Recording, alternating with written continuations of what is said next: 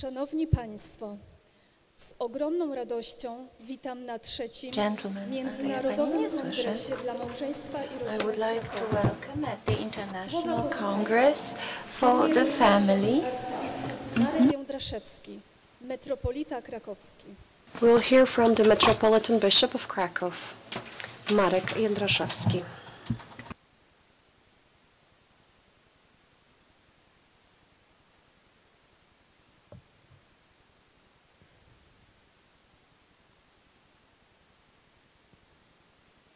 Niech będzie pochwalony Jezus Chrystus. Blessed be the name of our Lord. Your Eminence, distinguished priests, fathers, ladies and gentlemen, the year 1994, celebrated by the entire family 30 years ago, was announced by the Church as the year of the family. In doing so, the Church joined the International Year of the Family, announced by the United Nations, and thus it gave this celebration theological Christian depth and the message resulting from it. It was inaugurated with a symbolic meaning, with a symbolic significance in Nazareth on the 26th December 1993, presided over by the papal legate.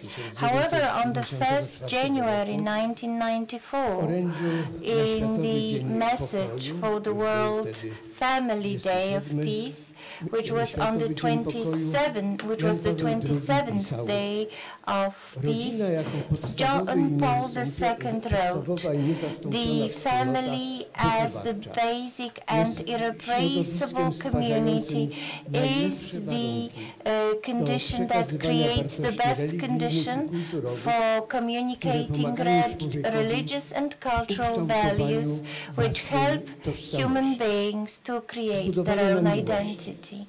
It is built on love and open to the gift of life. The family carries the future of the society. Its task, which is so extraordinary, contributes effectively to building a future based on peace." 1 month later, exactly, on the 2nd February 1994, on the Feast of the Presentation of the Lord, John Paul II the Great announced the letter to families, Gratissimum Sane, and it contained the message for the World Day of Peace, and at the same time he referred to the famous statement from this first encyclic Redemptor Hominis, saying that the human being is the way of the Church. The Pope wrote in his letter to families, "Among many ways, the family is the first way, and in many ways it is the most." Jest drogą powszechną, pozostając za każdym razem drogą szczególną, jedyną i niepowtarzalną. Tak jak niepowtarzalny jest każdy człowiek. Rodzina jest tą drogą, od której nie może on się odłączyć. Wszak normalnie każdy z nas w rodzinie przychodzi na świat. Można więc powiedzieć, że rodzinie zawdzięcza sam fakt bycia człowiekiem. Przez minione 30 lat te drogi człowieka pod wieloma względami uległy dramatycznym powikłaniom i równocześnie uwikłaniom.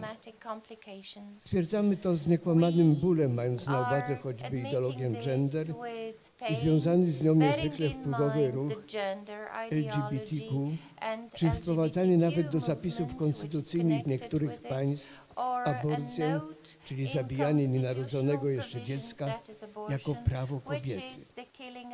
Tym samym jeszcze bardziej wprost instytucjonalnie zagrożona została instytucja rodziny. Cieszę się więc bardzo, że nie tylko pozostała i ciągle trwa pamięć o opublikowanym 30 lat temu liście do rodzin Jana Pawła II, ale że zarysowana w nim problematyka szuka dla siebie twórczych aktualizacji także wobec dzisiejszych wyzwań kulturowych. Jest rozpoczynający się właśnie trzeci Międzynarodowy Kongres dla Małżeństwa i Rodziny w Krakowie, którego mottem są słowa pana profesora Stanisława Grygiela: rodzenie, a nie samotność, jest wpisane w bycie człowieka osobą. Kongres jest organizowany przez tak wielce szanowne podmioty jak Archidiecezja Krakowska, Wydział Studiów nad Rodziną UKSW, Fundacja Towarzyszenia Rodzinie imienia profesora Stanisława Grygiela, Rycerze Kolumba, Collegium Bottilianum, Veritas Amoris Project, John Paul II Institute for Intercultural Dialogue in Krakow, and St. Mary's Basilica in Krakow. I would like to congratulate the organizers and thank them for this noble initiative. At the same time, I would like to extend the words of welcome to the honorable and dear guests of the Congress who arrived to Krakow from the entire Poland and abroad. Among them, I would like to welcome His Eminence Cardinal Willem Jacobus Eijk, the Archbishop of Utrecht and the Primate of the Netherlands. The Cardinal's episcopal vocation is the words Noli Recusare Laborem. I would like to thank the Cardinal that he has not only rejected the work coming to see us here in Krakow, but also that he will deliver the introductory lecture which will open the Congress, and also he will discuss the perspective of marriage and parenthood. John Paul II concluded his letter to families with the following exhortation: May the Holy Family, the icon and model for every human family, help everyone to act in the spirit of Nazareth. May it help every family to deepen its awareness of its own mission within society and in the Church by listening to the Word of God, by prayer and fraternal coexistence. May Mary, the Mother of beautiful love, and Joseph, the protector of the Redeemer, accompany everyone with their constant protection.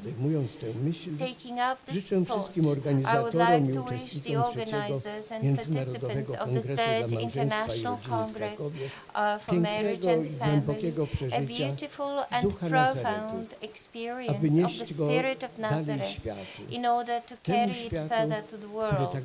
This world which is so thirsty for authentic love, including family love. Thank you very much for your attention.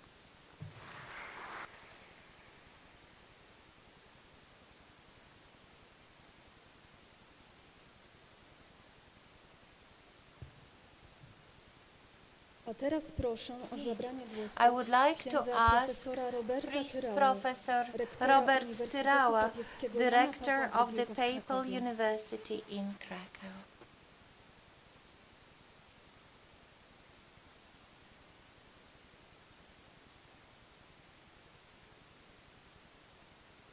Eminencjo, Your Eminence, Your czcigodni Excellency, księża, siostry, distinguished fathers, szanowne panie i panowie, sisters, wszyscy ladies zacni and prelegenci gentlemen, i all goście distinguished tego speakers Międzynarodowego and Kongresu. guests of this international Bardzo się congress. cieszę. I'm Witam really wszystkich happy państwa to be w here, imieniu and I would akademickiej like to welcome społeczności everyone on Uniwersytetu behalf Papieskiego Jana Pawła of the II w academic Krakowie. community of the Papal To dla nas ogromna University in radość Krakow, i the niebywały University of zaszczyt, John Paul II.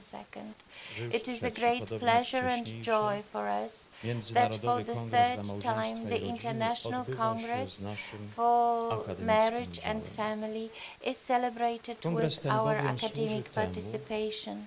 aby The raz aim of jeszcze the przypomnieć Congress nauczanie is Kościoła to remind you all about Church's teaching about the role of the marriage and family, about our service here in Krakow, in Rome, and the entire world, which was proclaimed by our patron, John Paul II, the Pope. Zadania, które z powołania Bożego ma wypełnić rodzina chrześcijańska, oparta na małżeństwie kobiety i mężczyzny, ukazują jej dynamiczny i egzystencjalny rozwój.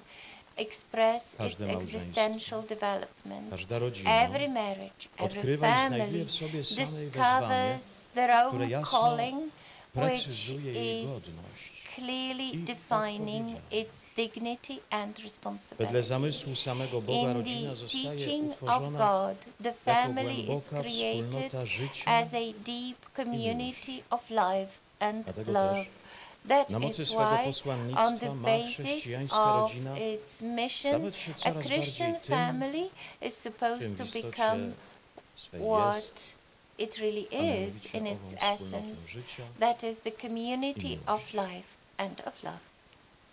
Jan Paweł II John Paul w II, przemówieniu na otwarcie synodu in biskupów his w Rzymie speech 26 opening the września Synod of Bishops in Rome on the 26th September 1997 potwierdzał discussed the wówczas, że tasks of a świadomość family. He posłannictwa stressed małżeństwa i the rodziny awareness dopełnia of się the mission of a Kościele marriage and jako family szczególna is fulfilled służba. also in the church as Karmi się Słowem specific i service. mocą Chrystusowej It's fed ofiary. on the Word of W ten God sposób and dojrzewa Christ's świadectwo życia, support. In this które way, zdolne jest kształtować życie the drugiego witness człowieka. of life is matured. Zadaniem chrześcijańskiej The rodziny task jest nade of a wszystko Christian family is strzec first and foremost i zachować owe to podstawowe guard wartości. the core values Nieco and to później protect w them. adhortacji papież, Later on, in gdy określał adhortation, the fundamentalne Pope, zadanie rodziny w when he was dzisiejszym świecie, defining the fundamental pisał: task of a family, tworzenie wrote, wspólnoty osób, the roots Służba of the życia, community of persons, udział w rozwoju serving społeczeństwa life, oraz participation in the uczestnictwo w development życiu of a posłannictwie society, Kościoła. and the participation in the mission of the bardzo church. Wydaje się, It jeszcze seems więcej, mocniej even w świecie more potrzeba to nieustannie needed przypominać in the world. That's i z why we wielką need mocą to głosić. remind everyone about it Nasz and papieski remember about it uniwersytet ourselves. Our jest do papal tego university szczególnie is powołany. especially postrzegamy created for that. This is I how we dlatego perceive prowadzimy it, studia and that is na why kierunku nauki o we rodzinie. teach Są in tutaj także Family nasi Studies pracownicy Department. i We have studenci our staff here and oraz our badania students naukowe here, właśnie w tej and dyscyplinie also nauki o we rodzinie. have a lot of academic Dlatego, research że in to the jest field, wręcz because this pisane w is nasze akademickie inscribed in DNA. our academic DNA. Papież Jan Paweł II Pope w bulli John Beata Paul Hedwiges, II, in kiedy his Bullum erygował Beata Papieską Akademię Hedwiges, Teologiczną when w he Krakowie 8 created grudnia Papal Theological Academy on the 8th 1981 of roku, December zaznaczył, 1981, że uczelnia he nasza noted ma that our służyć dla university wypełniania is właściwego supposed Kościołowi to posłannictwa fulfill chrześcijańskiego. the church's Christian mission. W zupełnie podobnym przesłaniu przypomniał And nam the to following message obecny was reminded to us Franciszek, by the current Pope kiedy z okazji Francis, 625. when on the rocznicy occasion of erygowania Wydziału the Teologicznego 625th anniversary of the 6 Theological stycznia 22 Department roku on the do naszego 20th wielkiego kanclerza, January in arcybiskupa Marka 2022, Jędraszewskiego, he wrote to our napisał, że mamy być Archbishop wierni Marek wielowiekowej Jędraszewski. tradycji, He ale told us that we are supposed to be odczytywać znaki faithful czasu, to long centuries aby tradition, skutecznie being nieść aware of współczesnemu the człowiekowi i signs of światu time, to prawdę carry Ewangelii. to human beings and the world Jesteśmy the na truth naszym of Uniwersytecie the Holy Papieskim Holy nieustannie Scripture. przekonani, że We are deeply convinced in ochrona our małżeństwa i university kobiety i that the mężczyzn, protection of a ochrona rodziny, marriage, of opartej a na marriage chrześcijańskich fundamentach, built consisting of głoszenie a man and prawdy a o woman, godności, preaching the nienaruszalności truth życia about the każdego dignity człowieka of od life, poczęcia do about naturalnej this śmierci unalienable nature jest from właśnie conception till natural jednym z death takich znaków is czasu, one of the do jakich signs wzywa of nas contemporary times założyciel to which we Kościoła, are który called by the founder of the church who asked us to go to the world and to teach.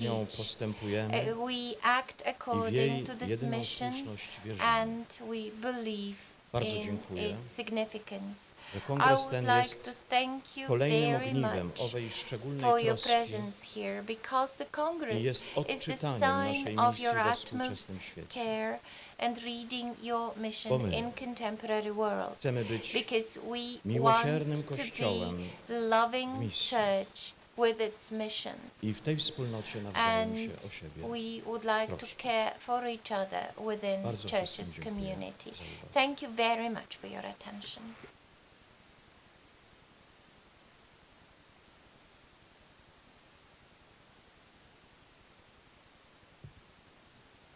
Szanowni Państwo, ladies and gentlemen, słuchamy za moment we are going to listen to the short address which will introduce us to the subject of this Congress. I would like to invite Priest Cardinal Willem Elk.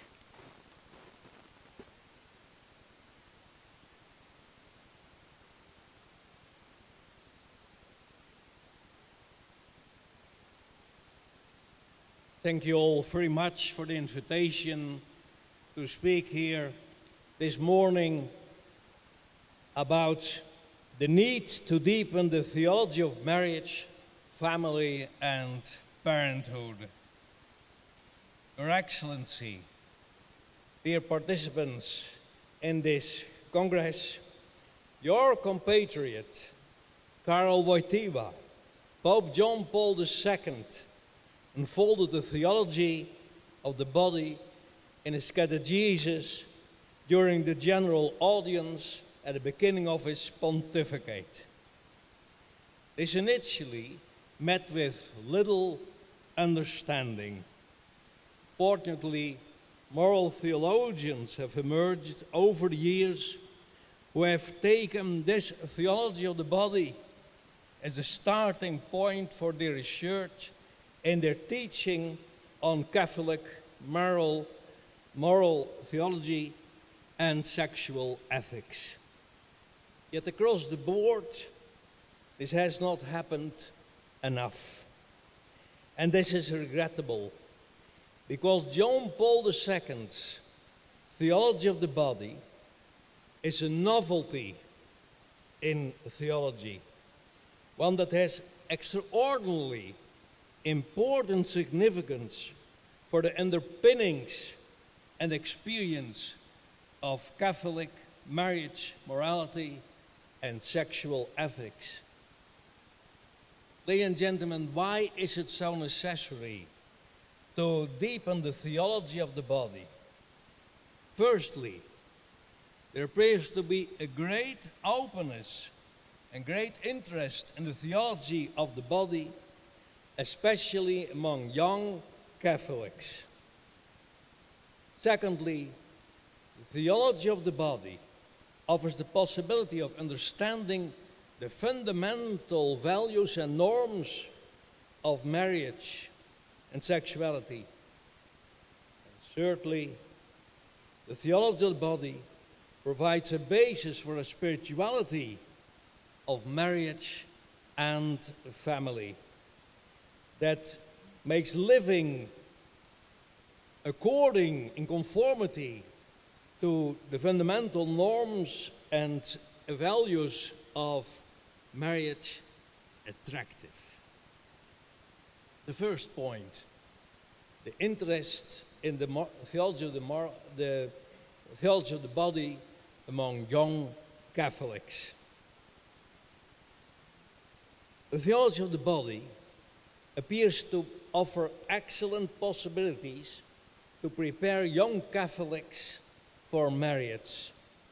In recent years, the Archdiocese of Utrecht started to offer marriage courses at the regional level at several places of the Archdiocese, consisting of about 5 evenings, which explains in a simple way the theology of the body, also explain the Church's teaching on contraception, and provide information on natural methods of birth control. And the first question for the organizers was, how would these participants react? Without exception, the reaction was, wow, this is awesome. We never heard this before. And that in the highly secularized Netherlands, where the cries of faith of the 1960s started already before the Second Vatican Councils, we were the first, the champions in secularization. The Netherlands were now only 2.5% of all Catholics go to church on Sundays. It should be noted, of course, that these few young Catholics who still opt for a church marriage today do so on the basis of a very conscious choice. They do not marry in church because their parents urge them to do so, or because it is a very deeply cherished wish of their grandparents. That is their own choice, and they choose it themselves and are therefore, of course, motivated. They often pray for all young people who generally embrace the teaching of the church as a whole. For example, they no longer have any need for discussions about the deacon ordinations of women.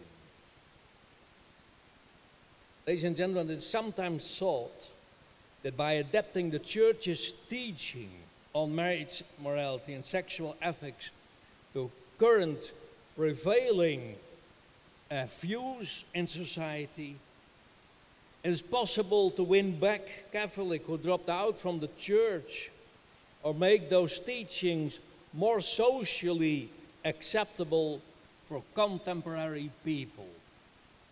This, however, is an illusion. It is at the deepest level that we are facing a crisis of faith in the very existence of God.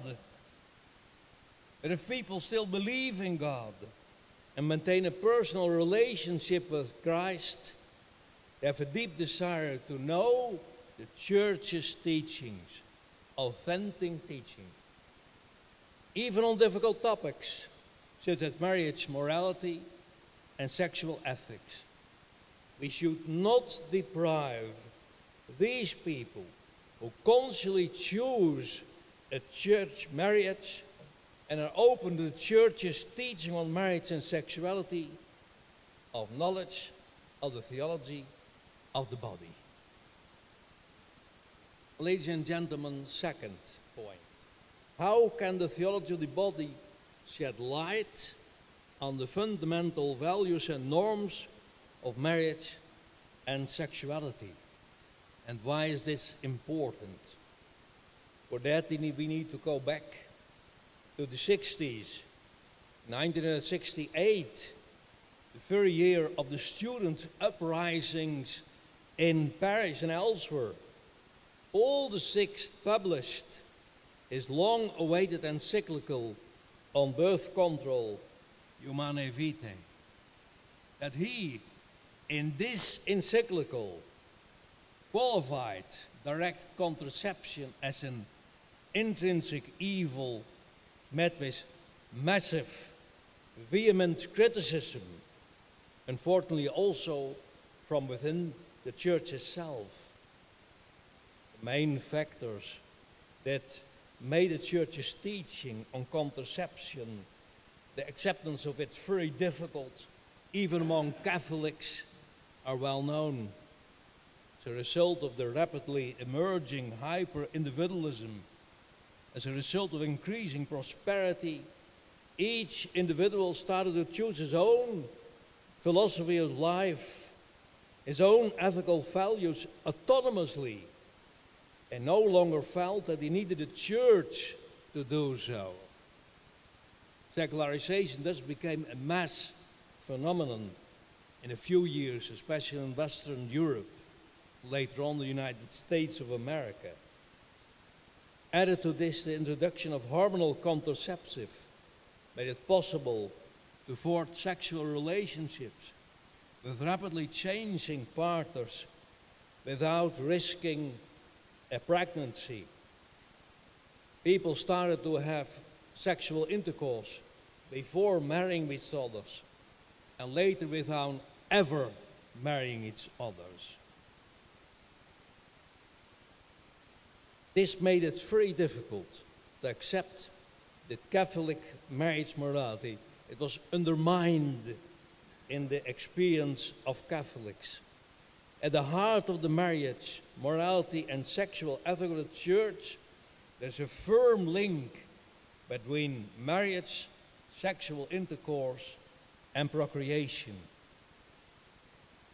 In addition to individualism and secularization and the widespread availability of contraceptives, another factor, often forgotten, hampered the acceptance of humanae vitae.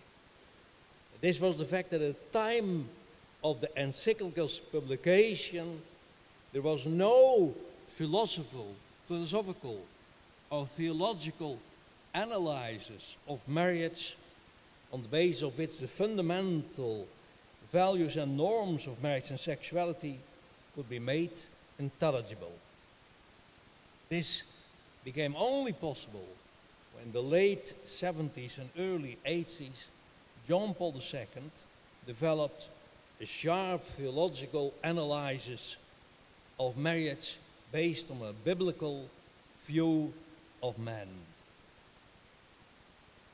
Sexual intercourse should take only place after man and wife are validly married to each other. And marriage and sexual intercourse should be open to procreation. The link between marriage, sexual intercourse, and procreation is not based on what is something disparaging said one of the Church's little rules she could change. There is not a rule that the Church would impose on its members. These values are based on God's creation order, are firmly anchored in God's creation order that we know through the moral, natural law. The Church is not above God's creation. It cannot change God's intentions regarding the creation of man and wife, man and woman, and marriage. On the contrary, the Church is mandated to uphold the creation order and to propose it to people. The theology of the body shows how marriage is ultimately rooted in the very being of God Himself.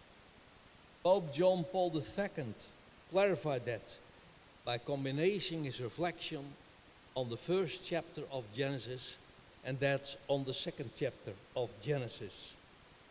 The first chapter of Genesis says, "So God created humankind in His image. In the image of God, He created them, male and female, He created them." 1:27.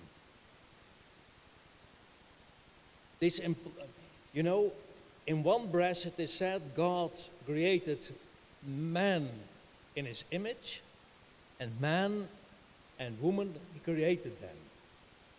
That means that the sexual difference between man and woman has something to do with being created in the image of God.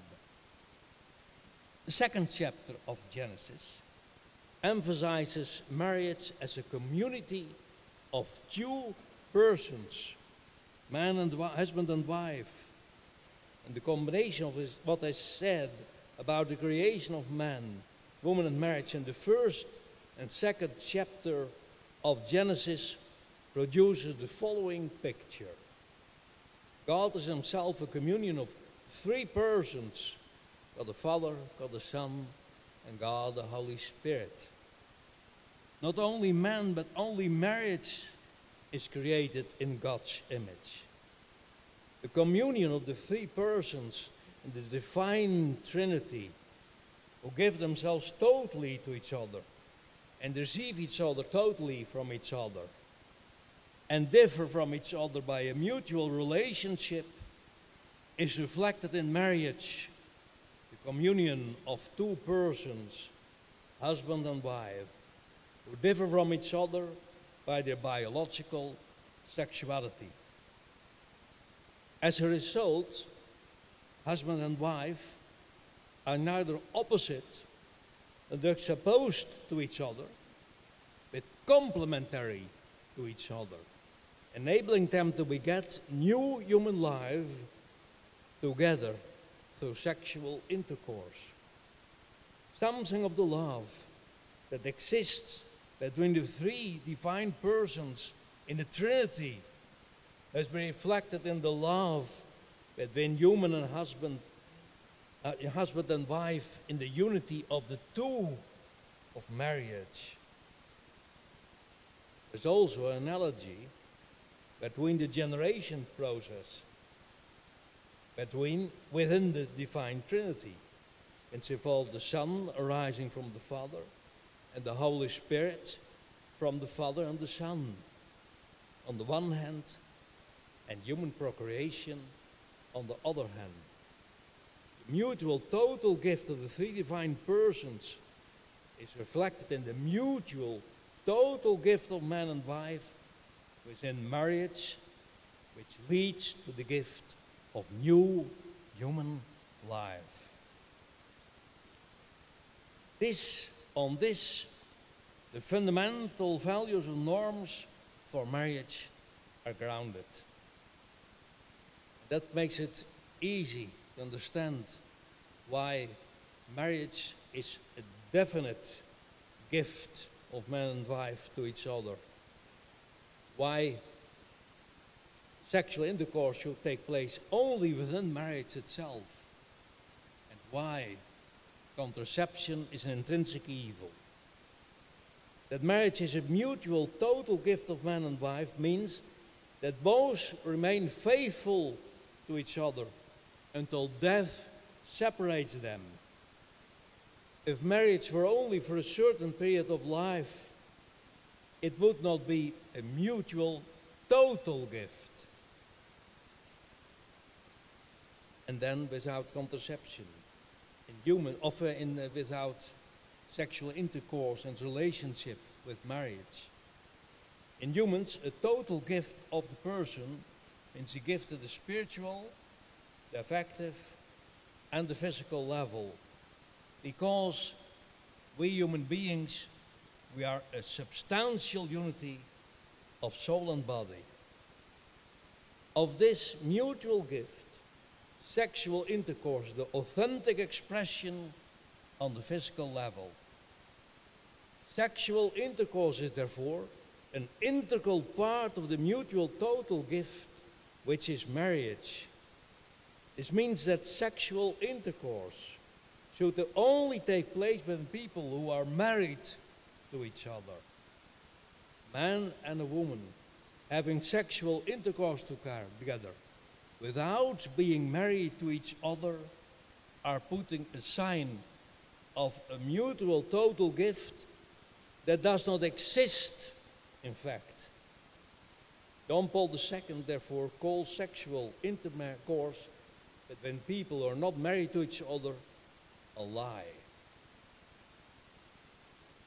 The theology of the body makes clear why direct contraception is an intrinsic evil. Mutual gift of husband and wife is total only when it is open to the transmission of new human life. Through contraception, the mutual gift is not total, because contraception blocks the gift of the fatherhood by the wife to her husband and the gift of motherhood by the husband to his wife. As a result, contraception goes against the essence of marriage as a mutual, total self-gift, and the essence of the human person as a substantial unity of soul and body. Mutual gift of man and wife in marriage is totally only when it takes place at the spiritual, the affective, and the physical level. And therefore, this gift at the physical level should be open to procreation. My third point. The theology of the body also lends itself to developing a spirituality of marriage and family. Marriage lived as a conscious reflection of inter-Trinitarian life brings man, husband and wife, as married couples very close to God. They thereby gain a deep relationship with the three divine persons as married people. When their marriage and sexual intercourse is generously open to the transmission of human life, they can consciously choose to experience their marriage and sexual intercourse and parenthood as an analogy to the generational process in God. As parents, this brings them into a living relationship with the three divine persons, prayerfully meditating on the theology of the body. This offers starting points for developing a spirituality of parenthood. Because the theology of the body enables a deep spirituality of marriage and family, it makes the experience of marriage and sexuality according to its associated fundamental values and norms attractive and joyful. I conclude. In short, the theology of the body makes clear why marriage and sexuality should be lived according to the fundamental values and norms associated with them. The theology of the body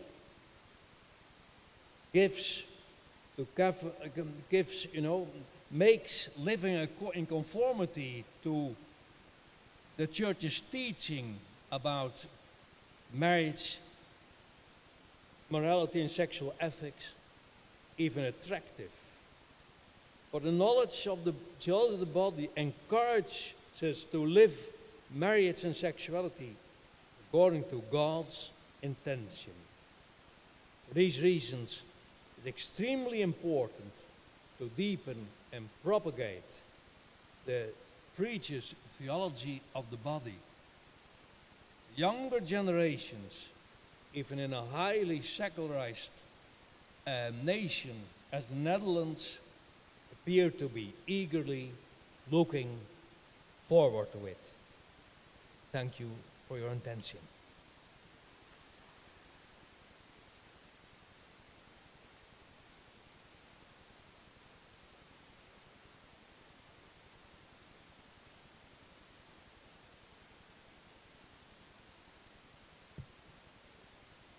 A teraz głos zabierze ksiądz dr Paweł Kaszuba, przewodniczący Rady Programowej Międzynarodowego Kongresu dla Małżeństwa i Rodziny, dyrektor Wydziału Duszpasterstwa Rodzin, Kurii Metropolitalnej w Krakowie. The Family Catechesis Department in Kraków.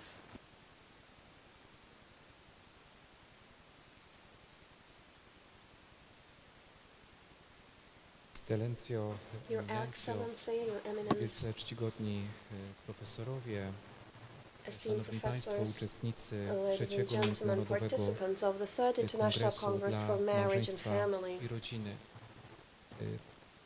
Pozwolą państwo, że pokrótce przedstawię z perspektywy merytorycznej schemat naszego kongresu. Kongres potrwa 3 dni, będzie składał się z 6 have 3 sesji. days of Jeśli chodzi deliberations, o 6 tematykę, different sessions. bezpośrednio odwołuje się on, jak to już mogliśmy usłyszeć, We we have already wprowadzeniach heard do the odpowiedzialnego introductory remarks. rodzicielstwa. And we know that Stanowi we'll to be focusing kontynuację throughout the dwóch Congress on wcześniejszych responsible parenthood. kongresów. Pierwszy This kongres, Congress który odbył follows się w on 2018 the roku, first 2 editions. The first one poświęcony was był held in zagadnieniu 2018, encykliki Humane and Vitae. it focused on Humane the Vitae, Humane list, który Vitae dotarł encyclical, z przyszłości, a oraz letter from the 2 future. lata temu zrealizowaliśmy And drugi 2 kongres dla years ago, we małżeństwa had the second i rodziny, edition of the poświęcony Congress for Marriage tematyce and Family. przede And 2 wszystkim years ago, we focused narzeczeństwa on i tematyce being betrothed, związanej z and we were zagadnieniem also focused młodych on małżeństw, young małżeństwo, married dar couples. czy wybór. So we focused Jeśli on chodzi the o marriage, tematykę aktualnego and we kongresu, thought about it dotyka ona perspektywy in the context of rodzicielstwa it being a z gift różnych or a choice. poziomów. Będziemy przyglądać Today się and over the next 2 rodzicielstwu z years, we'll perspektywy be talking about filozoficznej, parenthood, antropologicznej, responsible parenthood. We'll be teologicznej, presenting ale theological, również philosophical, społecznej. anthropological, and Tematy sociological poszczególnych sesji, perspectives. rodzina w dobie przemian, We'll be talking about the rodzicielstwo, family at a a time of płodność, change, rodzicielstwo, a parenthood and rodzina, fertility, społeczeństwo, parenthood and polityka family, i society, perspektywy politics. na przyszłość, And we'll be talking które about chcemy future dosyć jasno perspectives, wskazać which we want to jako highlight very konkluzja clearly. tej And this konferencji. will also serve as the Proszę conclusion Państwa, and as kongres the take-home to z message jednej from this strony conference. refleksja This intelektualna, conference to gives us an przede wszystkim opportunity for osoby, intellectual które reflection, wkładają but it's also nie tylko swoje umiejętności, swoje an event przygotowanie, that was made ale possible również i by serce. many people who W were 2018 deeply committed to the idea. In u podstaw 2018, tej idei stanął this pan whole profesor concept świętej was pamięci, started profesor by the late Stanisław Grygiel, Professor zwracając się Stanisław do Grygiel, księdza arcybiskupa when he Marka approached Jędraszewskiego Archbishop Marek z ogromnym Jędraszewski, pragnieniem, które zostało expressing zaakceptowane his great dzięki dream and will osobistemu zaangażowaniu to organize księdza an event arcybiskupa. like this one. This Powstało dream dzieło, was które accepted and trwa. led to the creation Pomimo of this tego, że congress, rzeczywiście which ludzie is still przemijają, pan profesor organized. rok temu The odszedł late od nas, professor is no longer to with us. He pragnienie passed stawania w away prawdzie. last W year, kontekście but we still małżeństwa want i to rodziny keep rodzi meeting, to talk piękne i about the twórcze family, to owoce. talk about the Stąd truth. And we want this proszę event to mi bear pozwolić, more że fruit u in początku future. tego kongresu And that's why, to start pomodlimy this się congress w off, I intencji would like us to pana pray, profesora. for the Proszę late o professor. powstanie. Please rise.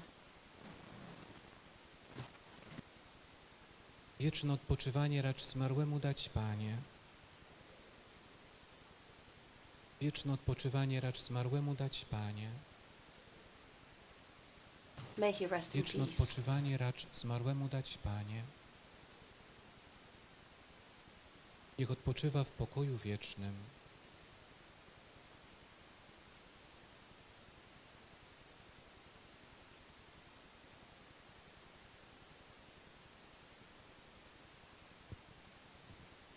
Szanowni Państwo, Ladies and gentlemen, zanim rozpoczniemy pierwszą sesję, before we pragnę start the przekazać first kilka session, ważnych I informacji have some important organizacyjnych. housekeeping remarks for you. Kongres będzie w całości The tłumaczony z Congress will języka be polskiego na interpreted język from angielski. Polish into English Dlatego prosimy throughout. skorzystać z odbiorników. So you can use Prosimy the również o ich interpreting zwrot po zakończeniu headsets. kongresu.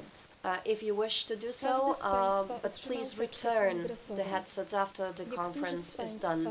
You have all znajdą received widoczki your material obiadowe. packs and you have Ponadto your w lunch teczkach vouchers znajdą Państwo inside. trzydniowy program kongresu, You also have the notatniki i agenda of karteczki, the 3 na days których of the mogą conference. You Państwo have zapisywać notepads swoje as pytania do well, prelegentów. which you can use to write down any Karteczki questions you zostaną might have zebrane to w the czasie przerw speakers. przez So wolontariuszy note przekazane down your moderatorom, questions którzy on a piece poprowadzą of paper. poszczególne Our panele volunteers dyskusyjne. will then collect the pieces of Zapraszam paper wszystkich bardzo so that the serdecznie do questions can be zapisywania asked swoich to pytań. our speakers later W on. czasie zaplanowanych przerw będą mogli During the Państwo breaks, skorzystać you will z also bufetu be able to you will be also welcome to use the refreshments Szanowni Państwo, that will be prepared for you in dzisiejszy the lobby. dzień rozpoczynamy sesją Ladies and plenarną gentlemen, the pod first tytułem item on our agenda today is the plenary Boże pochodzenie session człowieka, called którą Genealogia poprowadzi Divina, ksiądz Profesor the Robert Skrzypczak. Divine Origin of Man. It will be moderated by Reverend Professor Robert Skrzypczak.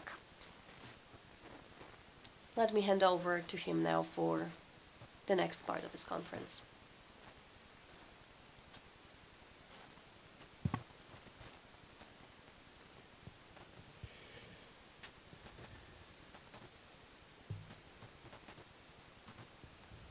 Niech będzie pochwalony Jezus Chrystus.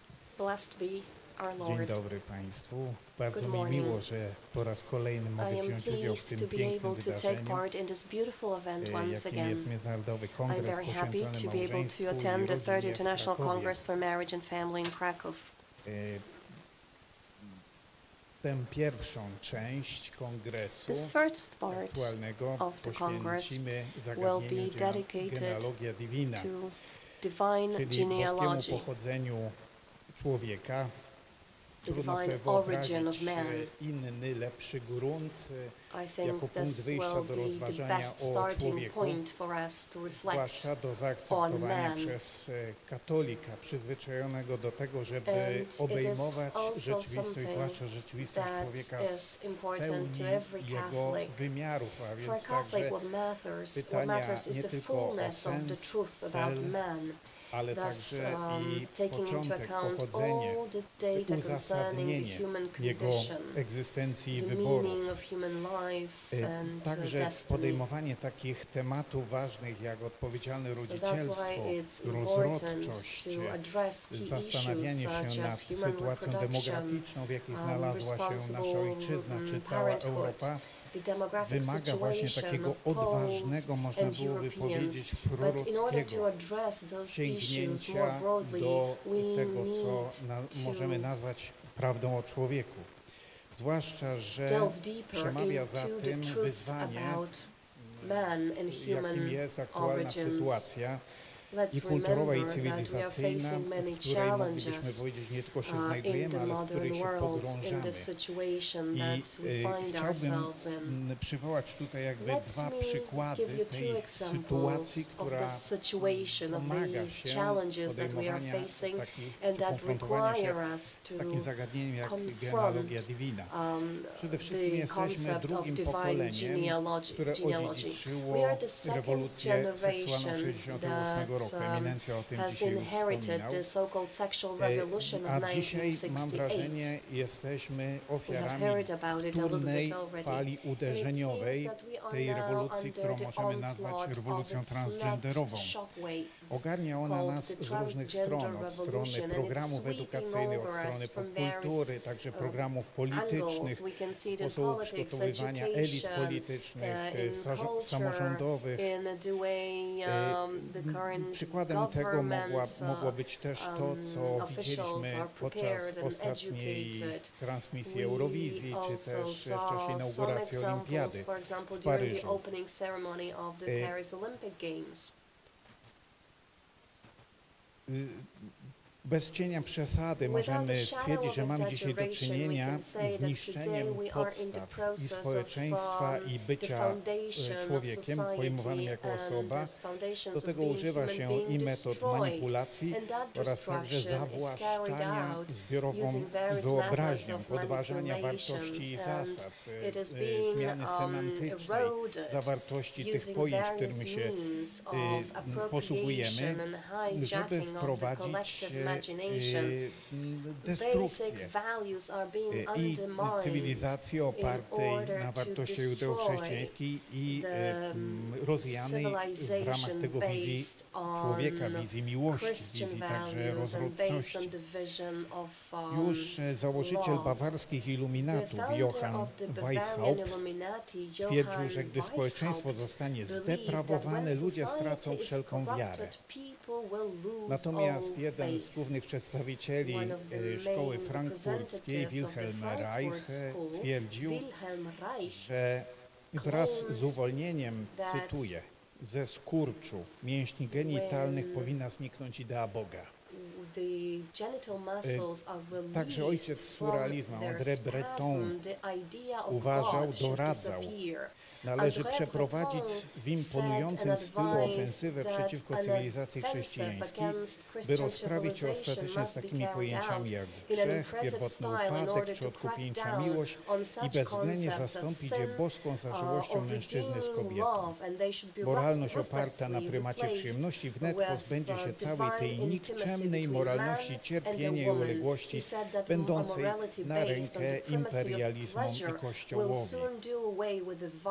W propagandzie rewolucji seksualnej jedyną siłą, którą należy w człowieku kultywować i rozwijać, to jest siła energii seksualnej, powstrzymywanie której będzie groziło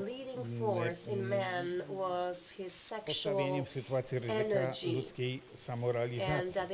To, co jest bardzo ważne, to jest, że rewolucjoniści seksualni uważali, że poprzez uderzenie w ludzką seksualność, przedefiniowanie jej, w ten sposób będzie można człowieka w cudzysłowie uwolnić od obrazu i podobieństwa Bożego, który jest złożony na poziomie seksualności ludzkiej natury.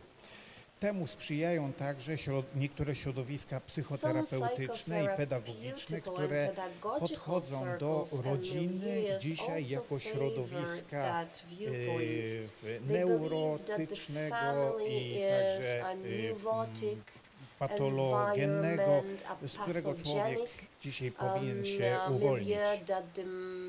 Chesterton przewidywał, że ludzie będą mieli w domach więcej zwierząt aniżeli dzieci. Przewidując także plagę aborcji, twierdził, że, cytuję, rządzącym i tak zwanym ekspertom pozwolono bez osądu i dyskusji rozporządzać pokoleniami nienarodzonych dzieci z lekkością pogańskich bogów. Wyczuwał także nadejście ideologii gender, pisząc, że każda płeć stara się być obiema płciami, czego rezultatem będzie zamęt o wiele bardziej szkodliwy niż jakiekolwiek uzgodnienia. Przewidywał politykę antyrodzinną, twierdząc, że, cytuję, wielką herezją będzie atak na moralność, a zwłaszcza na moralność seksualną.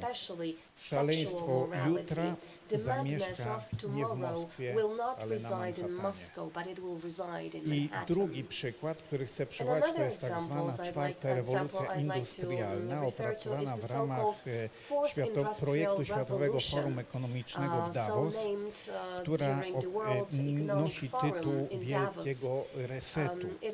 Klaus Schwab twierdzi, że trwająca właśnie rewolucja cybernetyczna pozwoli na całkowitą transformację człowieka i jego egzystencji. W ramach tego projektu proponuje się powolne odchodzenie od własności prywatnej na rzecz zawierania tymczasowych kontraktów, najmu i dzierżawy na korzystanie z dóbr. To powolne wprowadzanie powszechnego wywłaszczenia oferującemu człowiekowi, w cudzysłowie, dobroczynne zapewnienie mu warunków życia łączy się także z przyjęciem pewnego innego paradygmatu, mianowicie wielkiej Matki Ziemi, Gai, żądającej całkowitego respektu i podporządkowania. Projekt ten wychodzi poza same elementy czy przejawy biologii. Człowiek w tym projekcie jest traktowany jako pasożyt, który zakłóca harmonię natury. Nie jest on żadnym imago Dei, nie jest żadnym obrazem Boga umieszczonym w centrum kosmosu, nie jest żadną koroną stworzenia, jak mówi antropologia biblijna. Jest tylko częścią wręcz marginalną tej ogromnej całości, bez której natura się będzie mogła całkowicie dobrze obejść.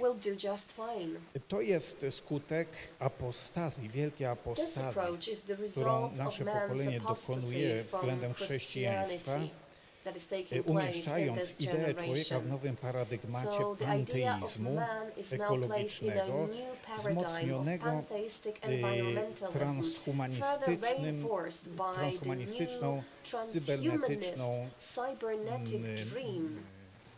wizją, snem, marzeniem o osiągnięciu nieśmiertelności poprzez zbudowanie syntezy człowieka i maszyny. Człowiek w tym nowym układzie nie jest osobą, jest cyborgiem, pół człowiekiem, pół robotem, którego można naprawić, wymieniając mu części zamienne. I także tutaj mamy do czynienia poprzez ideę transhumanizmu i manipulację materiałem genetycznym z próbą uderzenia czy zlikwidowania pojęcia ludzkiej natury, dlatego że ona stoi na przeszkodzie wprowadzania zmian owej czwartej rewolucji industrialnej, która chce nie respektować, tylko projektować istoty ludzkie, posługując się neurotechnologią. W obu tych przypadkach mamy do czynienia z zamachem na ludzką naturę. Dzisiaj wręcz trudno nieraz na różnych poziomach dyskusji bioetycznej czy antropologicznej dogadać się, porozumieć się z innymi środowiskami, skoro jest zawieszana bądź eliminowana kategoria ludzkiej natury. Ta próba, w obu przypadkach mamy do czynienia z próbą wyeliminowania z wizji człowieka jego boskiego pochodzenia, czyli jego chcianej, ontologicznej zależności od Stwórcy. Efektem tego jest to, że nasze pokolenia na ołtarzu nowych technologicznych, panteistycznych bóstw składają w najmłodsze pokolenie. Nie wiem, kto kiedyś będzie w stanie zrekompensować najmłodszemu pokoleniu krzywdy zadane mu poprzez skalpel chirurgiczny oraz medycynę hormonalną. Dlatego też w tej sytuacji potrzeba jakiegoś zdecydowanego ruchu oporu, jakiegoś podjęcia radykalnej mentalnościowej zmiany kursu. Dlatego też mam nadzieję, że właśnie do tej zmiany kursu radykalnej chrześcijańskiej przyczynią się zaproszeni goście. Chcielibyśmy zaprosić dzisiaj tutaj do nas Jego Ekscelencję metropolitę krakowskiego arcybiskupa Marka Jędraszewskiego, gospodarza naszego spotkania, oraz panią naszego gościa z Francji, panią profesor oraz naszego gościa z Rzymu, księdza profesora Livię Mellinę. Jako pierwszego pragnę zaprosić do zabrania głosu w naszej debacie człowieka, którego przedstawię w ten sposób. Jest wielkim miłośnikiem piłki nożnej. W swoim czasie był nawet komentatorem meczów piłkarskich. Święceń prezbiteratu Kościół udzielił mu 24 maja 1973 roku poprzez ręce księdza arcybiskupa Antoniego Baraniaka. Studiował na Wydziale Filozofii Papieskiego Uniwersytetu Gregoriańskiego w Rzymie, gdzie uzyskał doktorat w 1979 roku. Habilitację uzyskał w 1991 roku na Wydziale Filozoficznym Papieskiej Akademii Teologicznej w Krakowie. W 2002 roku otrzymał tytuł naukowy profesora nauk teologicznych. Autor szeregu książek i artykułów. W 1997 roku został mianowany biskupem pomocniczym archidiecezy poznańskiej. Jako zawołanie biskupie przyjął słowa Sire Christus, znać Chrystusa. W 2012 roku został mianowany arcybiskupem metropolitą łódzkim. Od 2016 roku pełni urząd arcybiskupa metropolity krakowskiego. Od 2014 do 2024 roku pełnił funkcję zastępcy przewodniczącego Konferencji Episkopatu Polski. Conference of Polish Bishops. The floor is yours, Archbishop.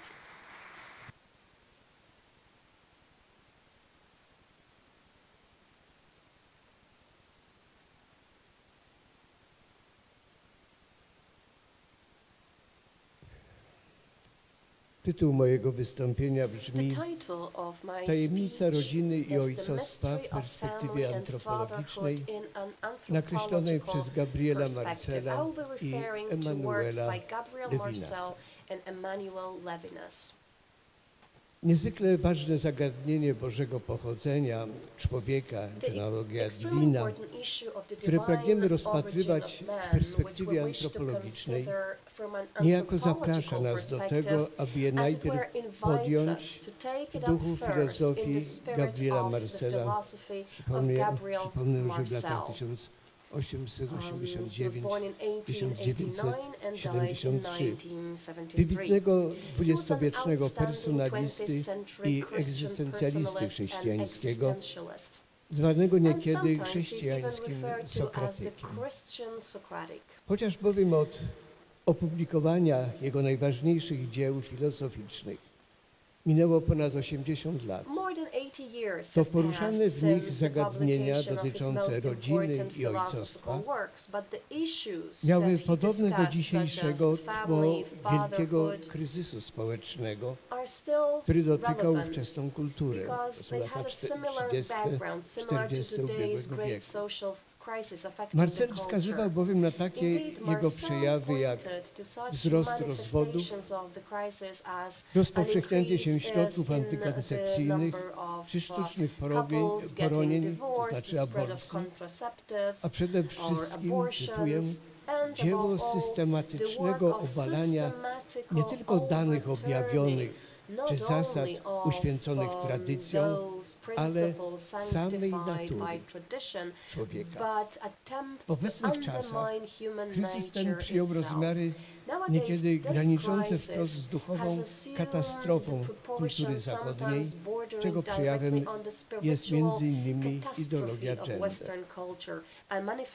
Idąc tropem filozofii Gabriela Marcela, pragniemy również osadzić naszą refleksję w duchu fundamentalnych dla niego pojęć, kategorii filozoficznych, problemu i tajemnicy. Wynika to najpierw z samej tajemnicy, jaką stanowi osoba ludzka, a także z jej dążeń do ostatecznego nie tyle zrozumienia, ile bardziej prób uchwycenia siebie samej na tle tej rzeczywistości przez duże R, dzięki której ona żyje, w której bardziej lub mniej świadomie zdąża i w której znajduje swój ostateczny fundament, a która w tradycyjnej filozofii nosi nazwę absolutu lub Boga.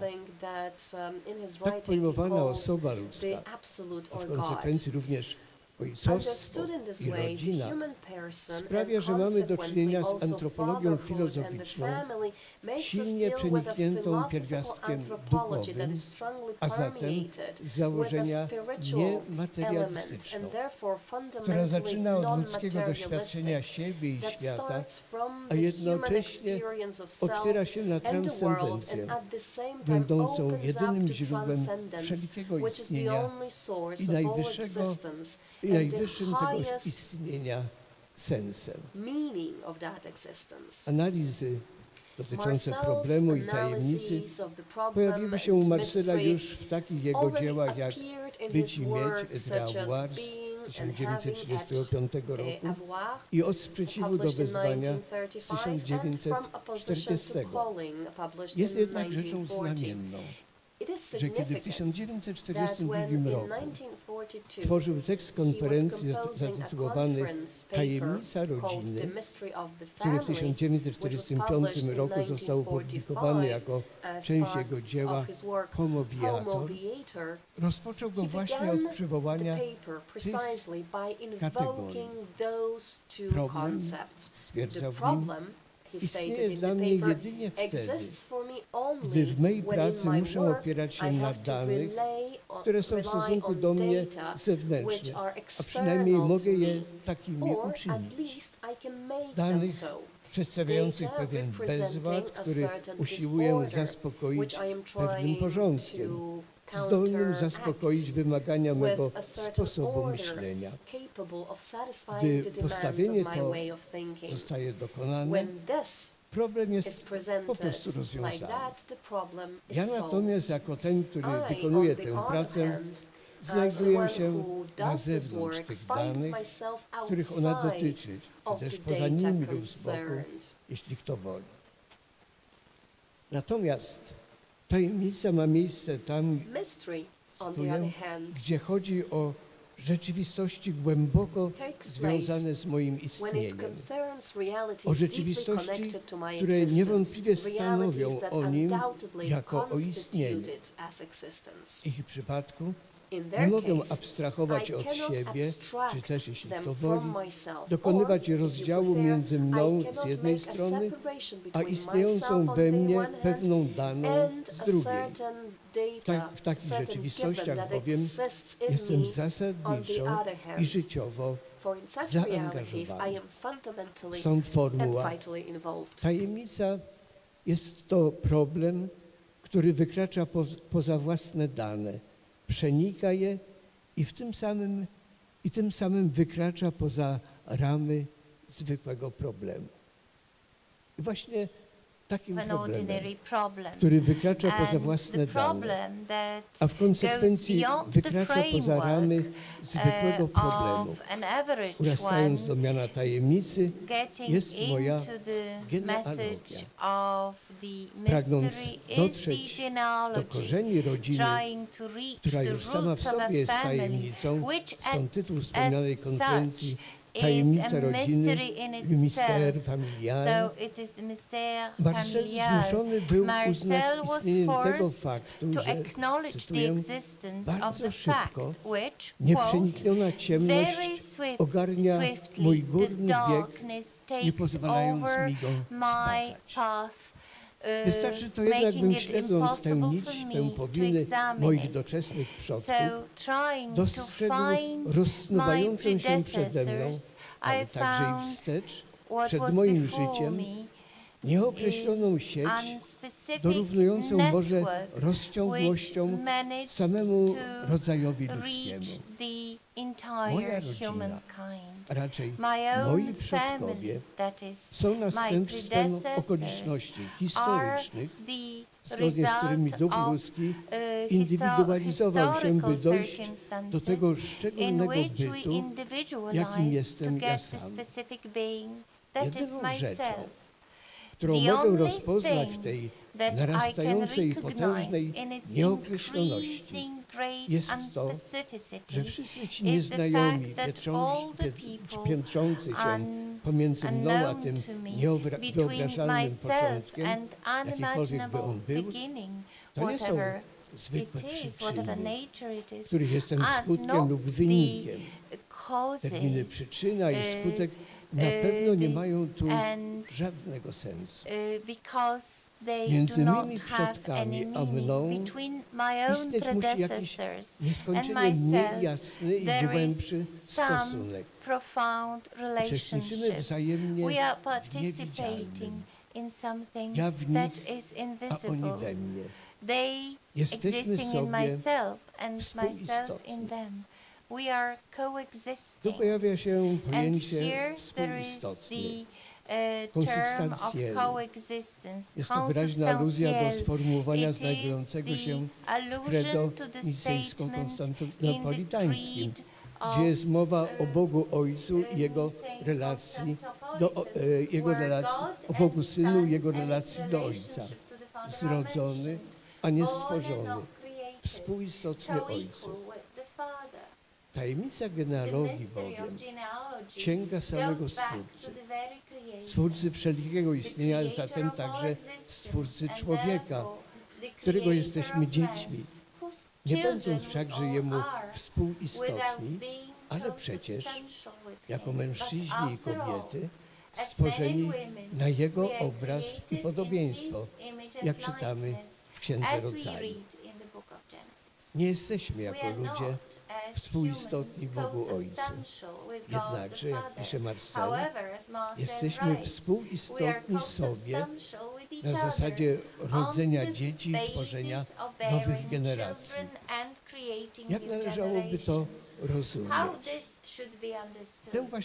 To właśnie zagadnienie, jako swoistą filozofię generacji, podjął wybitny myśliciel żydowski, fenomenolog, uczeń Edmunda Husserla, Emanuel Levinas, żyjący w latach 1906-1995, w dziele, które przyniosło mu prawdziwą sławę, całość i nieskończoność. Totalité et infinite. W dziele opublikowanym w 1961 roku. Tak oto pisał on na temat więzów, jakie łączą ojca z synem. Cytuję. Syn nie jest po prostu moim dziełem, jak wiersz lub przedmiot. Nie jest również moją własnością. Ani kategorie władzy, ani kategorie wiedzy nie opisują mojej relacji z dzieckiem. Chodzenie przez ja nie jest ani przyczyną, ani panowaniem. Nie mam mojego dziecka, lecz jestem moim dzieckiem. Je suis mon fils. Ojcostwo jest relacją z obcym, który, choć pozostaje drugim, jest mną. Jest to relacja mnie z pewnym sobą, który jednak nie jest mną. Takim ja jestem, byt nie jest już eleacką jednością.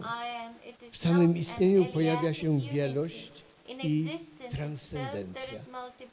Transcendencja, której nośnikiem nie jest już ja, ponieważ Syn nie jest mną, a jednak ja jestem moim Synem.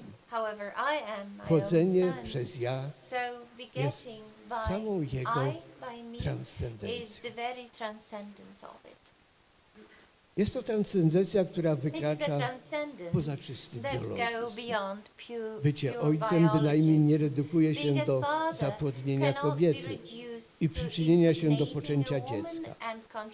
Zdaniem Levinasa ojcostwo ma wymiar metafizyczny.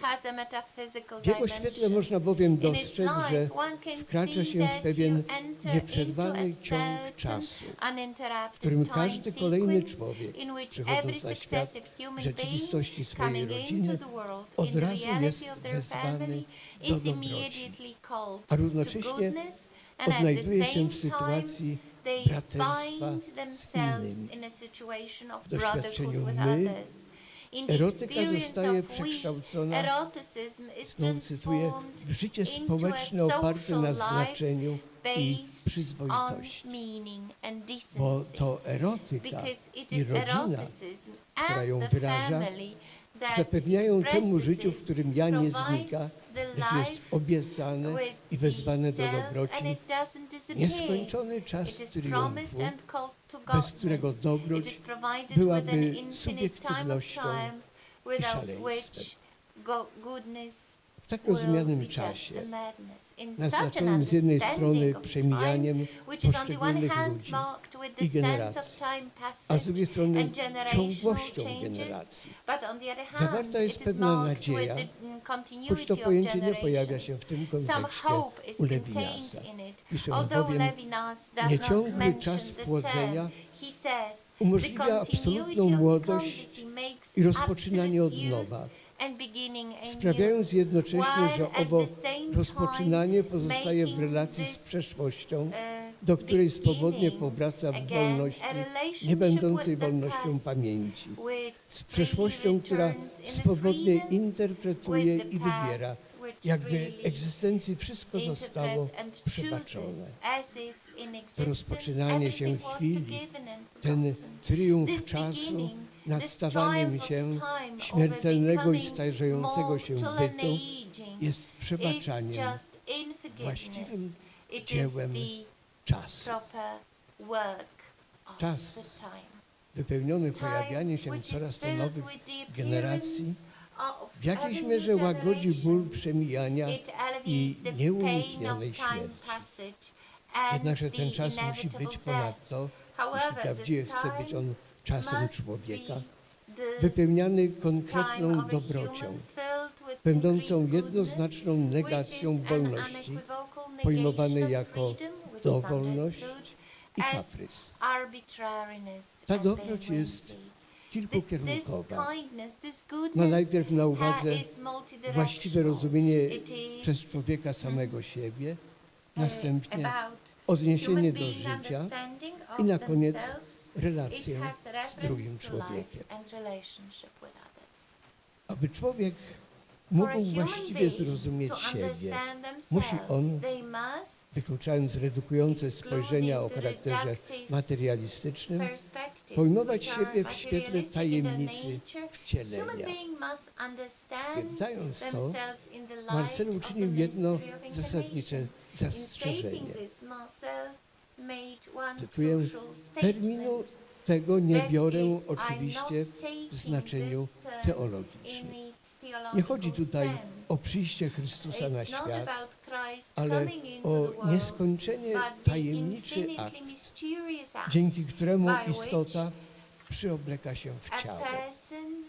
W akt, wokół którego krystalizowały się rozważania takiego na przykład myśliciela jak Platon i wokół którego skupia się nieprzerwanie uwaga współczesnych filozofów, przynajmniej w tej mierze, w jakiej nie utracili oni zasadniczego daru umysłu, czyli zdolności podziwu. Tutaj wraca oczywiście to rozumienie filozofii, źródła filozofii, jakim jest podziw, zdumienie. Jak wiemy, twórczości Karola Wojtyły, Jana Pawła II. Zdumienie człowieka, które u Marcela odnosi się do jego wcielenia, wiąże się z tym najbardziej dogłębnym odniesieniem do siebie samego, które w klasycznej filozofii przybrało kształt problematyki wzajemnych relacji między duszą i ciałem. Problematyki, która u Marcela rozpatrywana jest w kategoriach właśnie tajemnicy. Nie mogę bowiem stwierdzić, pisze, w pełni prawdziwie ani tego, że jestem panem mojego ciała, ani że jestem jego niewolnikiem, ani że jestem jego właścicielem. Wszystkie te stosunki są prawdziwe tylko jednocześnie, co sprowadza się do stwierdzenia, że każdy z nich, traktowany osobno, jest fałszywy. Prawda ta zaznacza się zwłaszcza w dwóch momentach granicznych ludzkiego życia: w narodzinach człowieka i w jego śmierci. Człowiek zaczyna bowiem swoje życie od aktu rodzicielskiego swych rodziców, a następnie jest wezwany do nieustannego kształtowania siebie, aż po kres swego istnienia. Zaczynam rozumieć, stwierdza więc dalej Marcel, że nie będąc bynajmniej obdarzony jakimś absolutnym istnieniem, jestem niezależnie od swej pierwotnej woli czy świadomości, że wcielam odpowiedź na wezwanie dwóch istot, wezwanie, jakie rzuciły one sobie w nieznane i nie podejrzewając tego nawet rzuciły je również poza siebie, jakiejś niepojętej mocy, która wyraża się dawaniem życia. Ja jestem tą odpowiedzią, początkowo bezkształtną, która jednak stopniowo, w miarę jak będzie się kształtować, pozna samą siebie jako odpowiedź i jako osąd. Odpowiedź, jaką sobą samym musi dać człowiek owej niepojętej mocy, która wyraża się dawaniem życia, czyli Bogu, ma charakter prawdziwie dramatyczny. Zawiera bowiem w sobie swoiste albo. Bez wątpienia, czytamy dalej w tajemnicy rodziny, moje ja stoi wobec dylematu. Uzyskać pełnię samego siebie lub przed sobą uciec. Gdy nie uzyskuje ono swej pełni, wówczas może jedynie odczuwać siebie jako ziejącą, nieznośną pustkę, przed którą musi uciec za wszelką cenę.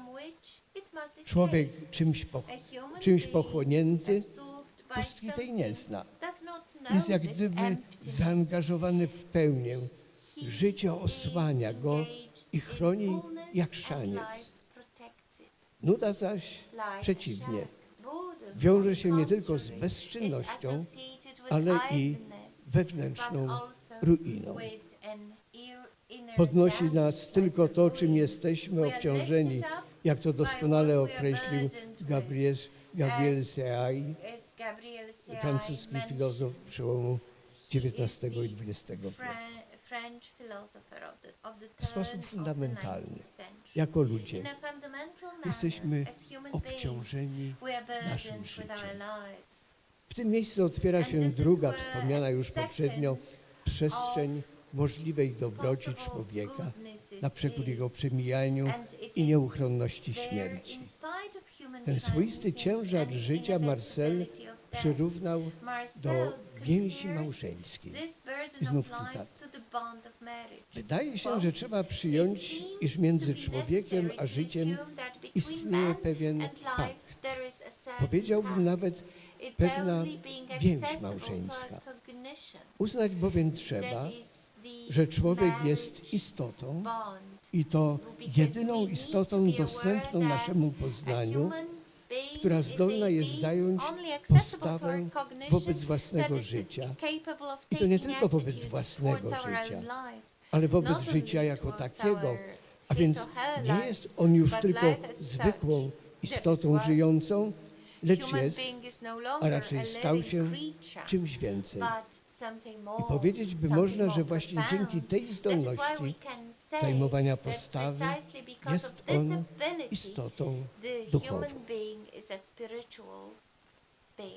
Człowiek może to życie przyjąć i w pełni zaakceptować, dając się przenikać nadziei, mimo napotykanych niemal każdego dnia rozmaitych trudności. Może też w to życie zwątpić, a nawet je odrzucić w akcie najwyższej rozpaczy, popełniając samobójstwo.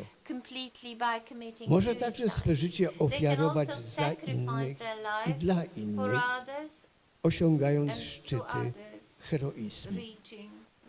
W tym wszystkim, zdaniem Marcela, przejawia się rys transcendencji człowieka wobec życia i wobec śmierci. Znowu cytuję, każdy akt ludzki zakłada tę transcendencję. Mówiąc o pakcie między człowiekiem i życiem, będziemy mieć na myśli z jednej strony zaufanie człowieka do życia, umożliwiające mu oddanie się życiu, a z drugiej strony odpowiedź życia na zaufanie, jakie człowiek w nim pokłada. Szczególnie zaś w rodzinie widzimy działanie tego paktu. Widzimy, jak on się wciela i odwrotnie. W aktach doprowadzających do rozkładu rodziny ów pakt na naszych oczach zostaje zerwany. W napisanej rok później konferencji zatytułowanej Pragnienie twórcze istotą ojcostwa Marcel nawiązał raz jeszcze do powyższej myśli. Stwierdził w niej najpierw, że w owej swoistej więzi małżeńskiej, jaka powstaje między człowiekiem a życiem, chodzi o, cytuję, spontaniczne zaufanie do życia, które to zaufanie niemal równorzędnie może być traktowane jako wezwanie bądź jako odpowiedź. Przez nie i tylko przez nie człowiek może się zakorzenić we wszechświecie i uzyskać pełny rozwój. To zakorzenienie dokonuje się poprzez ten akt człowieka, dzięki któremu uzyskuje swoje przedłużenie w innych istotach, które bez niego nie mogłyby istnieć, w jego dzieciach. Bycie ojcem, fakt posiadania dziecka otwiera równocześnie trzecią przestrzeń możliwej dobroci człowieka wydanego na łup czasu. Ta dobroć przejawia się najpierw w tym, że dziecko nie jest i nie może być pojmowane jako własność ojca. Nie może być dla ojca czymś, co by go zastąpiło lub wynagrodziło kiedyś jego doznane przez niego osobiste niepowodzenia. Chodzi bowiem o to, by ojciec zrozumiał, że, cytuję, to, co zostało mu dane, to znaczy dziecko, jest w gruncie rzeczy jedynie odbiciem, czymś analogicznym do daru twórczego, który jako taki nie może do niego należeć. Nie mogę spowodować istnienia kogoś innego, tak jak nie mogę spowodować własnego istnienia. I między tymi dwiema niemożliwościami istnieje jasny i wyraźny związek. Nie wolno bowiem ulegać dwojakiego rodzaju pokusie.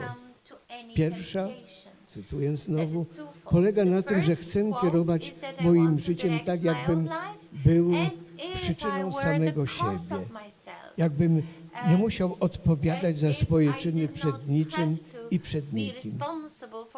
Druga pokusa na tym, że chcę traktować moje dzieci tak, jakbym sam je uczynił, jakby istniały one wyłącznie dla mnie, a więc jakbym miał prawo dysponowania, czym one mają być. Na istnienie siebie samego, a także na istnienie dzieci trzeba patrzeć w zupełnie odmiennej perspektywie. To znaczy zarówno w kategoriach czasu, który nas przerasta, jak i zamysłu Boga, który możemy jedynie przeczuwać. Musimy więc założyć, konkluduje swoje rozważania Marcel, że nasze dzieci, podobnie jak my sami, przeznaczone są do pewnej służby, do udziału w dziele, co do którego pokornie musimy uznać, że nie możemy sobie wytworzyć pojęcia o jego całości.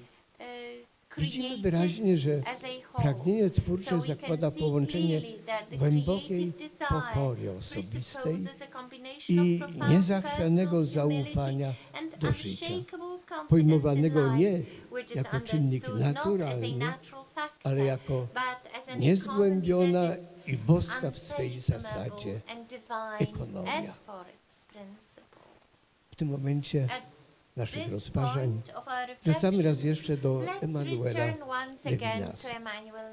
Nie byłoby stwierdzeń Marcela o pakcie człowieka z życiem na wzór małżeńskiej więzi, nie byłoby też sensu mówić o dziecku przeznaczonym do udziału w dziele zamierzonym przez samego Boga, bez tej fundamentalnej odpowiedzialności za życie drugiego człowieka, która zdaniem Levinasa rodzi się w momencie spotkania z twarzą drugiego człowieka.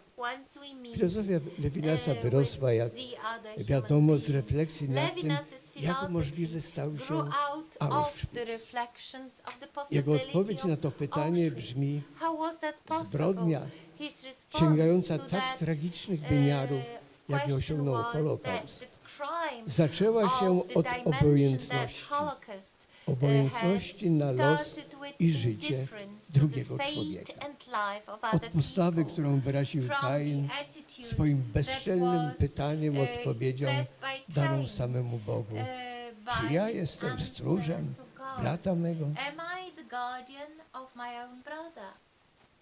Refleksję Levinasa dotyczącą odpowiedzialności za życie każdego drugiego człowieka w horyzoncie filozofii generacji należy więc uszczegółowić o ten wątek fundamentalnej troski, którą powinien być przeniknięty każdy człowiek, zwłaszcza zaś ojciec i matka, w odniesieniu do życia dzieci nienarodzonych.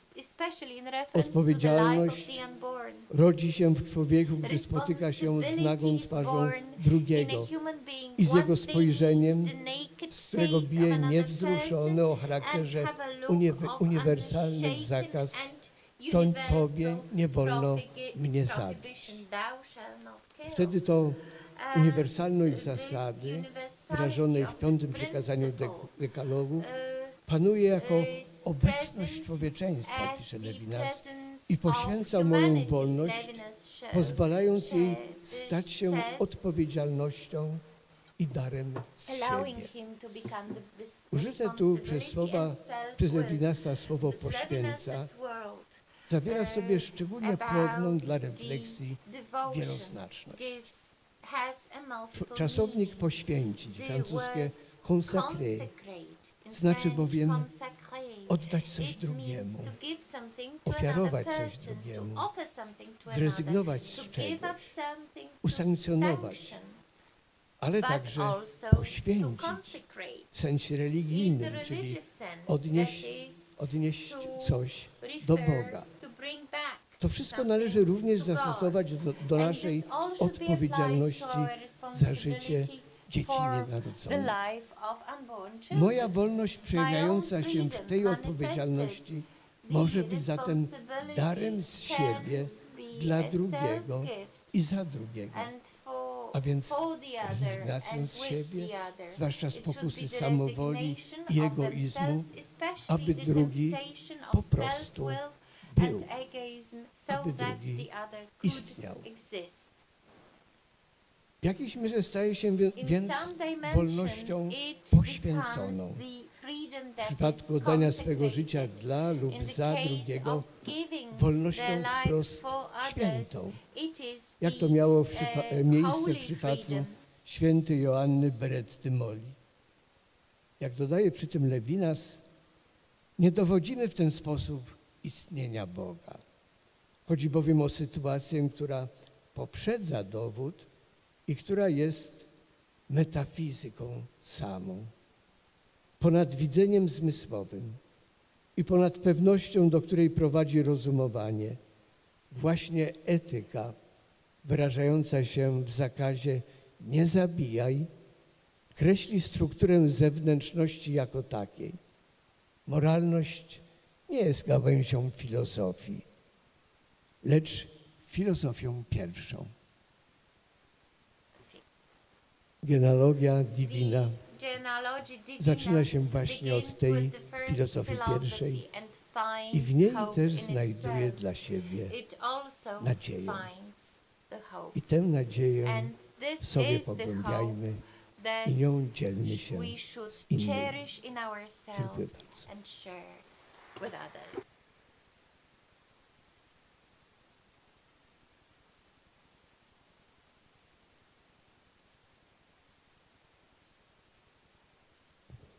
Kolejnym gościem i prelegentem naszym będzie osoba, która jest wykładowcą filozofii w l'Institut Catholique de Toulouse, prodziekanem Wydziału Filozofii na tej uczelni. Zajmuje się między innymi nauczaniem Karola Wojtyły. Jego pracy Osoba i czyn poświęciła swój doktorat pod tytułem La voix de l'amour, une interprétation des personnes et d'actes de Karol Wojtyła, l'auteur de Thomas d'Aquin, czyli Droga miłości, interpretacja osoby i czynu Karola Wojtyły, uważnego czytelnika Tomasza z Akwinu. Ten doktorat obroniła na Uniwersytecie w Sorbonie w Paryżu.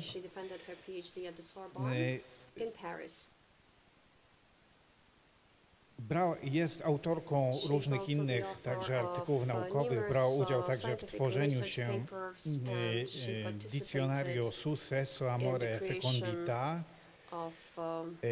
także zasiada w Radzie Naukowej czasopisma Wojtyła Studies. W 2018 roku zorganizowała konferencję na temat Czas kobiet, Le Temps de la Femme. Z tego, co możemy zorientować się z tytułu, pani profesor od Suchami będzie chciała nawiązać do modlitwy Ojcze Nasz, a także do słynnego poematu Karola Wojtyły Promieniowanie ojcostwa. Zapraszamy, pani profesor. Jeszcze tylko powiem, że jeśli grzecznie i uważnie wysłuchamy wystąpienia naszej prelegentki, to kto wie, może potem zasłużymy na kawę. Listen carefully and we are very good throughout this speech, maybe then we'll all deserve a good cup of coffee during the break. So. Dziękuję bardzo.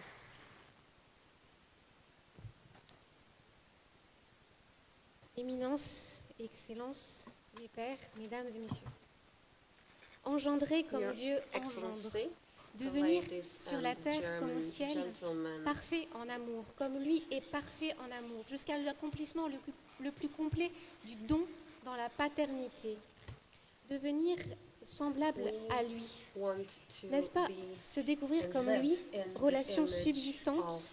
Or, n'est-ce pas là précisément ce que ma conscience perçoit au plus profond d'elle-même, lorsque dans un geste tout spirituel, se recentrant et se saisissant elle-même, elle libère sa liberté également spirituelle, en se dessaisissant du corps, pour se dire en un verbe sans entrave? N'est-ce pas par cette conscience libérée, relation constitutive d'amour par laquelle l'altérité émerge en moi, où je me manifeste moi-même à moi-même comme personne, à son image et à sa ressemblance, avec quelques penseurs contemporains? Ne nous faut-il pas maybe we need to be born again in ourselves, because we believe that this relationship is important. It's a relationship of love, because only then can the borders of my entity cease to exist.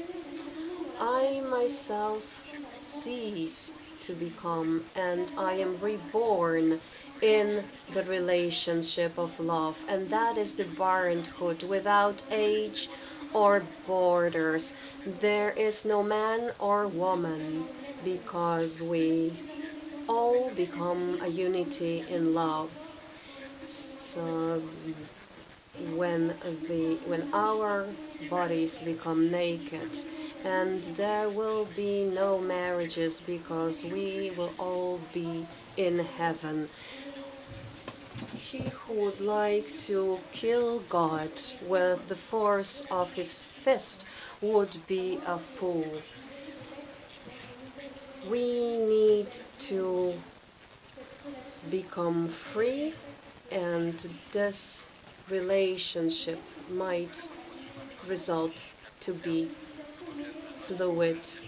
The modern absolutization of awareness is nothing new, and it seems that it is something that is still ongoing.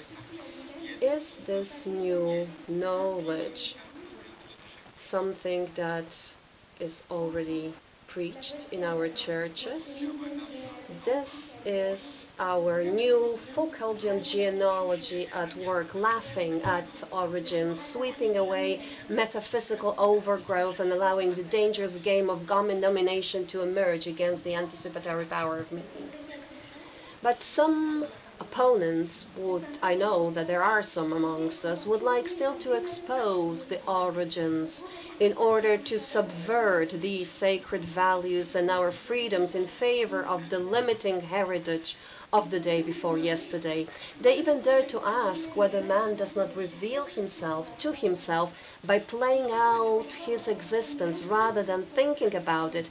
They still claim to see the human person as something more than a property of his experience. But what is the point of returning to Thomistic personalism, in which in the past the person was defined as his body, his individualized substance of rational nature, which existed in itself in a perfectly individualized and incommunicable way, as indicated by the limits of his body. What is the point of returning to the boundaries of this non-communicable sexual body through which a person could communicate with the outside world and in particular enter into relationships with others? What sense does it make if it's only to be a substance in a relationship? These rebels to our new Gaia Savior are always ready to exchange our omnipotent freedoms for a freedom that is as small as this poor body. Should we then cease to be pantheists or panentheists, content with merely analogous participation in divine love? Should we then renounce being the light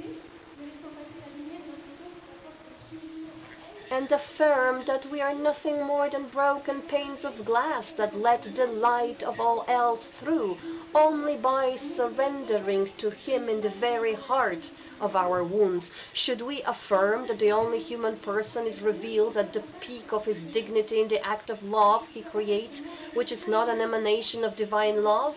And would we have to proclaim that this love is more than a phenomenon and that it can be morally commended by a subject beyond spontaneous passion?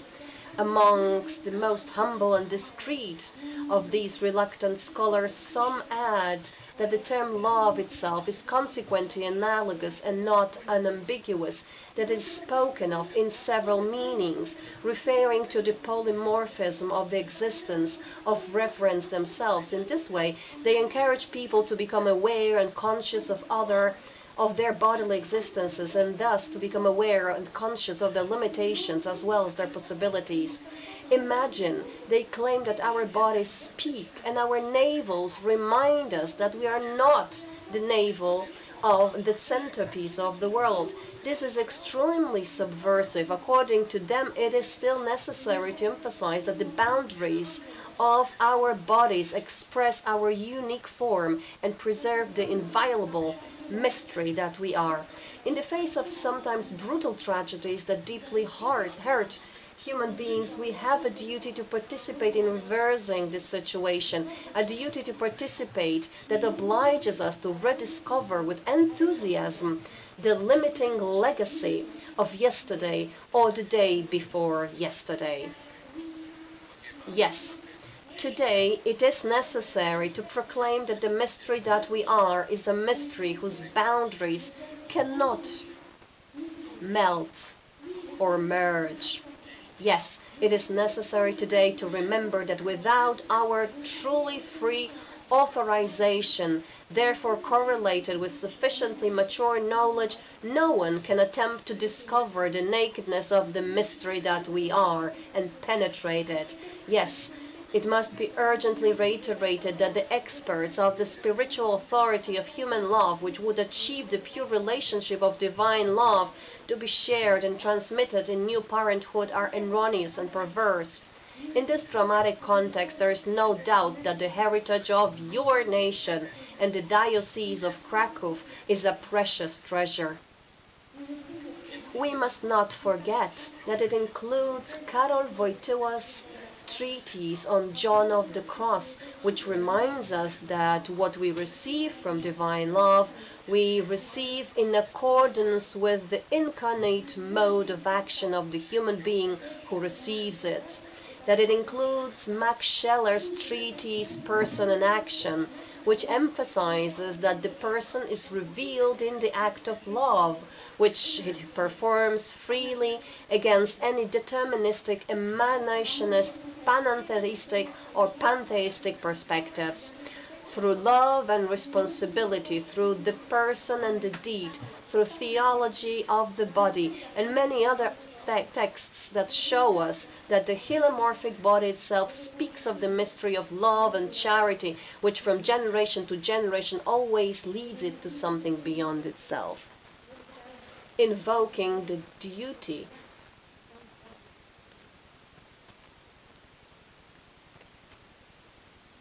that we talk of, we cannot forget about the legacy of Professor Grigel.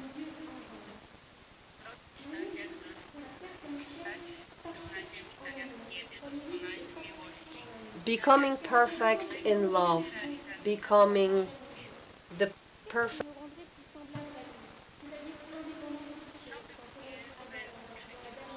To give birth as God has given birth, to become on earth as He is in heaven, perfect in love, as He is perfect in love, to the fullest fulfillment of the gift in the fatherhood. What would make me more like Him, that is independent of everything, asks Adam in the last play written by Karol Wojtyła. But greed clashes with reality. Why have you implanted this fatherhood in the depths of my soul? Parenting is one way or another appears to him as an obsessive compulsive anguish of nature from which he cannot shake off in spite of himself, shaped from the clay of the earth. I can't give birth like this. Love will never be fulfilled in me. Adam seems to shout in anger. Leave me in my solitude, and the rest of you let me go. Now with the other, through the other, in the other, without being the other and for the other, Adam is overwhelmed and allows himself to be ordered and subordinated to the good of the other. But subordinating oneself to the good of the least means becoming so close that we become neighbors, we become at least as small as him, or rather smaller than him. It means becoming again that smallest of people that we all are, the smallest of people, dependent on other people through charity from age to age, from generation to generation, to become again a child, a poor little substance in an unfinished relationship that must be protected, made to grow, and whose freedom must be generated, or rather given, in order to be able to operate the liberation of freedom in love of the other, because freedom for oneself alone would be terrible.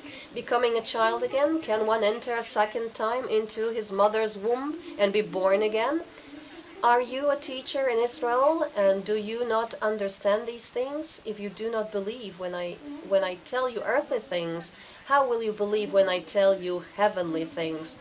Everything begins with the bridal gift. Yes, Adam, even at the end of Wojtyła's play on fatherhood, we saw you trying to shine your light over mother's head.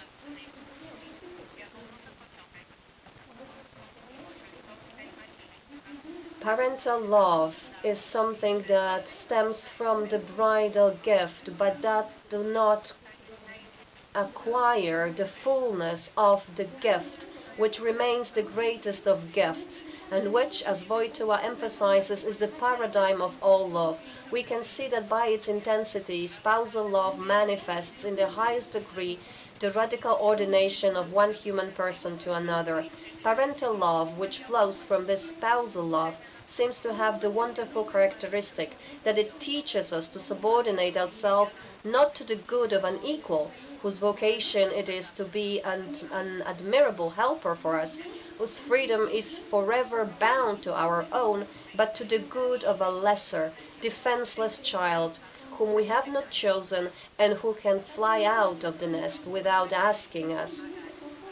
Family and paternity and motherhood require us that we love this child to such an extent that its welfare becomes our own good, and therefore a common good, for which, if the situation demands it, we may choose to give our lives to the point of martyrdom, even if conjugal love remains our primary concern.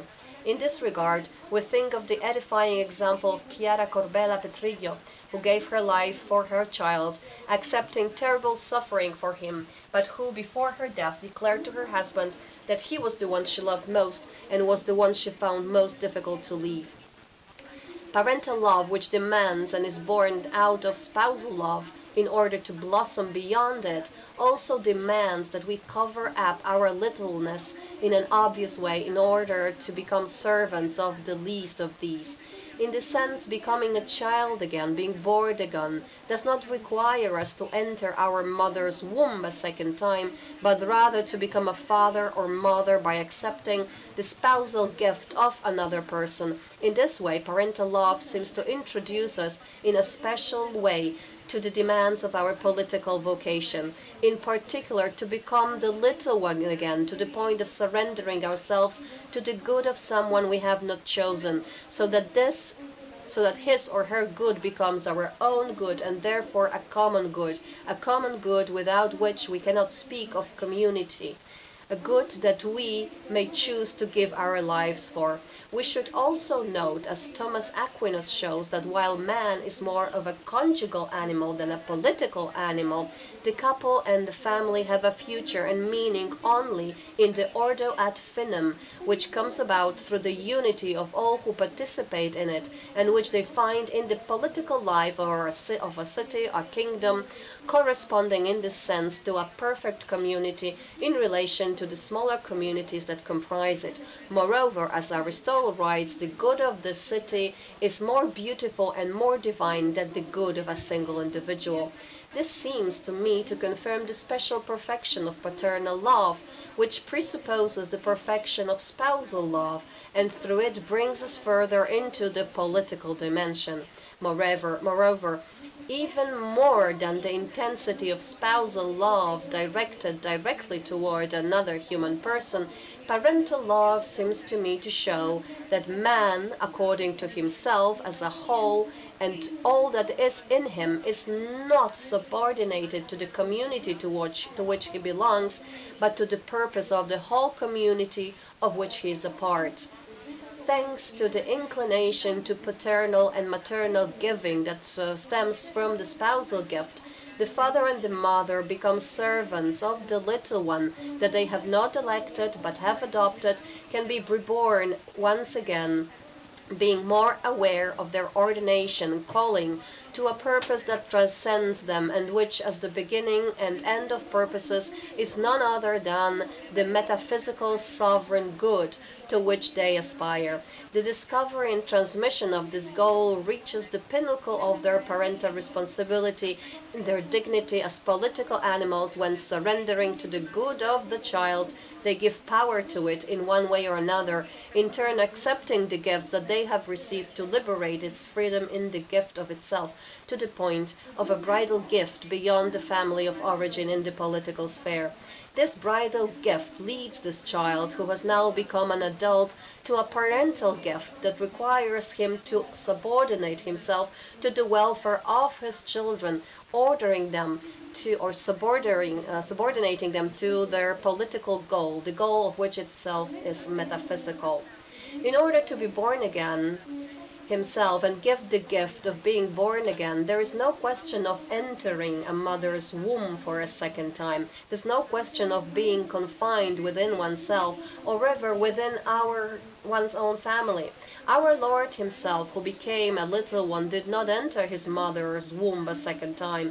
When his father and mother sought him while he was still young and subordinated to them, they did not find him amongst his relatives and acquaintances, but they found him preoccupied with higher and broader matters.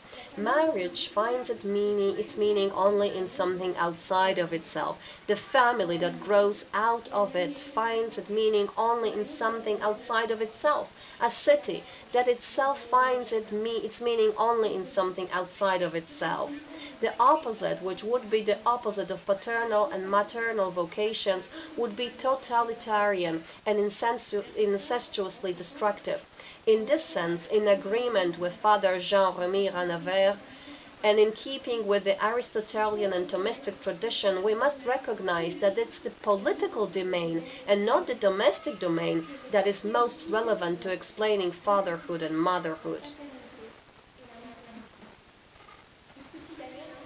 To see this, one need only look at the extent of the family tree from generation to generation through the knots of new marriage alliances outside the original family line. Young shoots are born and grow towards the skies as the tree that bears them provides them with ever new sap, which it draws ever deeper from its roots, sinking them ever deeper into the soil that it makes its own. If the political sphere is more relevant to explaining fatherhood, this should not lead us to forget that in order to enter politics, we must first, as Aquinas recommends, engage in a via resolutionis, enabling us to gain knowledge of what makes up the sphere before we can move on to a via compositionis, evaluating what is caused by these elements. Understanding the impact of fatherhood and motherhood on the political sphere means first and foremost understanding the impact of fatherhood and motherhood in our families, the place where we experience our embodiment and its contact with otherness through the language of our whole being directed towards the other. It is also worth noting that in order to teach us about human love, Wojtyła's fatherhood was not limited to marriage and family, but also entered the related political domain, particularly through genealogy called memory and identity.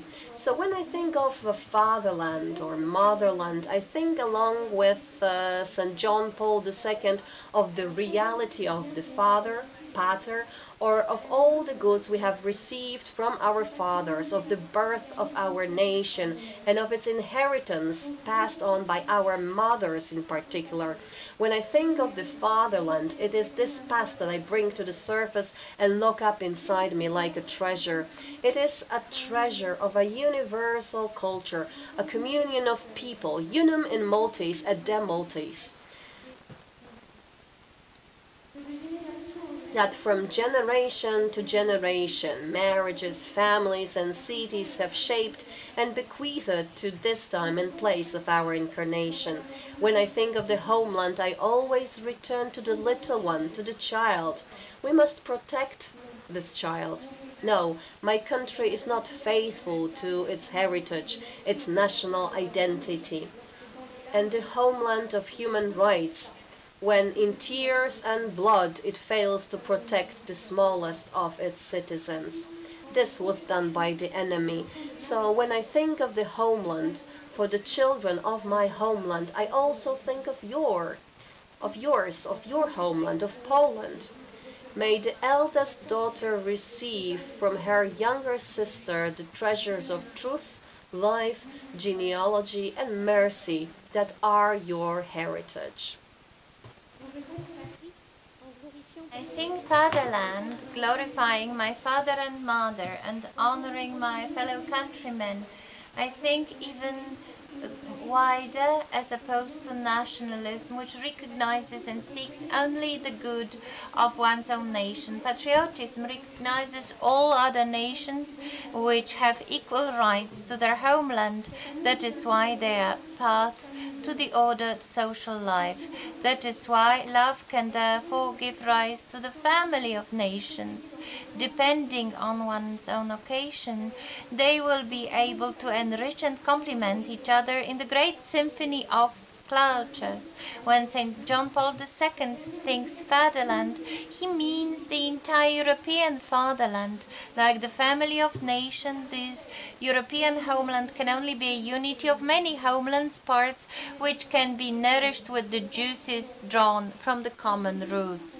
It is no wonder that Pope Benedict XVI begins his book The True Europe, Identity and Mission by reflecting on marriage, his family, and the problem of the separation at the core of Europe, the separation of sexuality from fertility, which is inherent in the gift of love that disposes have in their sexual hylomorphy, fertility that is the fertility of responsible fatherhood and motherhood. This is because at the very foundation of Europe, its creativity, healthy prosperity, and first and foremost humanity is the humanism of incarnation, as Pope Francis emphasized, presenting the work of his predecessor. Moreover, it is not inappropriate to imagine, together with Cardinal Sarah, that in the concerts of families of nation, Africa, that one saved the Holy Family is already contributing by its roots and vocation to safeguard the vocation of Europe and human family in these modern and contemporary times. This humanism and incarnation, which is the foundation of our old Europe, shows that the members of our family or the nation are closer to us by nature than the members of the families of nations.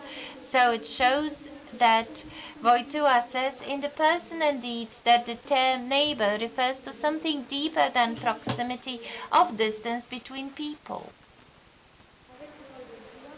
Together with Karol Wojtyła, we must take another step beyond our own family of nations to reach every member of the human family who recognizes their common genealogical origin. There is one fact that is applicable in every time and place, irrespectively of the humanity. People are always close to each other.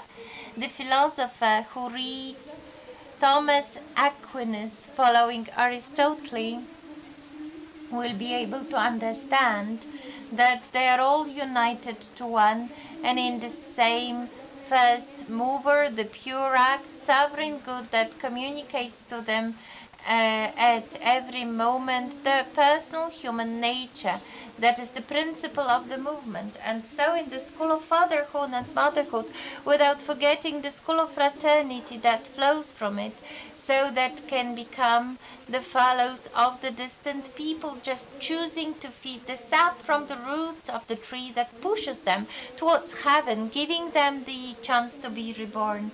As Wojtyła writes in Personalism of Thomas, since everything is a true perfection in the created world, must be found in the highest degree in God, in person, which signifies the highest perfection, the world of creature must be realized in incomparably more perfect degree.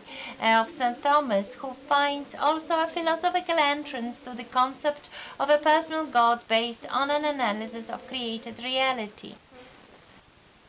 End of quote. Should we then, small individual substances of rational nature, existentially similar but indefinitely dissimilar to the one in whom we live, move, and we are, shouldn't we recognize through our earthly, familial, and political genealogy that we are from his lineage, from his family? Do you understand, Nicodemus, those earthly things? But in fact, even if I'm trying to show off my down-to-earth reflections, I too, Nicodemus, am struggling with to understand how to be born again. All I understood, and this is a real problem for me, is that we must, and that really it is up to us, the father and the mother, whether we are being born again to the measure of our political and metaphysical dignity, giving the child the power to be able in turn, by accepting the gifts that he has received, to liberate them to freedom of gift of self, to the bridal gift of parental love. Oh, unhappiness and happiness, speaking in the language of Piqui, it is up to us, father and mother, to give birth again by becoming a child. It is up to us to put our feet into the water of the stream of life. It is up to us to be born again, to point to the source of water, and whether we are able to hear the noise of the wind full of love. It is really up to us, the father and mother, to shake with love. We are who are nothing. We are the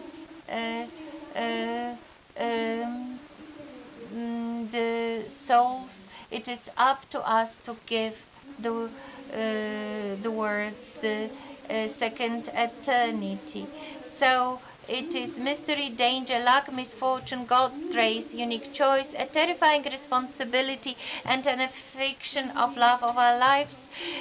Simple wanderers, poor wanderers, frail wanderers, precarious wanderers, eternal wanderers who enter life and immediately leave it. We frail, the weak, the unworthy, the crippled, the shepherds. We life transient, lifelong, exceptional grace. We who are so transient. How can I be born again to the extent of being worthy and glorified as a mother, as suggested by the fourth commandment that prescribes not only honor but also glorify the father and mother? How?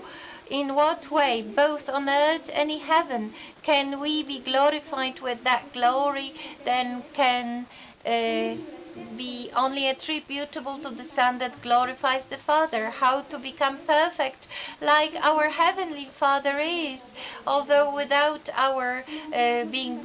being born again, I cannot even see the kingdom of God. How can I fatherly guide a child and thus become a child again through the second birth before I am born again? And I cannot see the kingdom of God, from which every family in heaven and in earth takes its name, Nicodemus. In fact, I'm simply boasting and I keep asking, how can this happen? At the end of his life, St. John Paul II, in his paternal responsibility entrusted entirely to the mother of our Lord, tries once again to open the path whose keys he's preparing to hand over to someone else. The door opens on a triptych, the parts of which are intended to lead us to embrace a heritage from the depth of centuries inscribed in the depths of our hylomorphism and become able to walk forward in altum.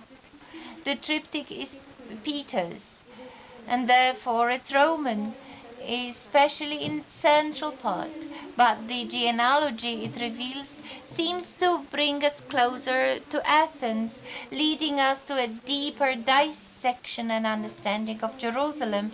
Thus, in the first image, Wojtyl's paternity immerses us with both feet in the stream of invigorating freshness of the Polish mountains, and your homeland becomes ours.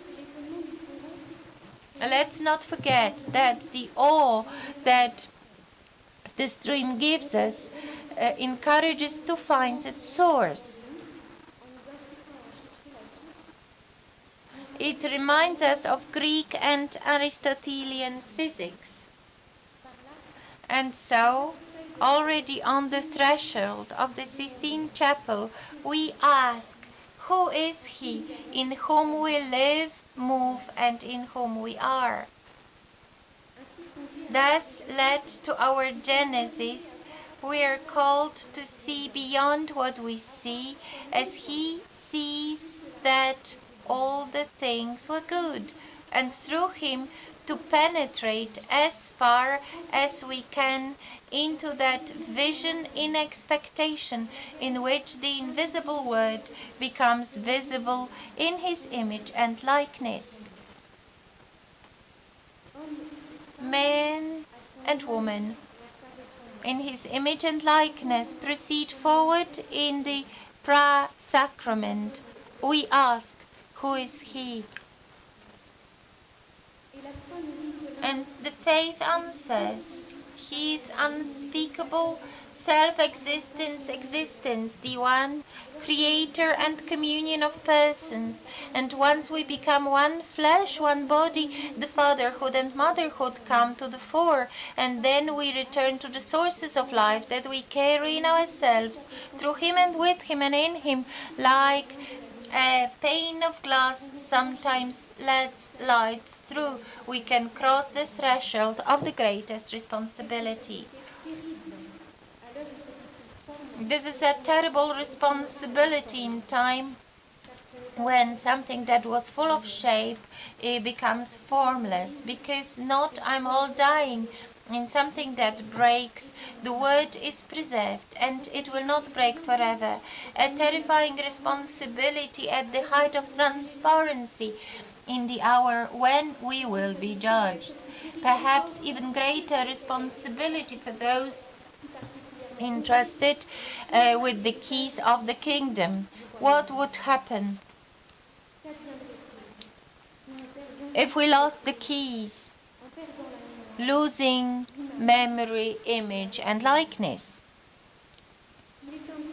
It is necessary for Michelangelo's vision to speak to them. And it seems to say, St. John Paul II, at the second of the path, at the epilogue of the second part, at the end of his life, St. Paul John II shows us the third panel of the triptych at the hill of the land of Moria. And let my tongue cling to my palate if I forget about you, Jerusalem. We must rediscover the memory of fatherhood by rediscovering the memory of Abram's call that sometimes come to save him from the barren senility.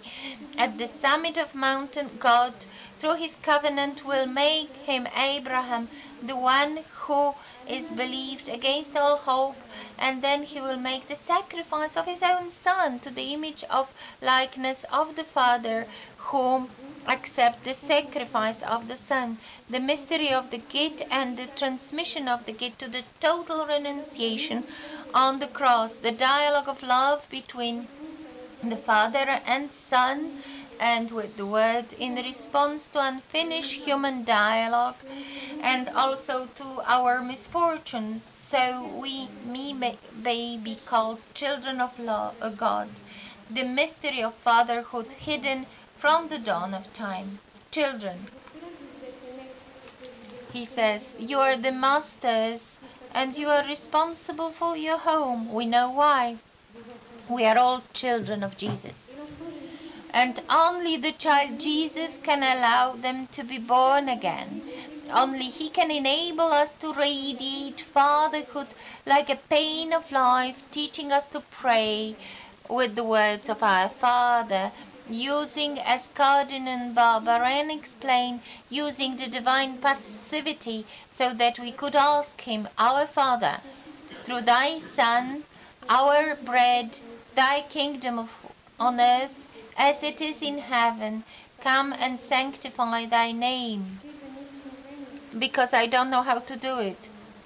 Make thy kingdom come, because for me the matter is not certain. Make thy will be done, because my won't be done. Be alive with me so that I could forgive others as completely as you have forgiven. And because in that case you will forgive me. And if Satan ever comes to tempt me, let me not fall into his temptation and seduction.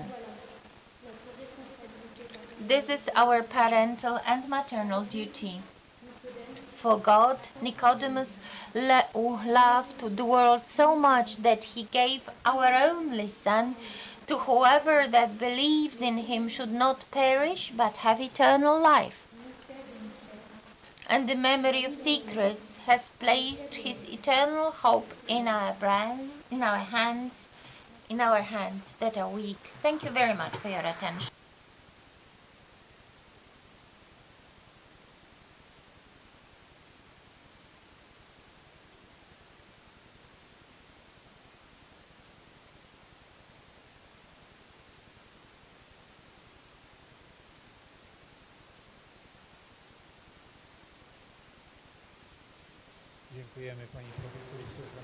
Thank you very much, Professor, for this beautiful speech.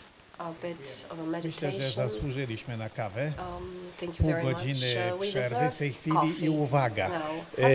Dostaliśmy w pakietach takie małe karteczki, które mogą służyć do spisywania pytań. Proszę wykorzystać tę przerwę półgodzinną na pytania, które już do tej pory się zrodziły, które Państwo chcielibyście, żeby zadać naszym prelegentom. Potem jeszcze dołączymy pytania do księdza profesora Meliny i żeby móc potem ożywić naszą dyskusję. Przerwa pół godziny.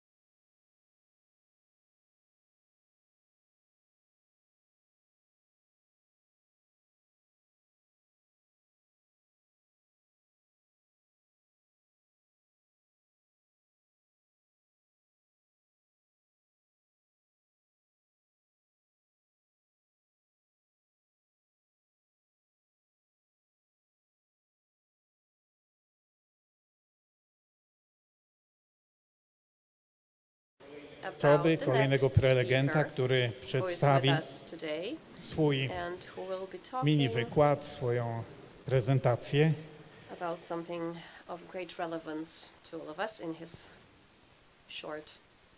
Kolejna postać naszego kongresu od młodości identyfikuje się z ruchem Comunione e Liberazione. Jest Włochem. Ukończył studia filozoficzne na Uniwersytecie w Padwie w 1975 roku. W 1980 roku otrzymał święcenia kapłańskie, inkardynowany do diecezji Adria. Doktoryzował się w teologii moralnej na Papieskim Uniwersytecie Laterańskim w latach 84-91. Był pracownikiem Kongregacji Nauki Wiary i w ten sposób także z bliska poznał kardynała ówczesnego Józefa Ratzingera. Od 1991 roku był wykładowcą w Papieskim Instytucie imienia Jana Pawła II dla studiów nad małżeństwem i rodziną. W styczniu 2006 roku papież Benedykt XVI mianował go rektorem tego instytutu aż do 2016 roku. W 1997 roku założył Międzynarodową Grupę Badawczą do spraw teologii moralnej i od tego czasu nią kieruje. Jest teologiem moralistą, współzałożycielem projektu Veritas Amoris. Jest członkiem zwyczajnym Papieskiej Akademii Teologicznej i redaktorem czasopisma naukowego Anthropotes. Jest wykładowcą, tak zwanym profesorem visiting na Uniwersytecie w Waszyngtonie i w Melbourne, a także na innych międzynarodowych uniwersytetach. Jest członkiem, korespondentem także l'Académie d'éducation et d'études sociales w Paryżu. Gdybym teraz wymienił tytuły książek, których jest autorem, to by trzeba było pół godziny. Jest bardzo płodnym autorem. My w Polsce znamy go między innymi dzięki podręcznikowi w serii Amateka, Moralne działanie chrześcijanina oraz dzięki podręcznikowi bioetyki. Ksiądz profesor Livio Melina. Bardzo cieszymy się, że jest wśród nas. Zapraszamy.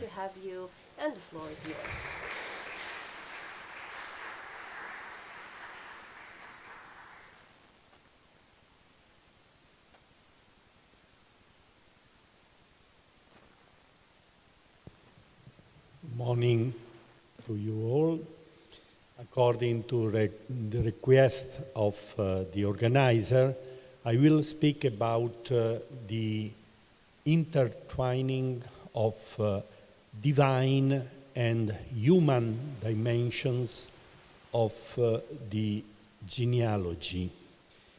And the title of my intervention is The Familial Genealogy of the Human Person, a Gift in the Flesh. Generating is the most fundamental and unpredictable experience of a human being can have. Today, however, it is felt as such a heavy responsibility that men and women feel unprepared and afraid to face it. So much so that they now frequently shy away from it. Today's crisis of generativity, manifested in the demographic desert of the Europe and the West, expresses a rejection of the onerous bond with a child, all the more so when taken together with another person so different from oneself.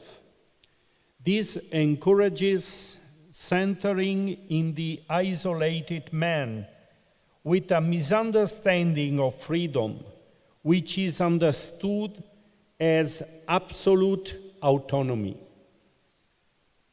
At the root of this bewilderment and consequent sterility does not man's unhealthy desire to make himself to self-generate or even to generate himself regardless of the bodily union and the sexual difference between man and woman? In the end, this claim implies a refusal to acknowledge an earlier origin, which is first revealed in his nature, in his created corporality. In his last address to the Curia on the December 2012, Pope Benedict XVI said that the cultural challenges to the family today were not just about a particular social form, because at stake in them was the question of man himself. In the attack on the authentic form of the family, not only the definition of freedom is at issue, but the question of what it means to be a man. From the Promethean ideal of self-generation comes a double consequence. First, if the individual can self-generate, then his relationship also lose their newness, that more to which every person is called and which he finds only in love, since love is greater than the sum of the two individuals who love each other. Ties lose their capacity to generate the person, who is reduced to this isolated subject, according to a slogan that was formulated to justify same-sex marriage: to equal individuals, equal loves. Moreover, if the individual can self-generate, then he or she can also self-generate other individuals, who are thus reduced to object of dependence, the result of technological design and intervention, which eliminates reference to fatherhood and motherhood as a witness to the creator of life.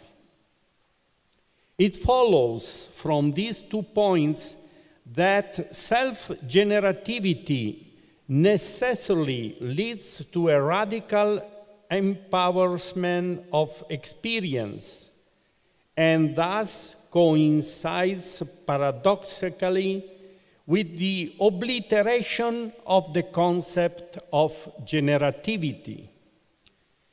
An in-depth study of generativity becomes, in this context, an essential key to responding to the contemporary challenge of the West's demographic decline by developing a relational anthropology rooted in the flesh and in its language of communion.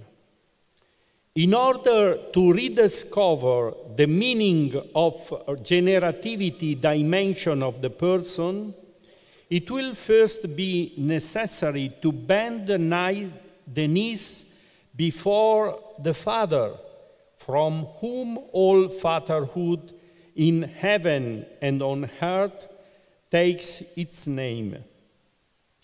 The theological dimension of generation will then also allow us to perceive its anthropological dimensions of a gift in the flesh, in which the logic of the personhood and reciprocity allow us to overcome both the Promethean temptation and the fearful flight from responsibility. I would like to begin our reflection on the theological dimension of begetting from a question that St. Thomas Aquinas asks about anthropology. Is the angel more in the image of God than man?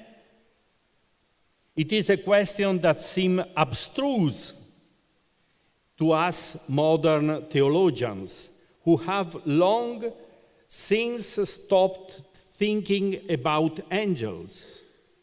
But it was a difficult question even for the Doctor Angelicus, as the two theological authorities of reference answer differently. St. Augustine argued that God had not given any other creature except man to be in his image, not least because he was formed directly by God, without the mediation of other creatures. In contrast, St. Gregory the Great considered angels to be endowed with a more pronounced likeness, as they were markers of likeness. Aquinas' balanced response affirms that the image of God is most perfectly present in angels with regard to the intellectual nature, which is the specific dimension of the image. In fact, they understand and love God more perfectly than we humans do. And yet, there are other secondary aspects whereby the image of God is more present in man than in the angel. And prominent among these is precisely generation, for the human being proceeds from another human being, just as God comes from God. This points to the specific similarity with the Holy Trinity, in which the Son proceeds from the Father by generation. And when speaking of the Holy Trinity, the names of the Father and Son are not mere metaphors. St. Thomas is quick to point out that here it is not so much a matter of biological level of reproduction, for then even animals without intelligence would be in the image of God, but rather of the procreation of a personal body, which proceeds from the union of two personal bodies. In other words, the preeminence of the image of man over the angel in the secondary aspect of generation is also based on the intellectual nature of the person. The preeminent aspect of the image in which the angel is superior. However, it should be noted that the nobility of human generation, which reflects the intimate life of God, the Trinity more than the angelic nature itself, implies in man the intimate union of soul and body, and not just an extrinsic association of an animal body with a spiritual soul. Here, then, is the difference between reproduction and procreation. The human person derives from another human person, not as biological reproduction of a specimen of an animal species, in which the value of the species always prevails over the individual specimen, but as the emergence in the sphere of biology and the bodily reality of sexuality of an irreducible personal singularity, which can only refer back to God Himself as its origin. This is why Eve can shout with exultation, "I have purchased a man from the Lord." Not to obscure the biological dimension, but to acknowledge the ultimate origin of a human person who is born in the image of God, in his irreparable uniqueness. Generation is the continuation of creation. That certain similarity, then, between the union of the divine persons in the most holy Trinity and the union of the children of God in charity, which is also expressed in the becoming one flesh of man and woman and woman, can be explained only when one interprets love as self-giving, as Jesus speaks of it in the great priestly prayer in the chapter 17 of John's Gospel. As Stanislav Grigiel wrote in a statement that rightly inspires our conference, generation and not loneliness is inscribed in being the man person. And it is inscribed as the possibility of union in the flesh between man and woman, made possible by sexual difference. Certainly, as St. Thomas Aquinas points out in his commentary, the being one of the Father and the Son, both at the level of essence and of personal love, can never be equaled by the unity realized by human persons, as much because of the metaphysical impossibility of the numerical unity of the human nature as because of the moral impossibility of human love, which is always love participated in and infused by a prior and higher reality. Yet the very fact that the transmission of human life passes through the flesh allows an excellence of generation in reflecting the imago Dei to which angels cannot aspire, for angels do not marry, beget, or have families or siblings. Each is a species unto himself. Let us now examine the excellence of human generation in reflecting the image of God at a twofold level, that of personal uniqueness in the family and that of the vocation to reciprocity and communion. The logic of the person, first of all, is what specifically qualifies the relationship of that first human society, which is the family.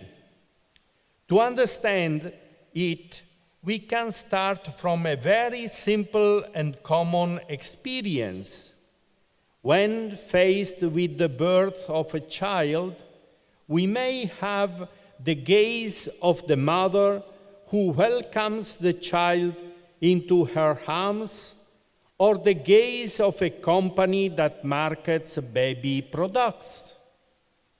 The latter will certainly evaluate the event in a very positive way, thinking how beneficial it is for us that babies are born, and will make statistics to calculate the profit that will accrue to it from the increased birth rate, so as to organize production and trade in a rational and profitable form.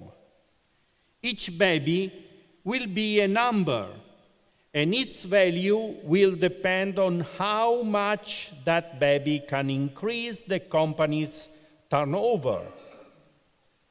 How different, however, is the look on the mother's face as she holds her child in her arms. She will be thinking, how good that you exist.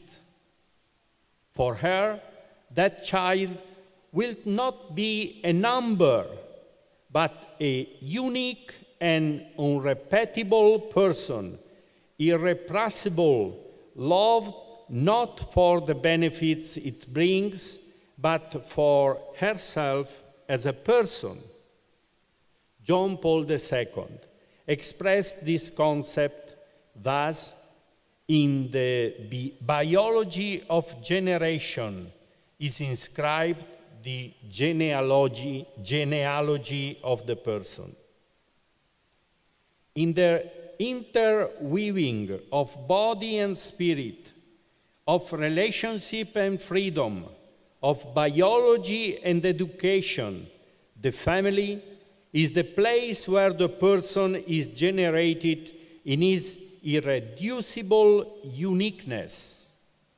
The great Polish Pope affirms that it is precisely in human fatherhood and motherhood that God is present in a way that is different from any other generation on earth, since according to the Church teaching, the soul of every human being is created immediately by God. And it is precisely in the union of male and female bodies, that symbolic expression of the gift of persons in love, that the space is opened to recognize the uniqueness of the person being generated and his or her origin from God, the Creator. Only in forgetting the origin can one equivocate fatherhood by claiming it to be total and actually reducing it to a conditional decision. When artifice takes over and replaces the symbolic mediation of the body, then the origin from God is obscured, and human fatherhood and motherhood are distorted. The logic of utility and numbers is neither to be demonized nor excluded. It has its own sense and also its own necessity in the context of human relations. But if it prevails in society to the point of becoming an exclusive criterion, then relations between beings will become merely instrumental, that is, utilitarian and contractualistic relations, where in the end each seeks to make his or her own interest prevail, so that the strongest dominates and the weak end up being instrumentalized when not crushed and oppressed. The view that grasps the person as an end and never just means coincide with what we can call the ethical perspective, which is based on the infinite difference that exists between something and someone. After all, this is what Immanuel Kant meant when he illustrated the difference between the logic governing the exchange between things and the logic concerning the relations between persons, which he called the realm of ends, that is, human society. Things have a price, precisely because they have exchangeable with each other, while persons have a dignity because they are irreplaceable. Now the family is the place where people have a relationship with each other, not primarily according to the functional logic proper to activities in which exchanges of things take place, but according to the totality of the dimension of their lives.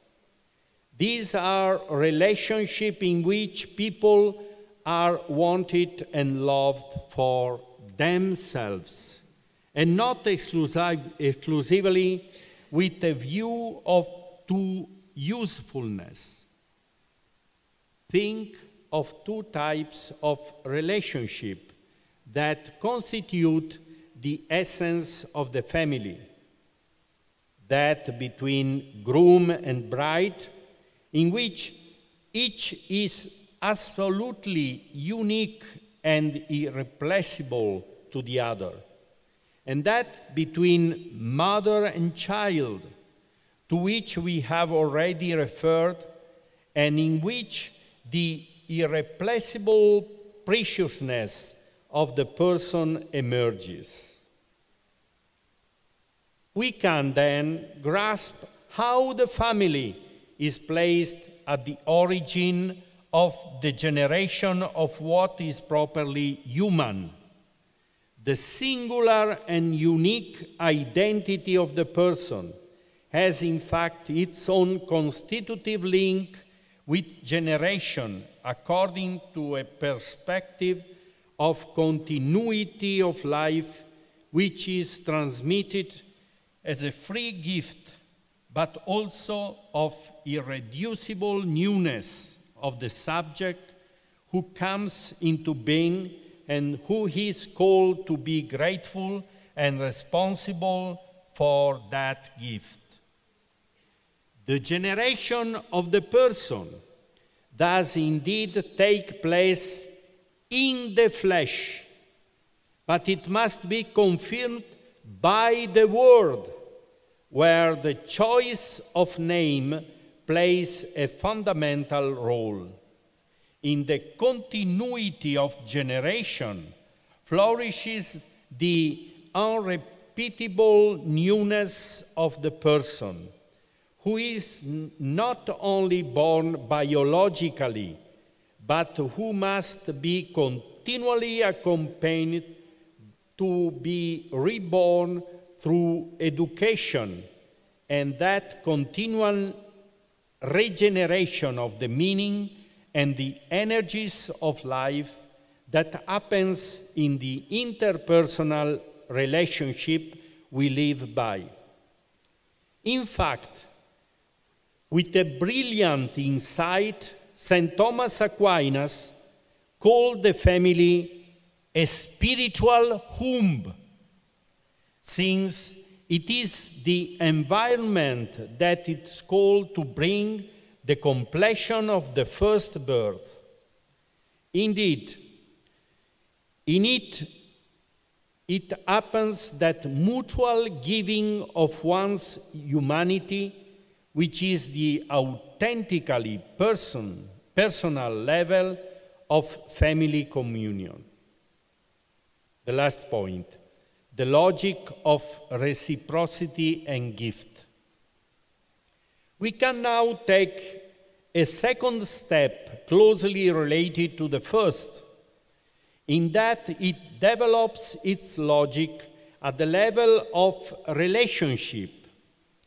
For if the person is not an isolated autonomous individual, but is defined in his identity by relationships, then the very family shows that the person's own good is never attainable apart from or even at the expense of the good of the other. The human being is always defined by bonds of belonging. He is the son of a father and mother, the brother of someone, the husband or wife of another human being who is sexually different from me. And this allows him to be himself a father and a mother, and to fulfill himself in a generous openness to new bonds.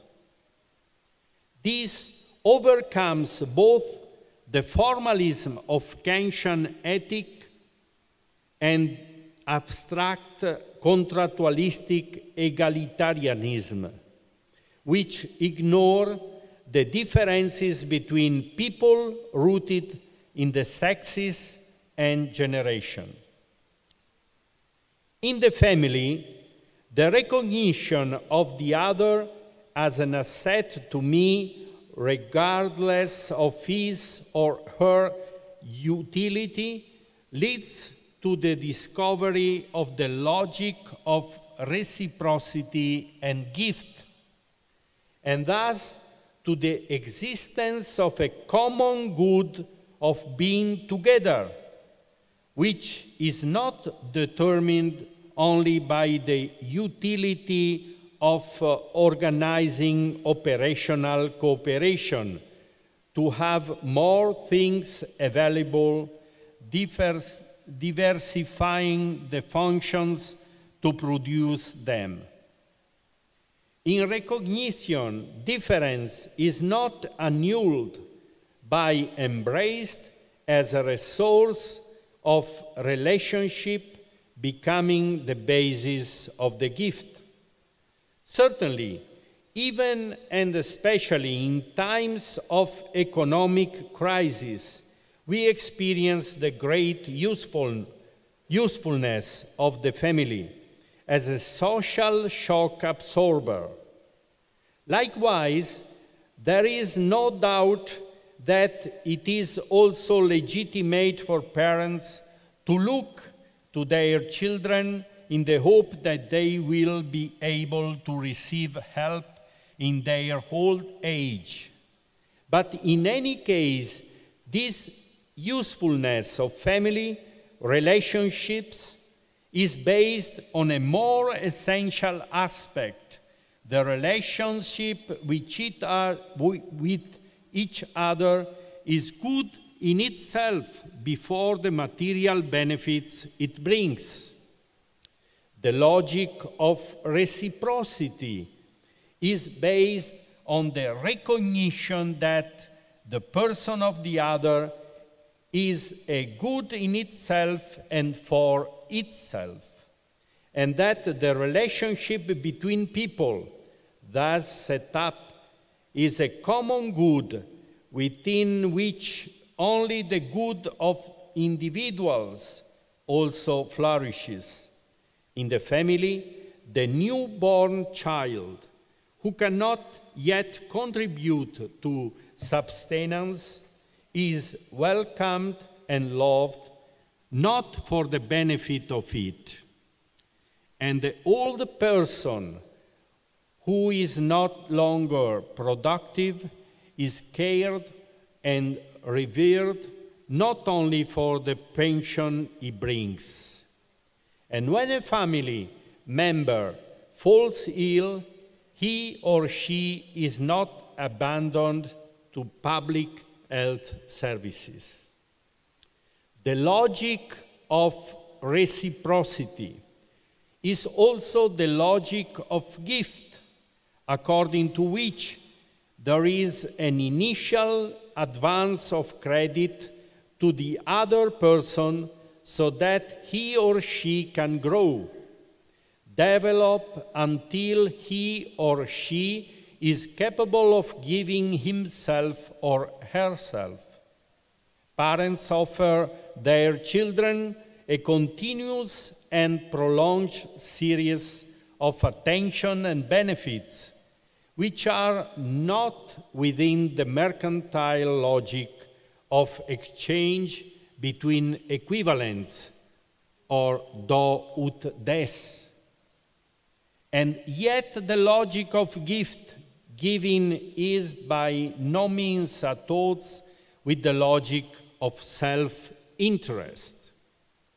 The giver, even if not immediately interested in reciprocation, is nevertheless interested in creating a stable bond by means of an anticipated credit, so as to promote the growth of the recipient of the gift himself, until the latter becomes not only autonomous, but also capable of entering into the virtuous circle of giving, maturing his own capacity to give in turn, perhaps not so much by reciprocating the one who was the first author of the gift, but by opening a credit to new recipients who have come into the world in the meantime.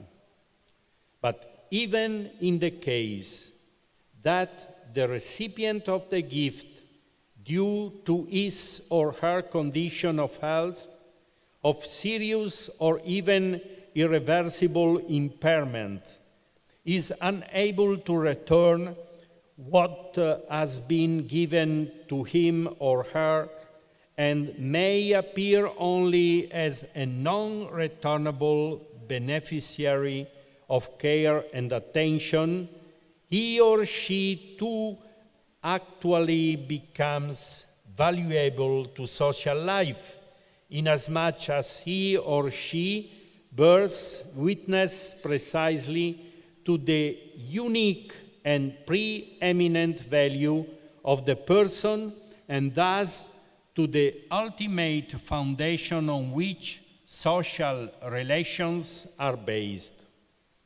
In the personalistic and solidarity-based perspective, even the weakest, the elderly, the differently abled, and the sick are essentially values of the common good.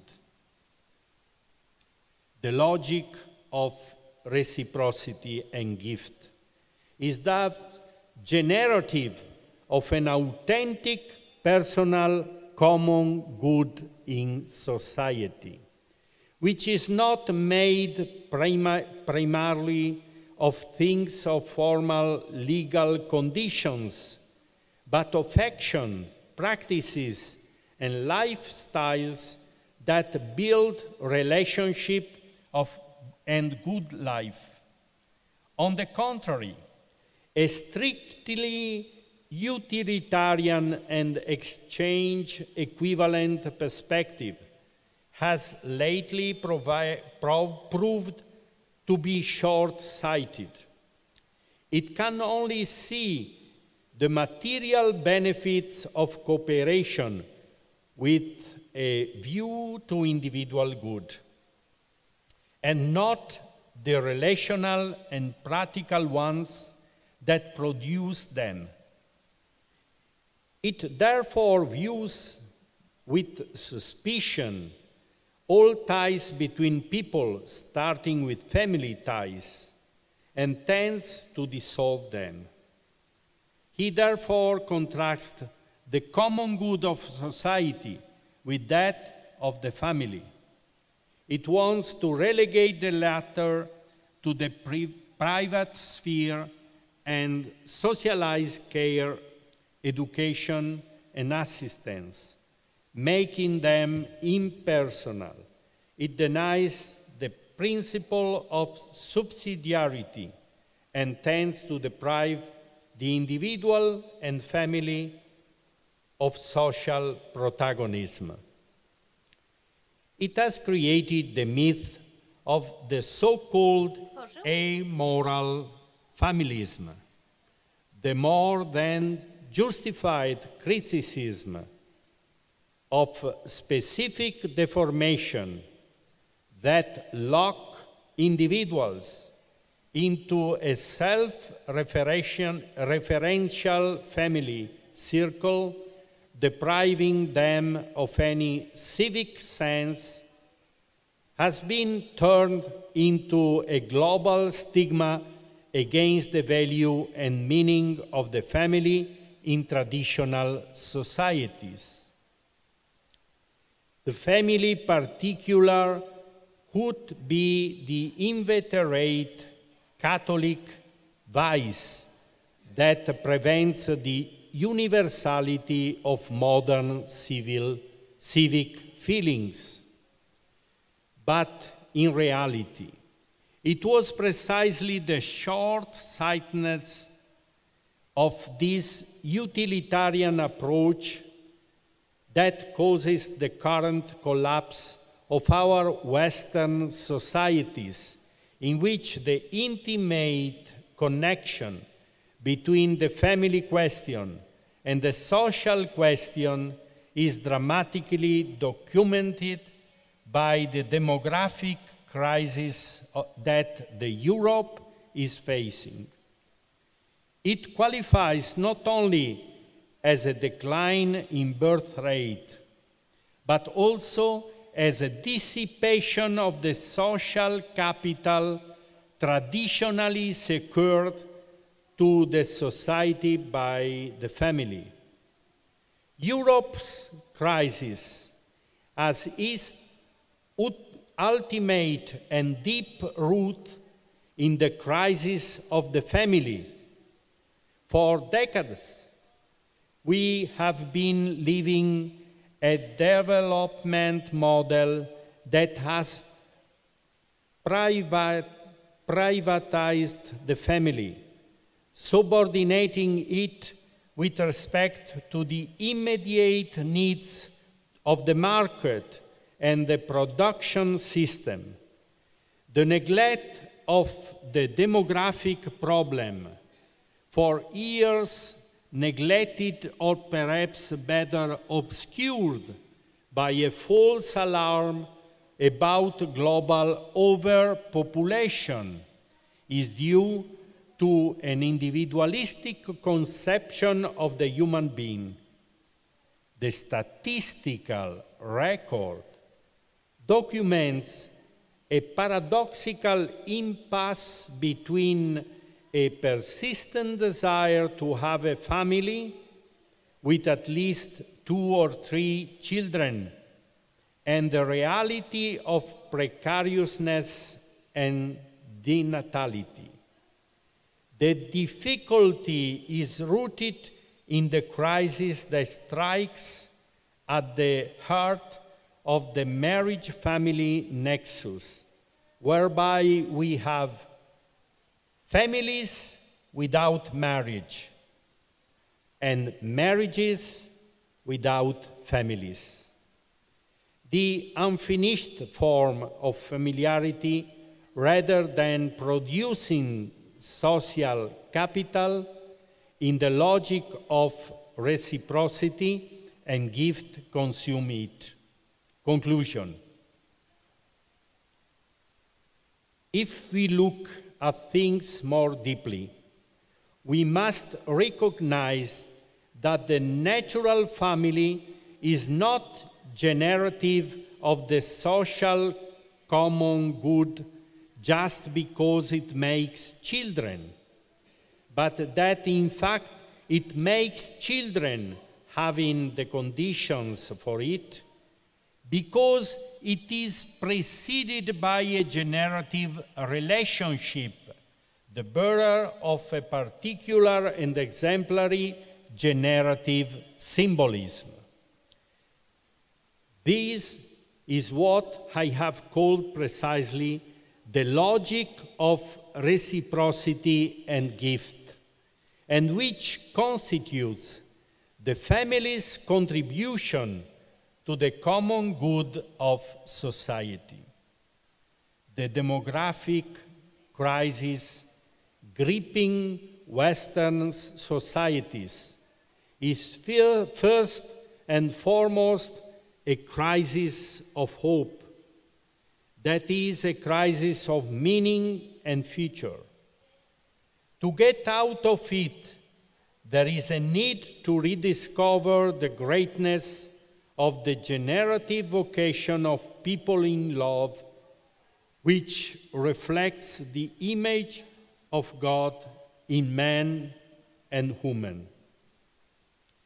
And there is a need to experience its anthropological expediency, whereby it is precisely in the generative family that the irreducible value of the person is appreciated and the basis for common good of society is led. Thank you very much for your attention.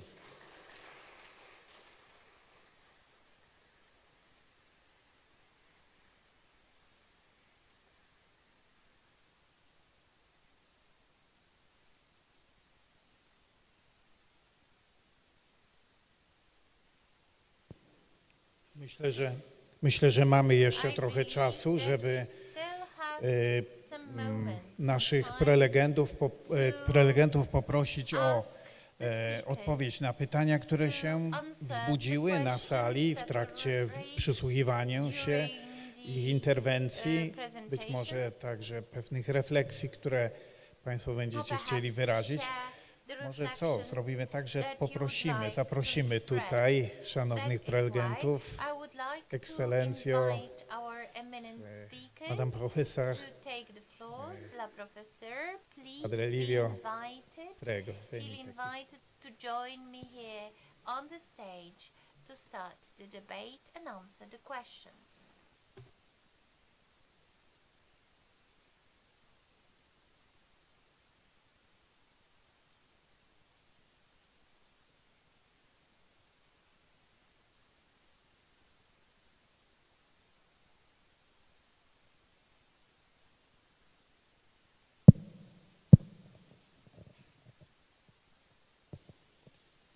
Są zbierane właśnie w tej chwili pytania. Jeśli ktoś napisał je na kartkach, zapraszamy.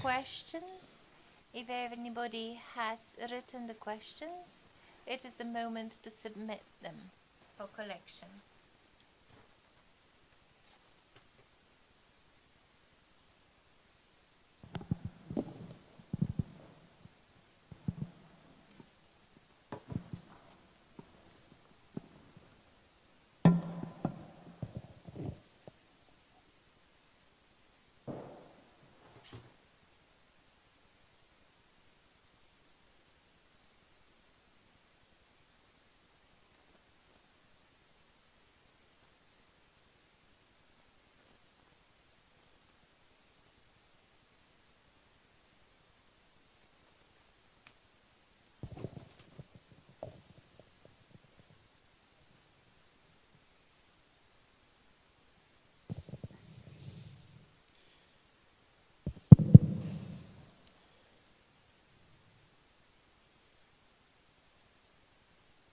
Przyznam się, że nie byłem aż tak wierzący, a tu okazuje się, że nasze poranne prelekcje wzbudziły wiele pytań, zapytań. Może spróbuję w takim razie jeszcze. So there are some more. Great. na chybił trafił. Pierwszą wyciągnąłem książę Dr Paweł Gałuszka. Please, Dr. Pytanie jest takie, dlaczego boskie pochodzenie człowieka stanowi podstawę chrześcijańskiej antropologii? Myślę, że to wybrzmiało już w wystąpieniach, ale jeszcze będzie pewnie prośba o sprecyzowanie. Może zrobię tak, skoro jest pytań więcej, to przeczytam kilka, żeby można było się do nich ustosunkować. Dobrze? Drugie pytanie. W jaki sposób pomóc małżeństwu, które na naszych oczach rozpada się? Mają dwoje dzieci, 9 i 12 lat. Rozmowa na argumenty nie pomaga. Czy została tylko albo aż modlitwa? To bardzo konkretne pytanie. Być może zestawienie tych dwóch pytań. Pierwsze pytanie o podstawy chrześcijańskiej antropologii w oparciu o genealogia divina i drugie właśnie dotyczące tej konkretnej sytuacji. Może spróbujmy się z nimi skonfrontować. Może poproszę na początku o ekscelencję.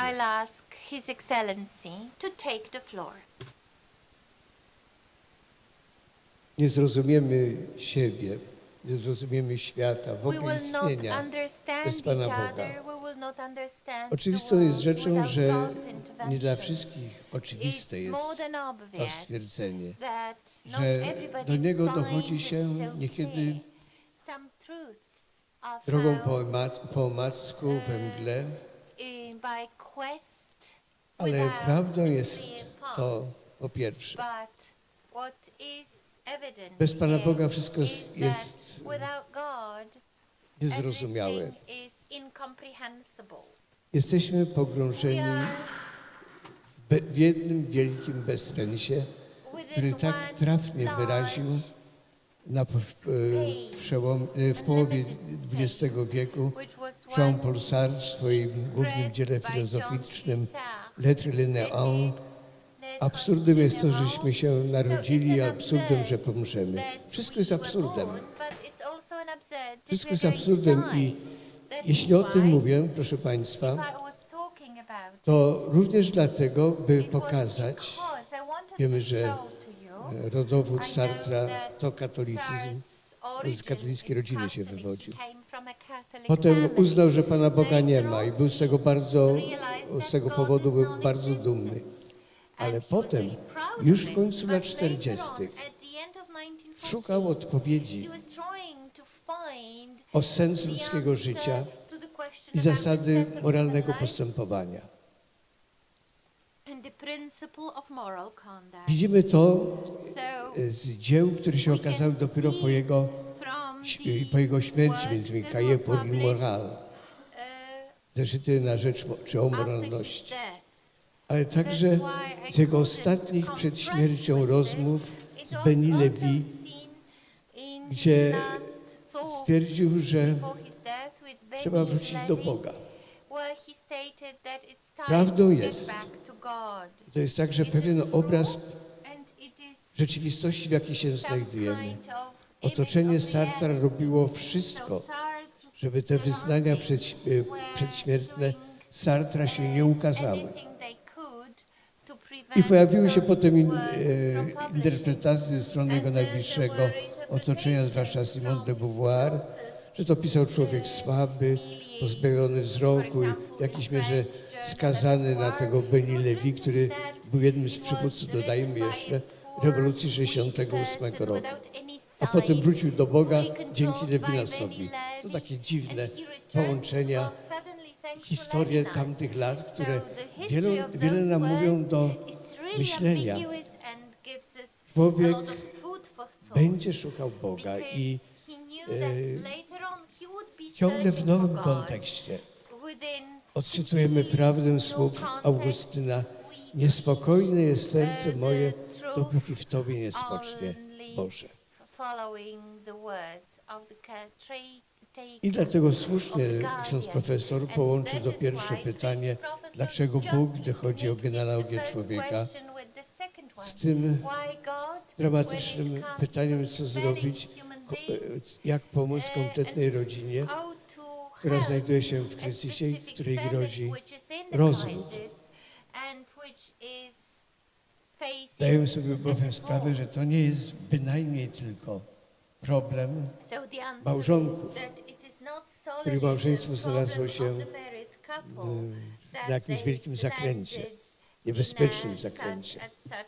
To jest jeszcze bardziej problem ich dzieci, za których los, życie, rozwój ci małżonkowie są odpowiedzialni jako rodzice.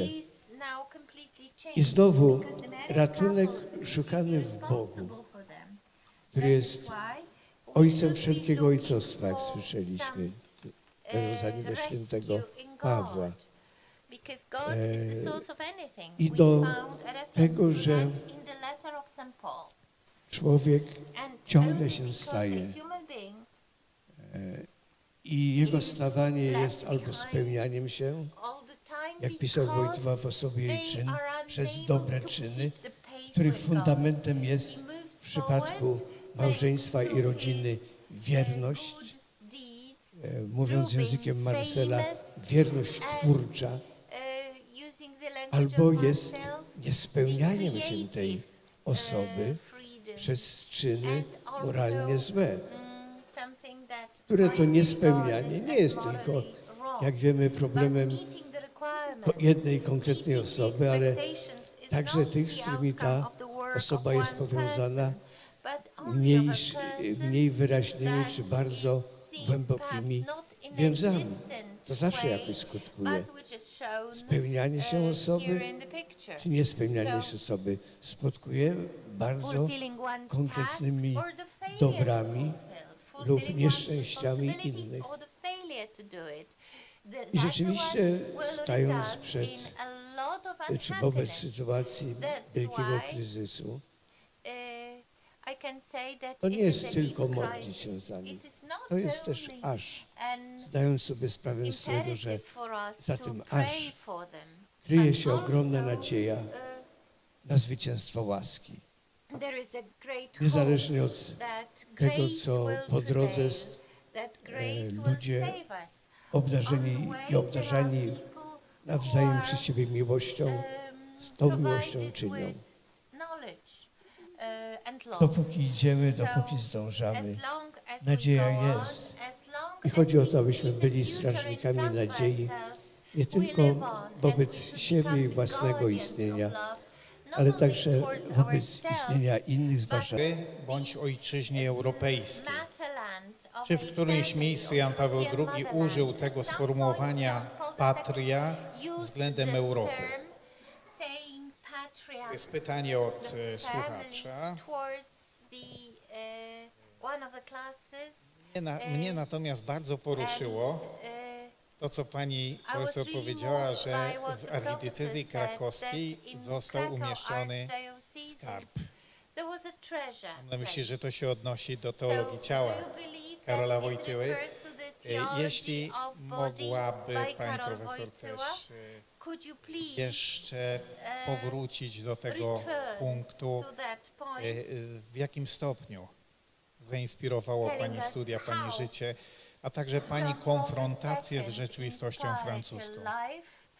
To, czego pani nauczyła się od Karola Wojtyły. Bardzo proszę.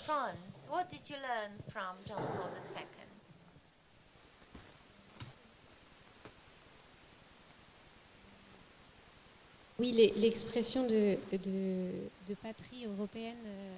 The expression such as the motherhood, European motherhood, is expressed in memory and identity.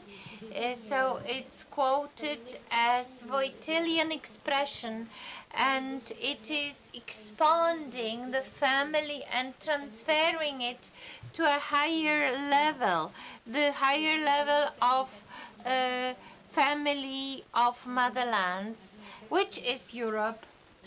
And when he used the term family, he had in mind the European genealogy until both with regards to its dependence on God and its deep Christian foundations. I don't know if I understood the questions. Could you please repeat the question?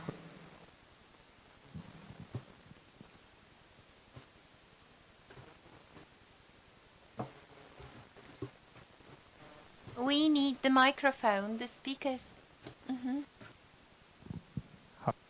Jest chyba teraz. Tak, chodziło tutaj w tym pytaniu głównie o to sformułowanie patria czy ojczyzna w odniesieniu do Europy. Jeśli chodzi o pytanie słuchacza, natomiast jeśli chodzi o moje pytanie, to chodziło o ów skarb ukryty w archidiecezji krakowskiej.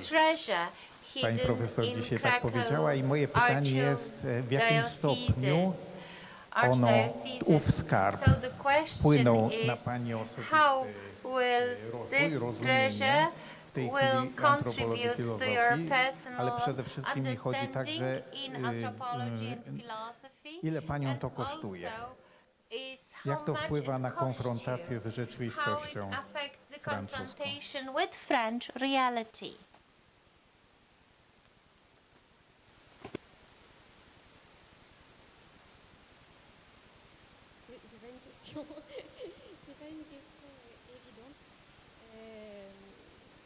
This is not that straightforward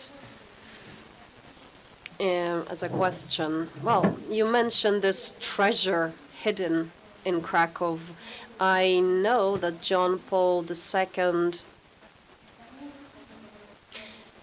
held and carried with him this treasure trove of divine mercy. And that's something that speaks very directly to my heart.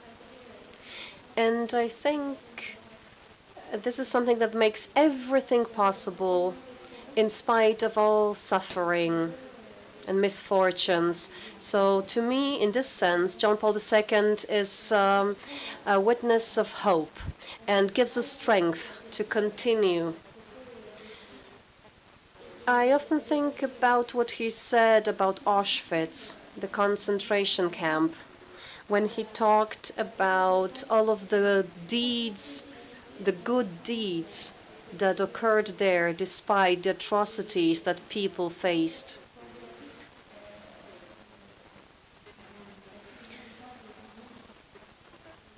And those deeds expressed the human face of man. And I think that this is something that can serve as an inspiration to all of us. And I think that in the family as well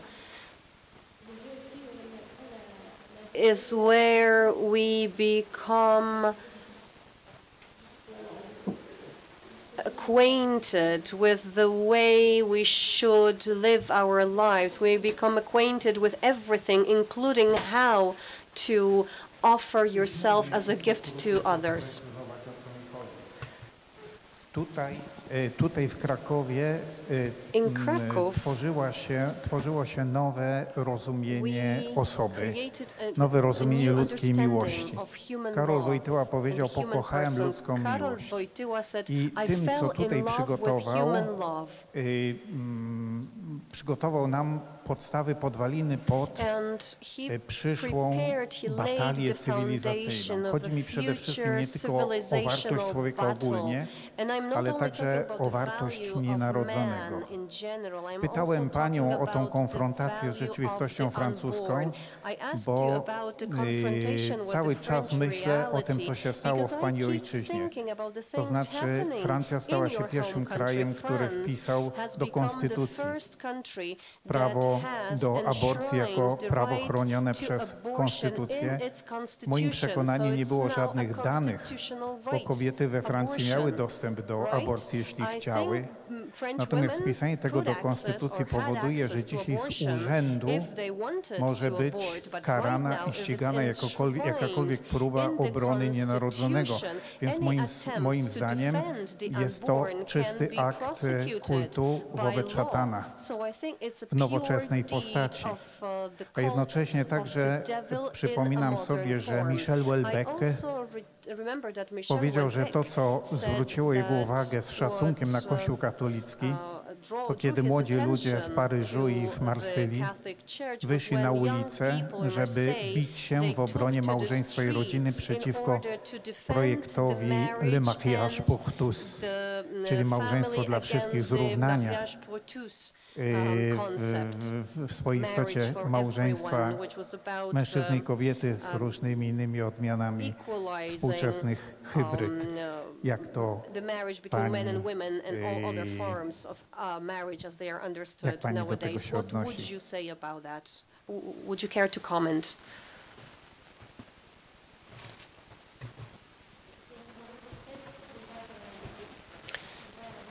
It's sad. There's abortion law. The right to abortion being enshrined in the French Constitution is something I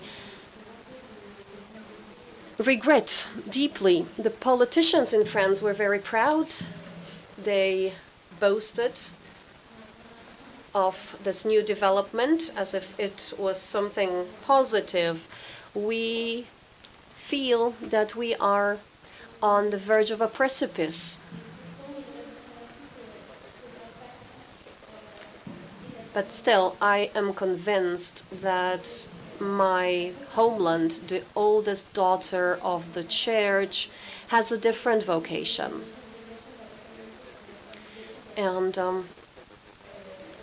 I think that particular development contradicts the genealogy and the good of the human person, and it's a contradiction of the existence of the Creator himself.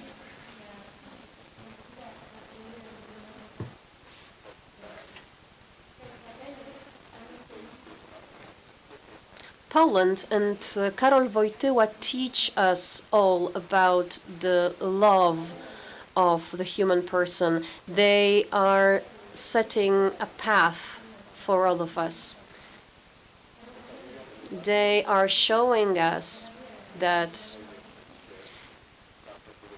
it is worth sacrificing your lives for certain things. It is true that people took to the streets to oppose those legal developments, and that shows us that still in France there are people who still believe in fatherhood and motherhood in the Christian sense.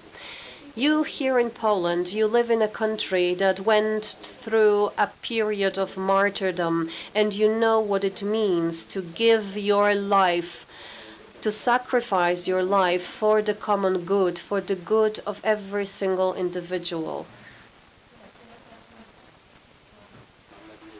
And I hope that this Polish example can be a beacon of hope, and it can inspire France to change its ways. All the more so because both countries have a strong historical relationship. Thank you very much. Księże profesorze, dwa pytania są dla księdza i są bardzo teologicznie wymagające. I prawdopodobnie nie będzie czasu, żeby się do nich odnieść całkowicie, ale przeczytam je. Mówił ksiądz profesor, że zrodzenie, generation, jest kontynuacją stworzenia, creation. I że zrodzenie upodabnia człowieka do Boga, który też pochodzi przez zrodzenie. Syn Boży. I tu pytanie, czego kontynuacją w przypadku Boga byłoby zrodzenie? Trochę taki sylogizm, ale drugie pytanie. Mówił ksiądz profesor o tym, że godność człowieka wypływa z niezastępowalności. Czy niezastępowalność Tutaj jest po angielsku też irreplicability. Czy niezastępowalność można nazwać zasadą godności ludzkiej, skoro w tej zasadzie kryje się jakiś rodzaj relatywności? I żeby jeszcze księdzu profesorowi nie było za łatwo, to jeszcze dwa pytania takie konkretne, myślę, dla profesora, moralisty i dla księdza. Jak jest rozumiana z punktu widzenia Kościoła dla małżeństw wielodzietnych, które ze względów fizycznych i psychicznych nie mają otwartości na kolejne dziecko? Organizm jest mocno rozregulowany i naprotechnologia nie działa. Jakie jest rozwiązanie, jaka jest rada dla takiego małżeństwa? I drugie konkretne pytanie. Jak można pomóc matce, 35 lat, matce trójki dzieci, która została opuszczona przez męża, nie chce być sama, ale chce żyć zgodnie z nauką Kościoła? Niech te pytania będą punktem wyjścia dla księdza profesora do kilku słów podsumowania.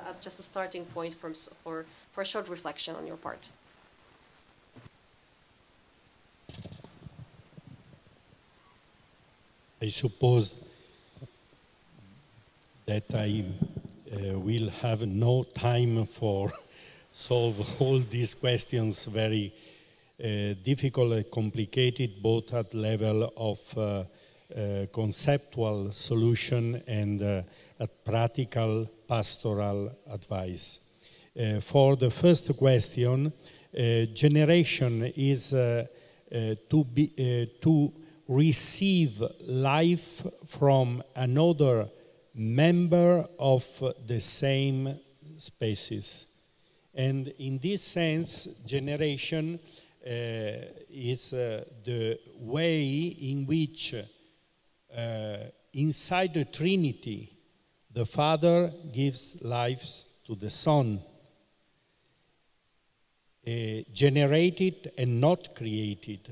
We speak in the Credo, and in the same at the same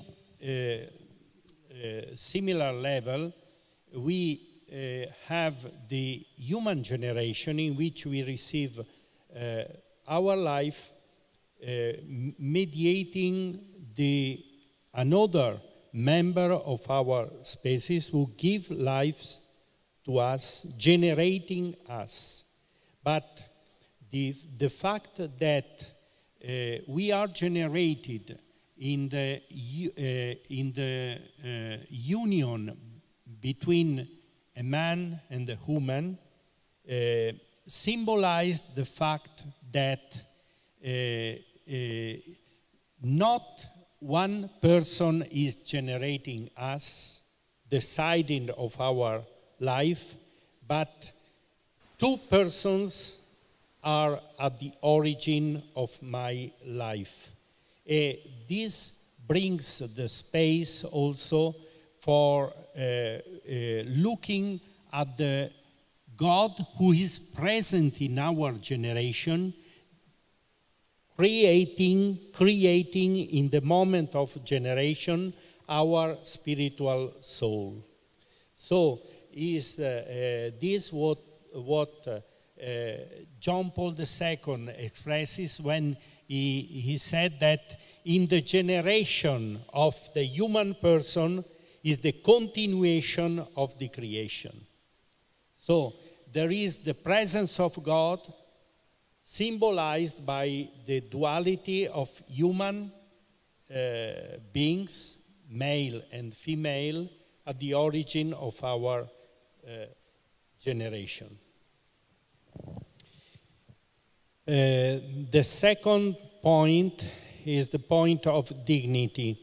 I think the second question, I think that there is today a big confusion on the term dignity.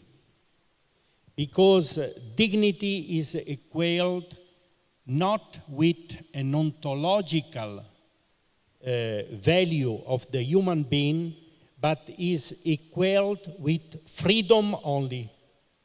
So the human dignity is identified only to the possibility to choose whatever I wanted to do. And so we have the multiplication of false rights in the name of the dignity of the freedom. Instead, our dignity is a gift we receive in the creation of our being. It's not, I would say, an infinite dignity, because our dignity is a dignity of a creature. We must have respect for every creature as a human being in dialogue with God. And this is the roots of human dignity. The dialogue between the human person as creature with God, and not an emphasis only to the freedom.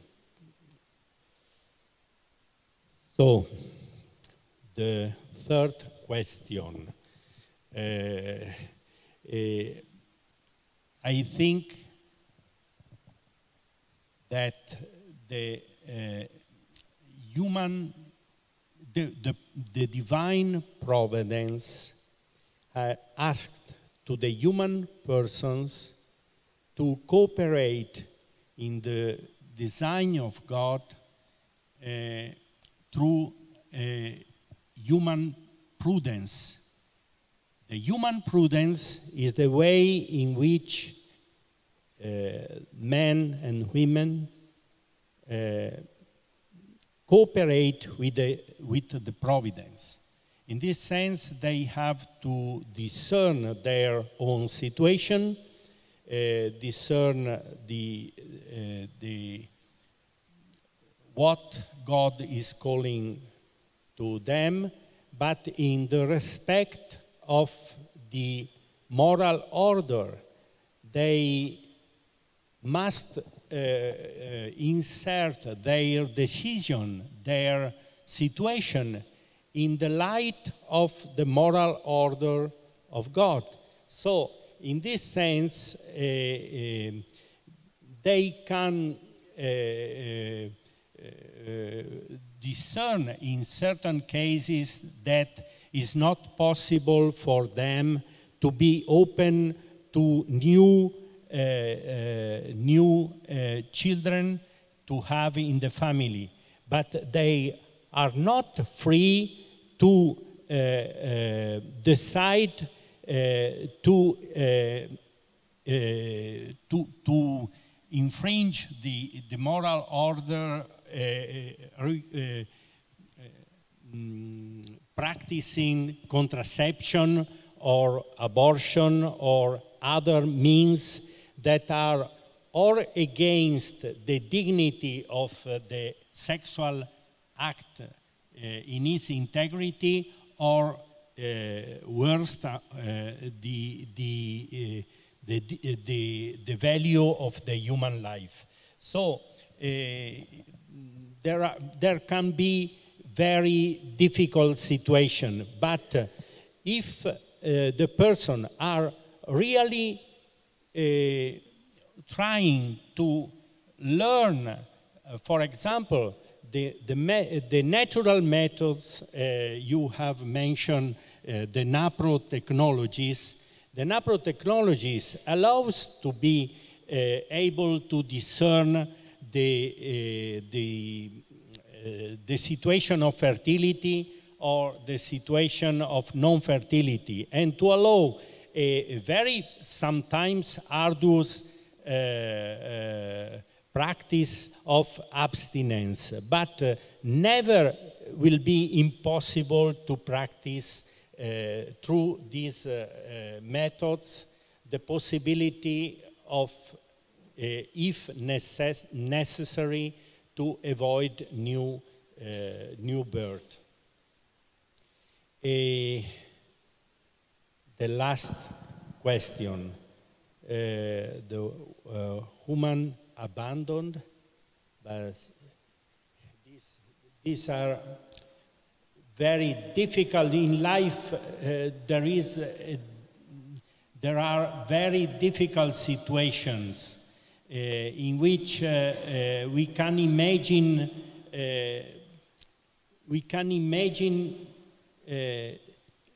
not possible to live with. But if we have confidence in God, if we have confidence in Jesus Christ, we can find the way also to offer our life and to carry on with the situation without violating the norm of God's. There is possible to offer the solitude of a life and to find the way to be in a situation in which is possible also to be helped by the brothers and sisters of the Christian community to help a very difficult situation. I cannot provide a specific solution to a situation which is singular and that I not know. I can only say there are centers for family, there are houses for family, there are specific consultants to be helped without violating the law of God and the sanctity of marriage. Dziękuję bardzo. To są te najbardziej bolesne i najbardziej przykre punkty konferencji, kiedy mając tak wspaniałych rozmówców i tak pięknie rozwijającą się rozmowę, trzeba przerwać, bo etyka powinności nas goni. Powiem tylko, jakich pytań już Państwu nie zadam. Bo na przykład ekscelencja dostał jeszcze jedno pytanie dotyczące Marcela i padło też jedno pytanie, może kiedyś będzie okazja, żeby do niego się ustosunkować, ono też jest piękne. W jaki sposób dzisiaj młodym ludziom mówić o poświęceniu się i służbie drugiemu człowiekowi i sensie oddania się dla drugiego w kontekście małżeństwa i rodziny, w sytuacji, kiedy dzisiaj dominuje nas filozofia życia dla samego siebie i wsłuchiwania się wyłącznie w swoje własne stany emocjonalne i potrzeby. Ale tego pytania już nie zadam, może będzie okazja jeszcze do niego się ustosunkować. Bardzo dziękuję bardzo za tą część pierwszą, za piękne wykłady. O Francji to bym do wieczora rozmawiał. I także za próbę konfrontacji z odpowiedziami niełatwymi. Dziękuję serdecznie.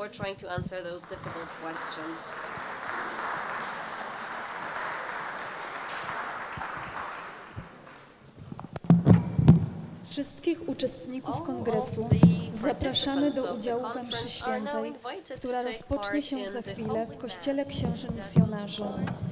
Przewodniczyć jej będzie ksiądz arcybiskup Marek Jędraszewski, metropolita krakowski. Msza święta będzie tłumaczona z języka polskiego na język angielski. Odbiorniki będą rozprowadzane przez wolontariuszy przed wejściem do świątyni. Bardzo prosimy, aby po zakończonej mszy świętej zwrócić odbiorniki wolontariuszom. Odbiorniki z auli prosimy pozostawić w biurze rejestracji. Po mszy świętej osoby posiadające bloczki obiadowe zapraszamy na ciepły posiłek do budynku Uniwersytetu Papieskiego Jana Pawła II mieszczącego się przy ulicy Bernardyńskiej 3. O godzinie 15 rozpoczniemy drugą część sesji. At 3 p.m. we'll reconvene here to continue with the Congress.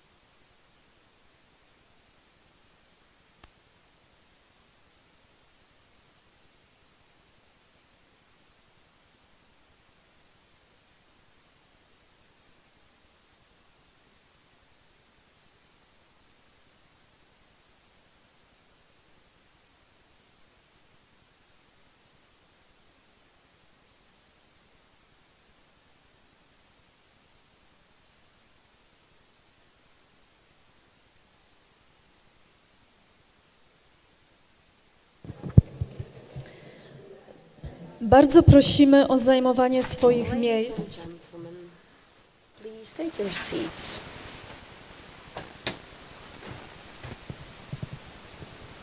I mamy takie do przekazania dwie bardzo ważne informacje.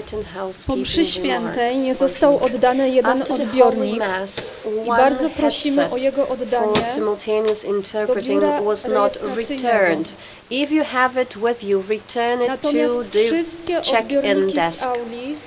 Prosimy złożyć w biurze rejestracyjnym po headsets that you are dzisiejszego using dnia in this kongresu. room now should be returned at the reception desk as you leave this room today.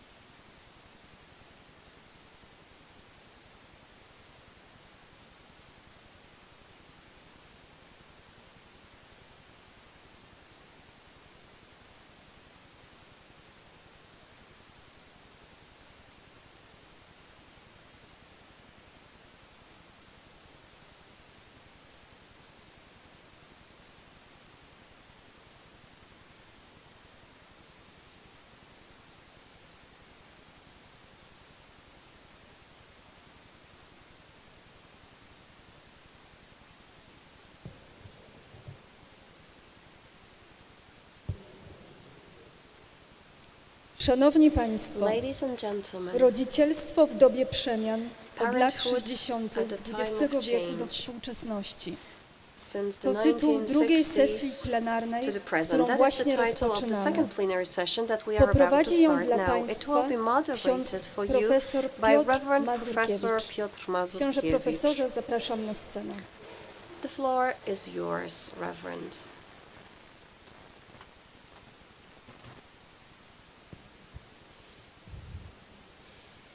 Moim zadaniem jest Państwa troszeczkę obudzić po obiedzie, zanim zaczną przemawiać nasi tutaj wielcy goście. I pierwsza rzecz to jest, chodzi o to odniesienie do lat 60. odnośnie zmian małżeństwa dotyczących podejścia do małżeństwa i do rodziny. To pojawia się pytanie, czy taka cezura czasowa jest właściwa. Ponieważ rewolucję seksualną umieszczamy właśnie gdzieś w okolicach 68 roku, a w Stanach mówimy po prostu o latach 60., to wydaje się, że ten podział jest tutaj uzasadniony. Ale my przynajmniej tu w Polsce wiemy, że rewolucja seksualna była towarem z importu.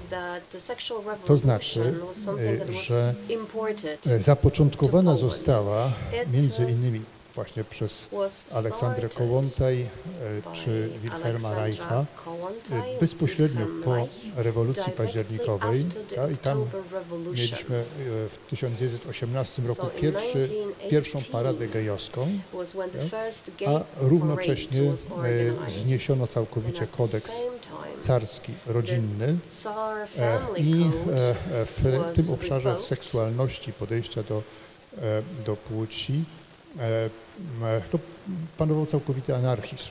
W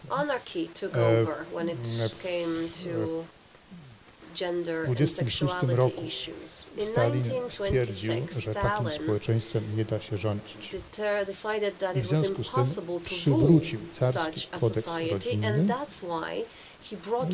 a Wilhelm Reich wyjechał do Austrii, napisał książkę, właśnie zatytułowaną Rewolucja seksualna, w której również zgłasza pretensje do Stalina, że niestety zachował się niewłaściwie. I ta książka, ponieważ była wydana po niemiecku, to nie odgrywała jakiejś szczególnej roli w okresie międzywojennym, natomiast w 1947 roku została przetłumaczona na angielski. I ona stała się tym popularyzatorem hasła rewolucji seksualnej i równocześnie jednym z tych źródeł takich ideologicznych rewolucji seksualnej na Zachodzie, która dokonała się nie bez wsparcia Związku Sowieckiego, jako część walki z kapitalizmem, z zachodnimi demokracjami. Teraz jak patrzymy na ten nieco dalszy właśnie okres związany z rewolucją październikową, no to widać, że jest to zjawisko ściśle związane z marksizmem, z bolszewizmem i z anarchizmem, gdzie mamy na przełomie XIX-XX wieku bardzo silny ruch anarchistów rosyjskich z Bakuninem, Niekrasowym. Teraz drugie pytanie, to dotyczy kierunku zmian, z którymi w tym podejściu do małżeństwa i rodziny mamy do czynienia i nieuchronności tych zmian. Bardzo często mamy wrażenie, że chodzi o pewien proces, na które absolutnie nie mamy żadnego wpływu, a jego charakter jest naturalny. To znaczy, że to nowe podejście do seksualności, małżeństwa, rodzicielstwa bardziej odpowiada naturze ludzkiej.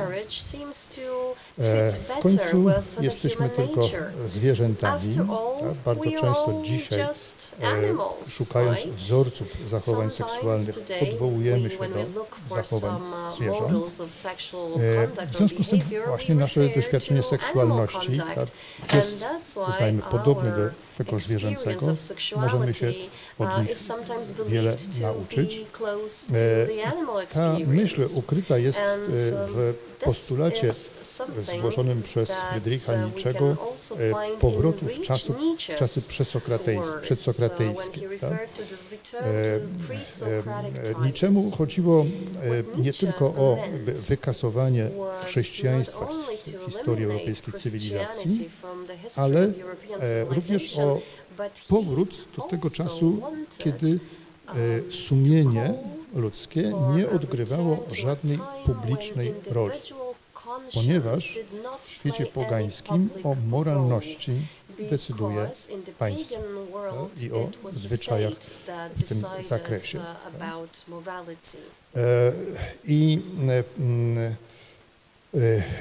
Ta założona w tym przypadku antropologia jest diametralnie różna od chrześcijańskiej i w tym kontekście chrześcijaństwo zostaje postrzeżone jako nawias w historii zachodniej cywilizacji.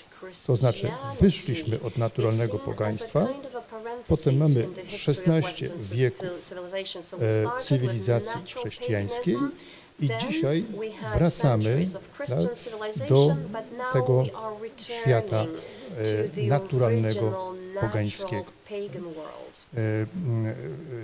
Ten sposób percepcji mówi nam o tym właśnie, że chrześcijaństwo to jest ten nawias historii, którego lepiej by było, żeby nie było. Ale to również mówi nam o tym, że rewolucja seksualna w istocie jest kontrrewolucją. Właśnie przeciwko temu wszystkiemu, co w ciągu tych 16 wieków dokonało się w naszej cywilizacji.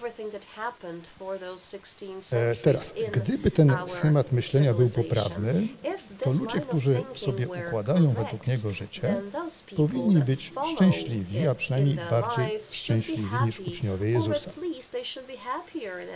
Statystyki zdają się temu zaprzeczyć. Mamy z jednej strony ludzi, którzy są syci i w tym sensie nie są niczym zainteresowani. To znaczy nie szukają niczego nowego, tylko więcej tego samego. I z drugiej strony możemy powiedzieć, że Zachód dość powszechnie cierpi na dysforię w takim etymologicznym znaczeniu, a nie w znaczeniu psychiatrycznym. To znaczy mamy olbrzymią ilość ludzi niezadowolonych z siebie, z własnego życia. To znajduje wyraz w statystykach depresji, prób samobójczych, rozwodów, aborcji, eutanazji czy tranzycji. Tę tranzycję można przez analogię postrzegać do próby samobójczej. Analogie są niedoskonałe, w związku z tym coś wyjaśniają, a czegoś nie wyjaśniają. Ale w istocie chodzi o to, że człowiek pragnie przestać istnieć jako ten oto mężczyzna, czy ta oto kobieta. Chce skończyć ze sobą w tej danej mu fizycznej postaci.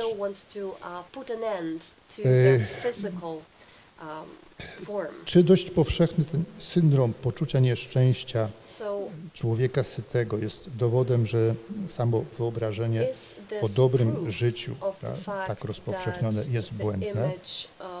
Jan Paweł II mówił w tym kontekście o błędzie antropologicznym. W Polsce byliśmy niedawno świadkami dość brutalnych tzw. czarnych marszów, na których uczestnicy, głównie kobiety, ale nie wyłącznie, dopominali się o prawo do zniszczenia siebie albo zniszczenia drugiego człowieka. Czy to poczucie nieszczęścia można traktować jako dowód nie wprost na słuszność chrześcijańskiego podejścia do sfery seksualności małżeństwa? O tym będzie mówiła pani Mary Eberstadt. Chantal Delsol pisze o powrotnej inwersji, to znaczy, że chrześcijaństwo było postawieniem na głowie świata pogańskiego, gdy chodzi o kwestię myślenia o Bogu, myślenia o człowieku i etyki. A dzisiaj znowu o 180 stopni przewracamy i jakby ten świat chrześcijański próbuje się postawić na głowie. Ale Delsol mówi, jest jedna istotna różnica między tamtym przejściem od świata pogańskiego, rzymskiego do chrześcijaństwa i dzisiejszym, jej zdaniem, powrotem do pogaństwa. Otóż kapłani i przywódcy świata pogańskiego Rzymu stawiali opór i bronili swojej cywilizacji do końca, o czym świadczy choćby dzieło świętego Augustyna o Państwie Bożym. To właśnie polemika z tymi obrońcami. Tymczasem dzisiaj, zdaniem Delsol, można odnieść wrażenie, że duchowni nie bronią chrześcijańskiej cywilizacji, w znaczeniu Christianitas.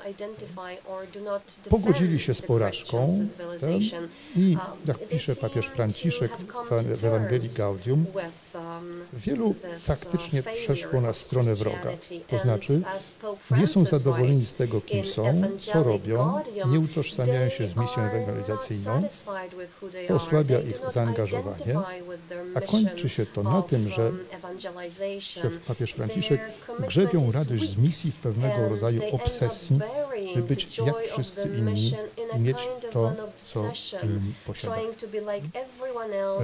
Jacek Sali w jednym ze wspomnień dotyczących lat 50. okresu, który myślę, że jest podobny do tego, czego doświadczają dzisiaj młodzi ludzie w zachodniej cywilizacji. To znaczy okresu pewnej fascynacji komunizmem wśród tych, którzy nie byli bezpośrednio prześladowani. Mówi, to było najtrudniejsze. nie prześladowania, tylko fakt, że część z naszych przyjaciół dołączyła do tamtego obozu, bo byli przekonani, że to jest obóz postępu. W latach 50., w latach 80. wielu z nich było przekonanych odwrotnie. I teraz mamy świadomość, że gdy chodzi o ten to pogodzenie się z mentalnością dzisiejszą zachodniego świata, z dominującą mentalnością, że to dotyczy nie wszystkich, a może tylko niewielkiej mniejszości w Kościele katolickim. Mamy świadomość, że wielu z tych, którzy stali na czele rewolucji seksualnej w latach 60., z czasem przeszło na stronę wroga, to znaczy chrześcijaństwa, jak na przykład Bernard Matanson. Ale nie był jedyny. W krajach takich właśnie jak na przykład Holandia, wydaje się, że można obserwować pewien początek odwrotu od tego nowego pogaństwa. Kardynał Eijk zaraz będzie o tym mówił. Ale ludzie często są okaleczeni, tak jak po detranzycji, że jest próba powrotu do własnej tożsamości, ale tych szkód, które człowiek doznał, nie daje się w pełni naprawić.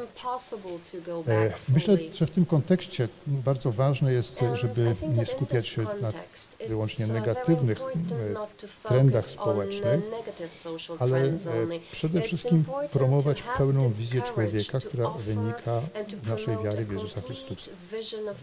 To znaczy, jesteśmy tutaj, bo pociągnął nas Chrystus. To znaczy, to kim jest Jezus i co wnosi w nasze życie, to jest fascynujące. Tylko ludzie często albo tego nie wiedzą, nie widzą, mają wypaczone wyobrażenie, albo właśnie w ogóle nie przejawiają zainteresowania. Jan Paweł II mówił, człowieka nie można do końca zrozumieć bez Chrystusa, a raczej człowiek nie może sam siebie do końca zrozumieć bez Chrystusa. Nie może zrozumieć ani kim jest, ani jaka jest jego właściwa godność, ani jakie jest jego powołanie i ostatecznie przeznaczenie. Nie może tego wszystkiego zrozumieć bez Chrystusa. Za chwilę będziemy mieli tutaj 3 prezentacje. Dwie zasygnalizowałem, trzecia to jest ksiądz profesor Paweł Gałuszka. Będziemy mieli w związku z tym taką percepcję tego, co się dzieje wokół małżeństwa, rodziny w świecie naszym zachodnim, percepcję amerykańską, niderlandzką i polską. Teraz pierwszą osobą, która zabierze głos, jest pani Mary Eberhardt, eseista, nowelista, mówca publiczny, przemawiający na wielu różnych konferencjach, autorka wielu wpływowych książek, na przykład o tym, jak Zachód faktycznie stracił Boga, czyli o nowej teorii sekularyzacji, Primal Screams, Adam and Eve after the Visited, i wiele jeszcze innych ważnych tekstów. Ukończyła studia na Cornell University w zakresie filozofii i zarządzania. Jest także, czytając życiorys, dowiedziałem się nowych faktów, na przykład, że była speechwriterem amerykańskiego sekretarza stanu i również pisała tekst dla amerykańskiego ambasadora przy Organizacji Narodów Zjednoczonych. Dzisiaj jest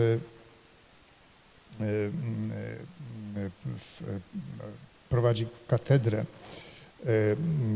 kultury chrześcijańskiej w Katolickim Centrum Informacyjnym w Waszyngtonie. Jest senior researcher fellow w Faith and Reason Institute. Zajmuje się kwestiami związanymi z transformacją zachodniej kultury pod wpływem postmodernizmu i właśnie wpływem rewolucji seksualnej i sekularyzacji na naszą cywilizację. Jest żoną Nicolasa Eberstadta, również autora, pisarza. Mają wspólnie 4 dzieci, a poza tym jest posiadaczką 2 doktoratów honoris causa w New Hampshire i Seton Hall University. Tytuł wystąpienia The Word is Vindicating the Church for Proofs. Mamy nadzieję, że Pani nas przekona. We hope that you can convince us.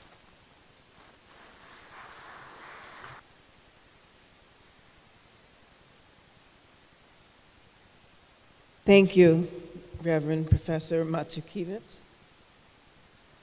Your Eminence, Your Excellency, and esteemed guests, thank you for that kind welcome. It is an honor to be back here in beautiful Poland among such distinguished and dedicated scholars and men and women of God. Unlike most contributors to our conference, I am not a theologian. As mentioned, I am a wife and mother, and my avocation is researching and writing mainly about contemporary Western society. That research has been conducted over a couple of decades, resulting in several books and many essays. And because of that research, I am here to share a truth that is not widely understood as yet, a truth that will someday be recognized by Catholics and non-Catholics alike. The world is vindicating the Church. The social and political turbulence that characterize our societies is inadvertently vindicating Church teaching about love, sex, and marriage. This is not what we are accustomed to hearing. For over 6 decades, our secular-dominated media and academies and popular culture have been promoting a belligerently opposed interpretation of our era. They have said, church teaching is backward. They have said, legalized abortion and the widespread adoption of artificial contraception have liberated women. These things have made women happier. They have said, it doesn't matter whether one has a family.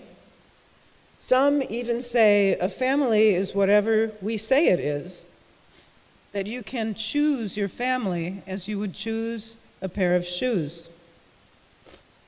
Now, those who put forth such ideas may genuinely believe in the idol of our age, the idea that personal autonomy is the highest good.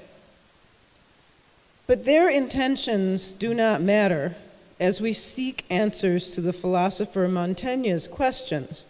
How are we to live and how are we to die? What matters, all that matters in answering those questions is the truth, including truths that we are here to affirm. So here is one proof, the first, using contemporary evidence to point to the beauty of church teaching. Data from diverse orbits of social sciences have been accumulating for years. This evidence shows that the embrace of personal autonomy at all costs is not a socially or morally neutral act. It is inflicting harm across the nations of the West. In what follows, I will summarize a fair amount of social science research. You can find the references in the footnotes to the published paper. These novel forms of harm amount to proof that the church, far from being irrelevant, is a treasure trove of wisdom about how human beings are created to live. Much of this social science has been assembled by scholars with no interest whatsoever in the Catholic Church. In fact, some even have an animus against it. Even so, it establishes over and over that our societies are afflicted in different degrees by novel and serious problems.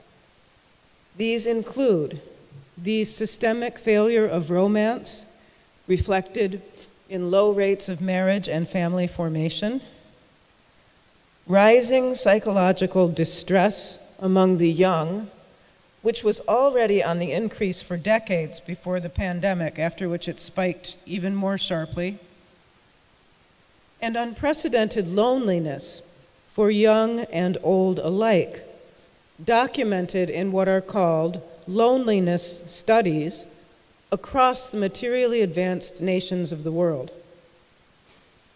Even scholars who reject the Catholic Church would not dispute those formulations. Everyone now agrees that these negative trends exist and that they are impediments to human flourishing. So the question is, what is causing them?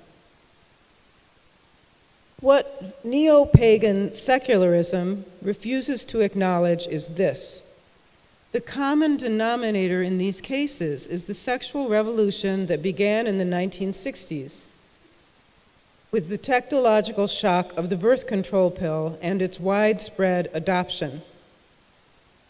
This introduced a massive change into ordinary life. To put it differently, the revolution radically changed the habitat of the human animal. It led to unprecedented rates of contraception, abortion, divorce, and single-parent homes. Think about that list. What does it have in common? Those are all acts of human subtraction. And those subtractions, on a massive scale, combined to shrink the natural family, both nuclear and extended, as it had never shrunk before. The result across our societies is a great paradox.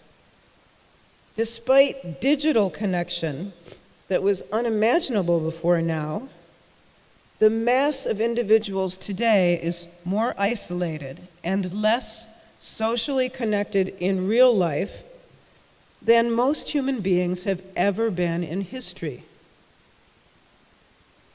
Despite material advantages unimaginable before, they are immaterially more impoverished than their ancestors in one crucial dimension: love. This is partly a result of simple arithmetic. Because of the revolution and its demographic consequences, most families are smaller. Many families are broken. Many children and adolescents no longer have siblings of the same sex, or siblings of the opposite sex, or any siblings at all. Fewer cousins, fewer aunts and uncles, and more children growing up without a father at home. To repeat, these are all acts of human subtraction. What does this mean? It means that the men and women of the post-revolutionary age have had other lives subtracted from them on an unprecedented scale, leaving behind a vacuum of relationality whose dimensions did not exist before. Social science affirms all of those propositions. Consider just one issue in the news these days, the free fall in births across the West. Take the example of Spain, which has the lowest European fertility rate outside Malta. Spanish women now bear their first child between the ages of 30 and 39. There are provinces in Spain where for every baby born, more than 2 people die, and that ratio will soon be 1 to 3. By 2050, Spain is projected to have the highest percentage of elderly people in the world. And as in many other Western countries, dogs now outnumber children in households. In Madrid, there are more cats and dogs than children under 12. What happens when more and more people have fewer and fewer people to love them? What happens is the kind of social and personal disorder that we are seeing now. Consider more evidence. Psychologists and therapists cite an unprecedented mental health crisis among young people. Across the United States, drug overdoses are higher than they have ever been before, and life expectancy for white men has declined for the first time in recorded history. Among women, survey data have accumulated for years of steadily declining happiness. 2 major studies, 15 years apart, have explored what they called the paradox of female unhappiness, not only in the United States, but across various countries of the West, measured over 4 different points of time. Even neo-pagan secularists, to repeat, now agree that these trends are a problem, but they deny the truth about where they issue from. This tragic recitation is not happening in a vacuum. It points to causality. It points to the fact that the world, especially the materially advanced nations of the West, has inflicted a wound on itself whose origins are only beginning to be understood. By embracing autonomy and sterility, it has created a love deficit. The sexual revolution is not the only force contributing to today's dysfunction, but is the single most important cause of social decay that is not widely recognized as such and needs to be. A second proof that the troubles in today's world are vindicating ancient teaching involves other evidence also assembled by social scientists, secular and otherwise. This evidence is positive. Just as some arrays of data affirm the negative side of how many people now live, so does it affirm the benefits of robust human bonds. Again, often inadvertently. Evidence abounds, for example, to support the claim that getting married and staying married results in greater happiness over time than living alone. Marriage also appears to deliver a physical benefit. Married people have better health, and this has been confirmed over and over. No one needs studies to show something else, say that grandchildren make grandparents happy. Even sociologists would agree to that. But studies also show that this is a two-way street. Grandparents actively involved in the lives of their grandchildren increase the grandchildren's happiness and health as well. All of this brings us to a moral problem that needs to be made more visible. Many voices seek to change exactly those teachings of the Catholic Church the teachings about marriage and family that are conducive to the optimal outcomes. Leaving theology aside altogether, it is plain that such changes, were they ever to happen, would increase, not decrease, the suffering and dysfunction out there. So even by utilitarian standards, the demand that the church change its teachings fails. The church today is being asked to have mercy on people who struggle when they are living outside the church's moral code or in outright defiance of it. But this request for mercy cannot exist in isolation. We must realize that there are other requests, like mercy and justice toward the children whose lives would be better off if their parents make the continual sacrifice of staying together. Or mercy and justice toward the souls who will be misled and jeopardized by authorities who treat sin as if it were not sin. Or mercy and justice owed to the human beings who are drawn into the church precisely because of that challenging moral code, because they find in it a lifesaver, and they are firm in the conviction that their own eternal lives depend on it. These are witnesses who must be heard at an hour when questions of the family are front and center. More and more people, especially our converts, defend the faith precisely because they do know the chaos created by the sexual revolution and its idolizing of autonomy. And they reject that chaos. These souls have nowhere else to go but the church, and the church cannot abandon them. This is especially true of a particular subset of people, the young. Their earthly families are volatile. Their place in a supernatural order is more and more unknown to them. Many do not have a firm religious identity or family identity. The result is a widespread identity crisis. This is where identity politics comes from. And it is, at bottom, to repeat, a love crisis, a love deficit. It is a crisis brought on by the fact that the post-revolutionary collapse of family has left many young people with fewer people to love them. Now, proof 3. Traditional Catholic moral teaching about sex and marriage is also vindicated powerfully, if again inadvertently, by the course of recent religious history. By this, I mean the fate of Christian sects that have rejected such teaching, the churches of Protestantism that have sought to accommodate rather than confront the sexual revolution's subversion of Scripture. Those churches that have capitulated are slowly and irrevocably committing institutional suicide, as many examples prove.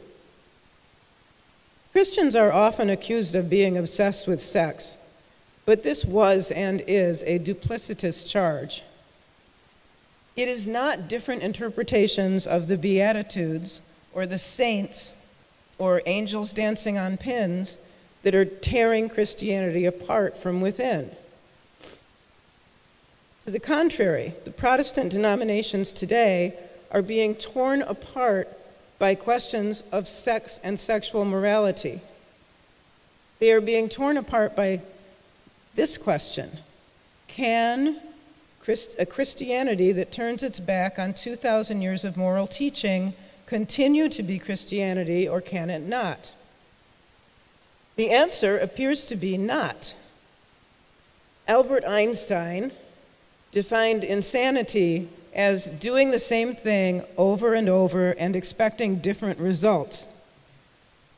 That is exactly what has happened to the Christian institutions that have taken a consumerist approach to ancient teachings of the church, picking and choosing the ones that appear to make life easier and rejecting the rest.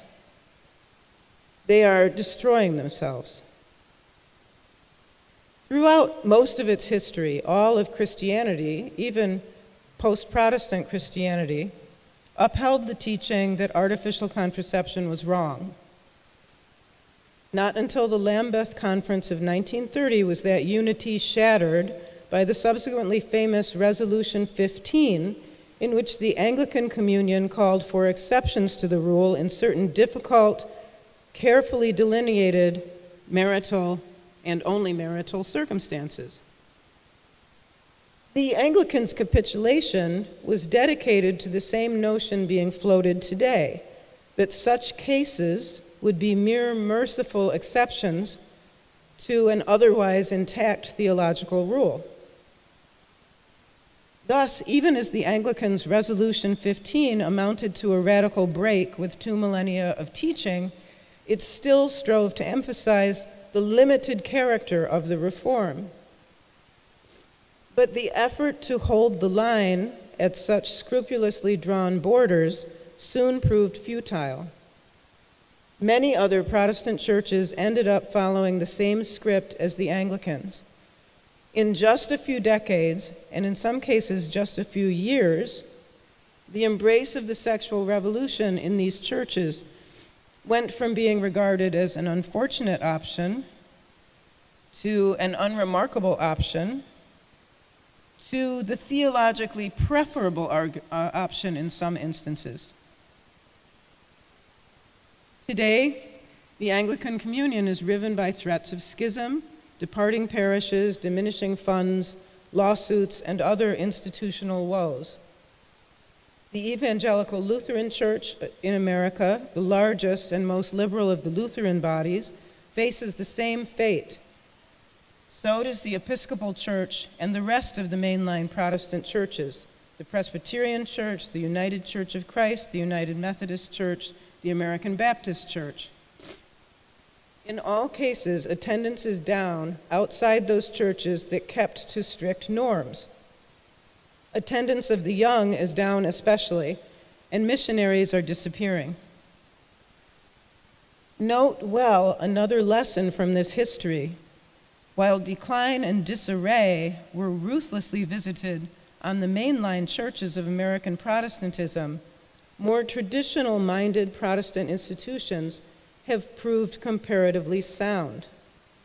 Also significant is the rethinking by some prominent Protestants in the United States of artificial contraception. They are finding a good new word for humanae vitae. And this is happening because some leaders are taking to heart the lessons of experience and trying to avoid the religious withering that some of their fellow believers brought on themselves. A fourth and last proof has to do with anthropology, and the question of whose anthropology is intuitively, manifestly superior, Christian anthropology or its neo-pagan secularist rival. From the earliest days of the Church, Catholic teaching about marriage and family was noticeably more strict than anything available to the pagans. The disciples themselves complained that these teachings were hard, and many other people across the ages have agreed. This is not new to our own. But in our time, these do include some powerful voices orbiting around the Church itself who seem to have concluded that hard teachings are ipso facto wrong teachings. But this focus on the challenge of these teachings, again, obscures a more important question. Are they true? Do the men and women who try to live by these teachings thrive compared to those who reject them? The answer can only be the evidence suggests yes. Living without the good book, as more and more Western people do, is making many of them lonely and miserable. But social science is not the only way of demonstrating the superiority of those teachings. To reduce the secularist view of humanity and the Christian view of humanity to a series of comparative propositions makes clear just how impoverished secularist anthropology is. So, for example, Christianity teaches that the family is sacred, honored in a divine order, and that women are co-participants in the astonishing miracle of bringing new life into the world. The secularist creed says the family is optional, a hothouse of pathologies, and that women are its victims. Christianity says babies are good. Neo-pagan secularism says they are disposable. Christianity teaches that we are all brothers and sisters with unique eternal destinies in the cosmos, made in the image of nothing less than God. Neo-pagan secularism says that we are random collections of molecules to be tolerated or dispensed with, however the strongest in society see fit, from killing in the womb to killing in the nursing home. There is such a thing as prima facie truth. In this struggle between two visions about how to live, there is no contest about which is the more magnanimous, the more transcendent, the more beautiful, the more consonant with human dignity. In closing, a few words about hope. Beneath the dry statistics on the baby bust and the marriage bust lies a metaphysical struggle. It is a struggle between people who think that creation is self-evidently good and a joy to participate in, and people who think otherwise, people who think that earth comes first. A world in which the joy of babies and children is ever less present is a world diminished and joyless. It is a gross mismatch for the loving side of human nature. And that is exactly the world that the secularist no to creation has been ushering in. I think to understand that is to find room for hope. Many Christians appear discouraged these days. The secularist creed of autonomy first, sterility second has swept the West. And yet, considering the evidence, we can see something else in this moment, something exhilarating. Even as this creed seems to prevail, evidence of its moral poverty and social destructiveness continues to build. That truth will only become more visible to other souls over time. What is irrefutable to a few people today will be irrefutable to many people tomorrow. And when the recognition of that destruction finally dawns, another truth will appear right alongside it. That is the critical importance of defending church teaching, however unpopular it may have become in the delusional age unleashed by the sexual revolution. How wonderful that the church has stood on the right side of this fight unflinchingly and for so long. What a tragedy it would be for the world if at this moment of all moments, Catholics themselves were not to understand the multiple vindications of long-standing teaching that are providentially unfolding. We can predict more and more of them will. Thank you very much.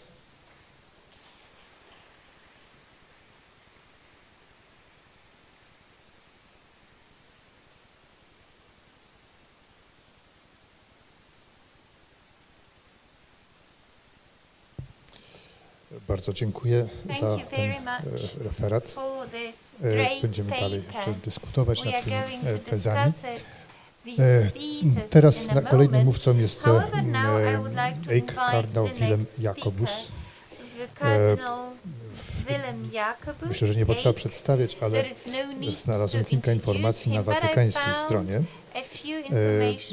Urodzony 22 czerwca 1953 roku w Duivendrecht w Holandii, wyświęcony na kapłana w 1985 roku, studiował medycynę, ma doktorat z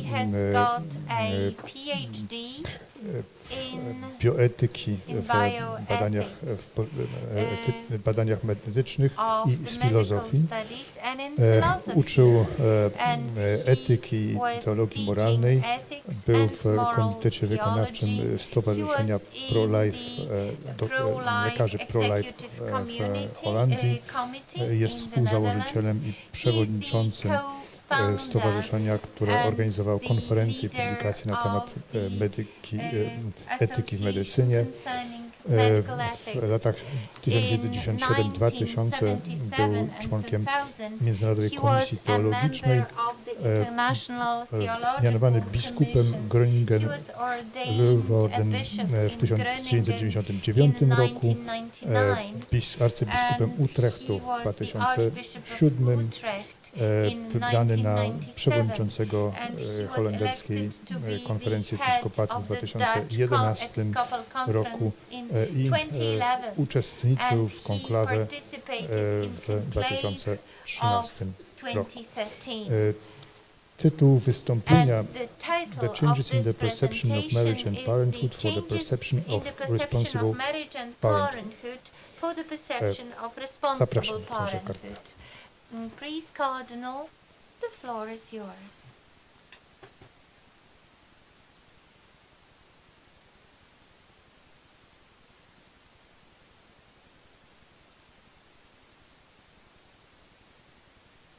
Your Excellency, dear ladies and gentlemen, thank you for the invitation to talk here on the perception, the change of the perception of marriage and parenthood.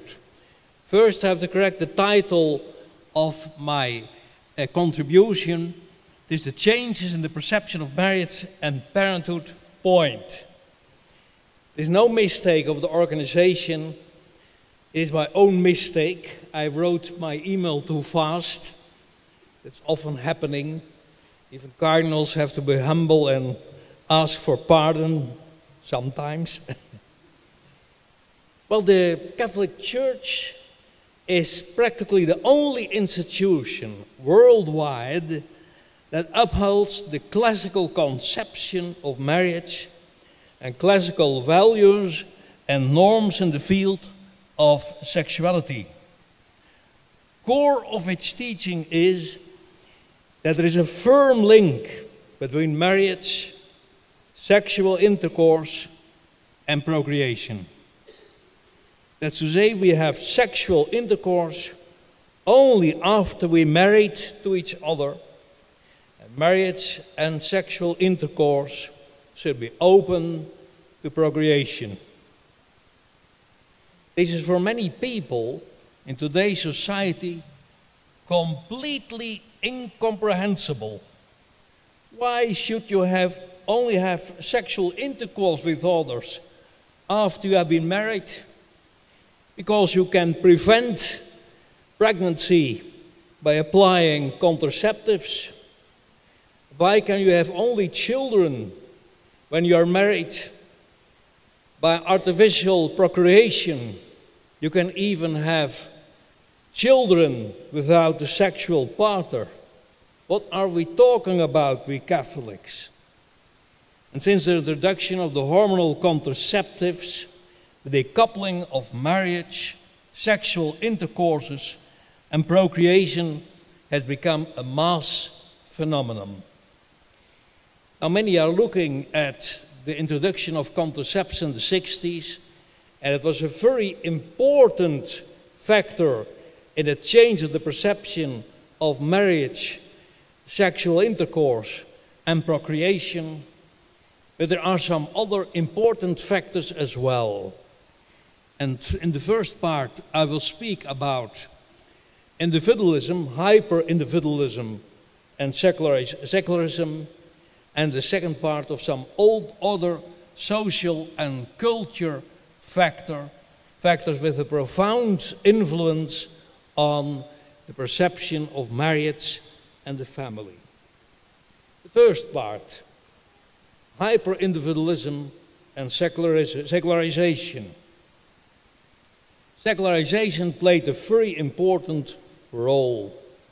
When God's significance for everyday human life, friends and social relationships, and the organization of society declines, marriage will be seen less and less as an institution established by God. And then values and norms for living sexuality, for living marriage and parenthood will also decay. The first wave of secularization was a consequence of the Reformation, which sharply separated the spiritual world from the profane world.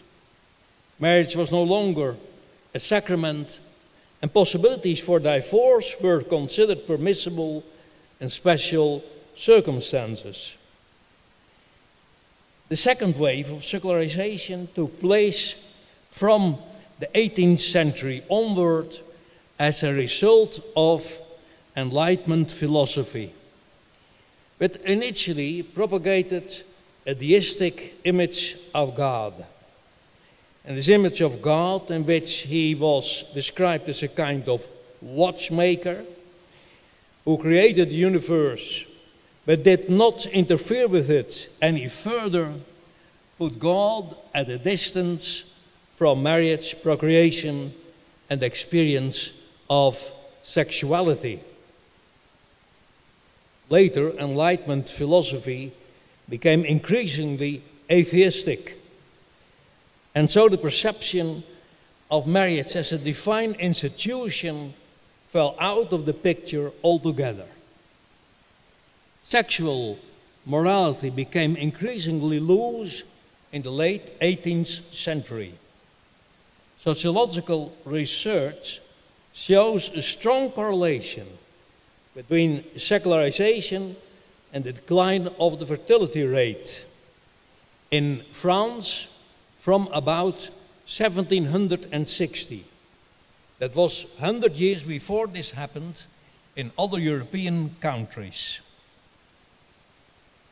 The use of contraception, for which coitus interruptus was usually practiced, was at first mainly a matter of the aristocracy or upper well-to-do circles under the influence of the libertine ideas of the 18th century, which were widespread among them.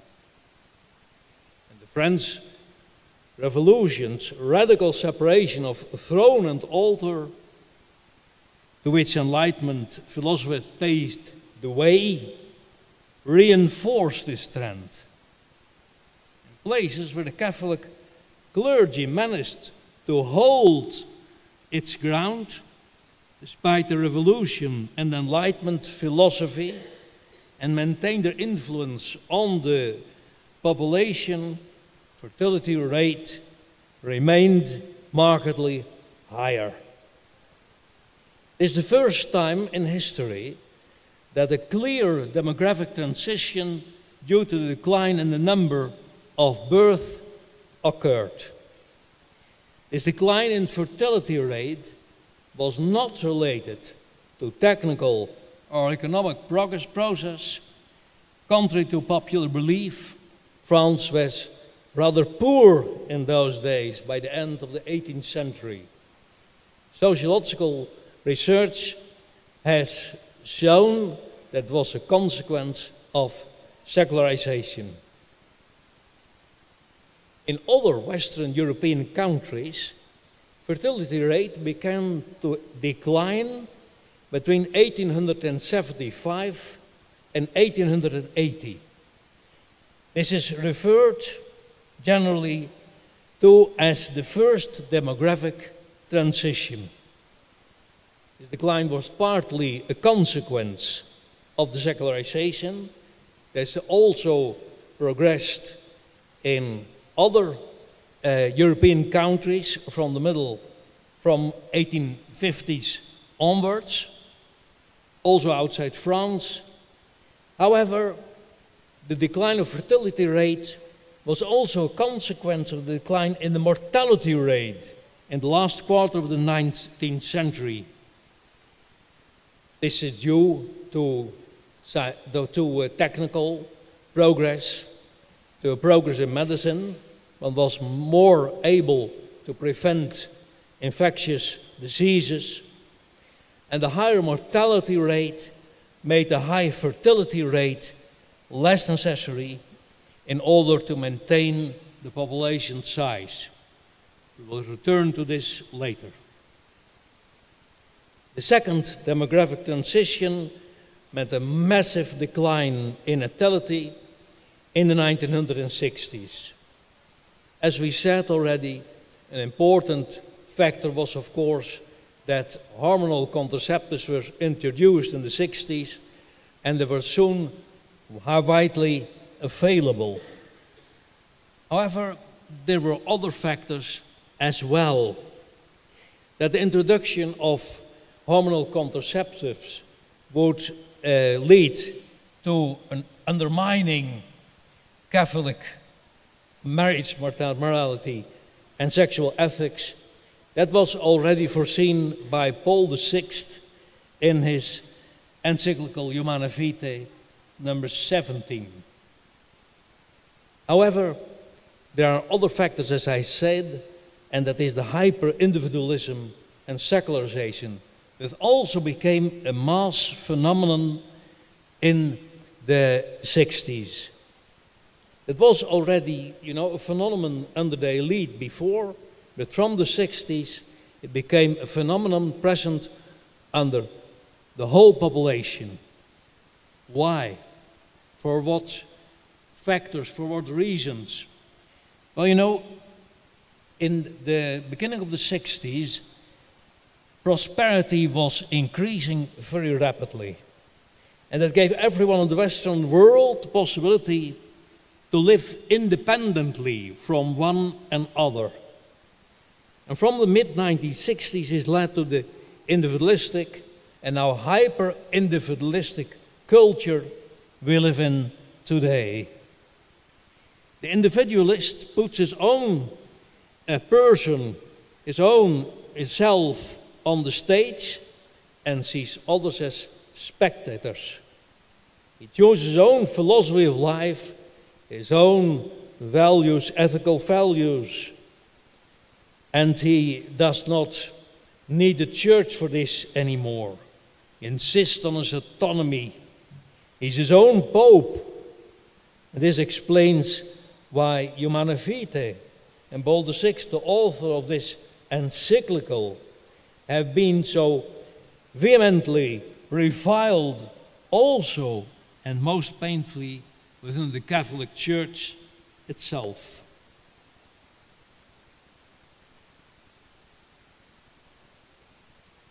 Incidentally, the individual actually lets his view, including those regarding marriage morality and sexual ethics, be determined by public opinion.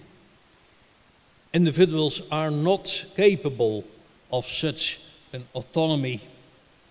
They have the feeling that they're autonomous, but in fact, they follow public opinion. They have the idea that public opinion is their own opinion.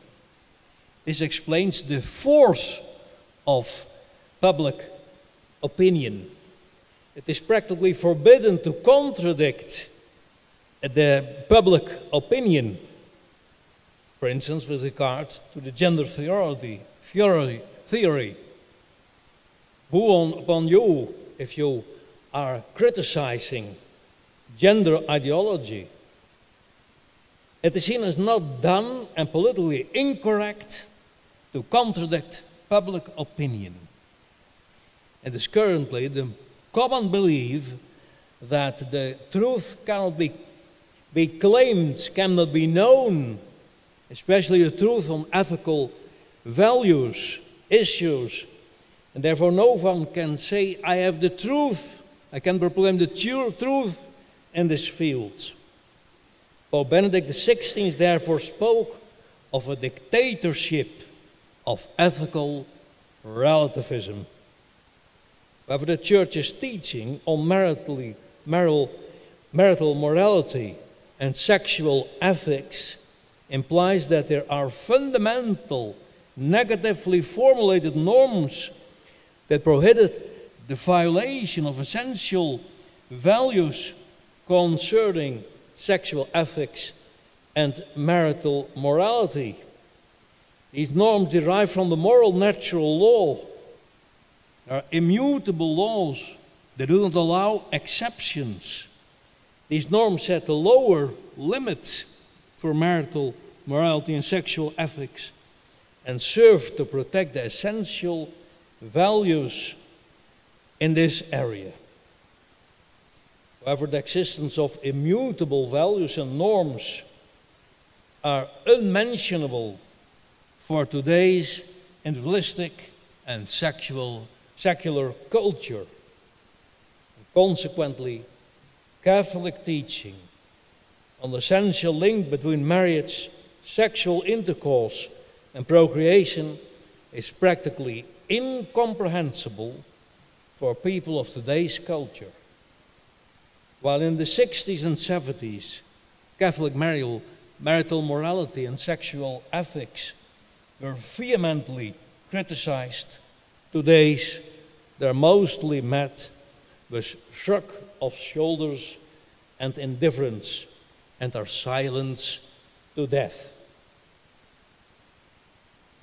Another important consequence of secularization cannot go unmentioned. This concerns the problem that the Christian view of man is falling out of sight and has been replaced by dualistic views of man.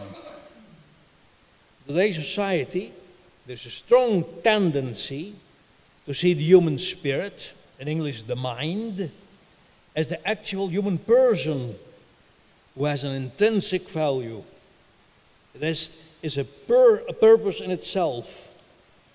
In contrast, the body is experienced as something accessory, extrinsic to the human person, as a means by which the person expresses himself. The human mind is thereby interpreted, not in a spiritual way, but completely materialistically, as you know, the product of very complicated processes in the higher structures of the brain. The person limited to the mind determines the value of the body.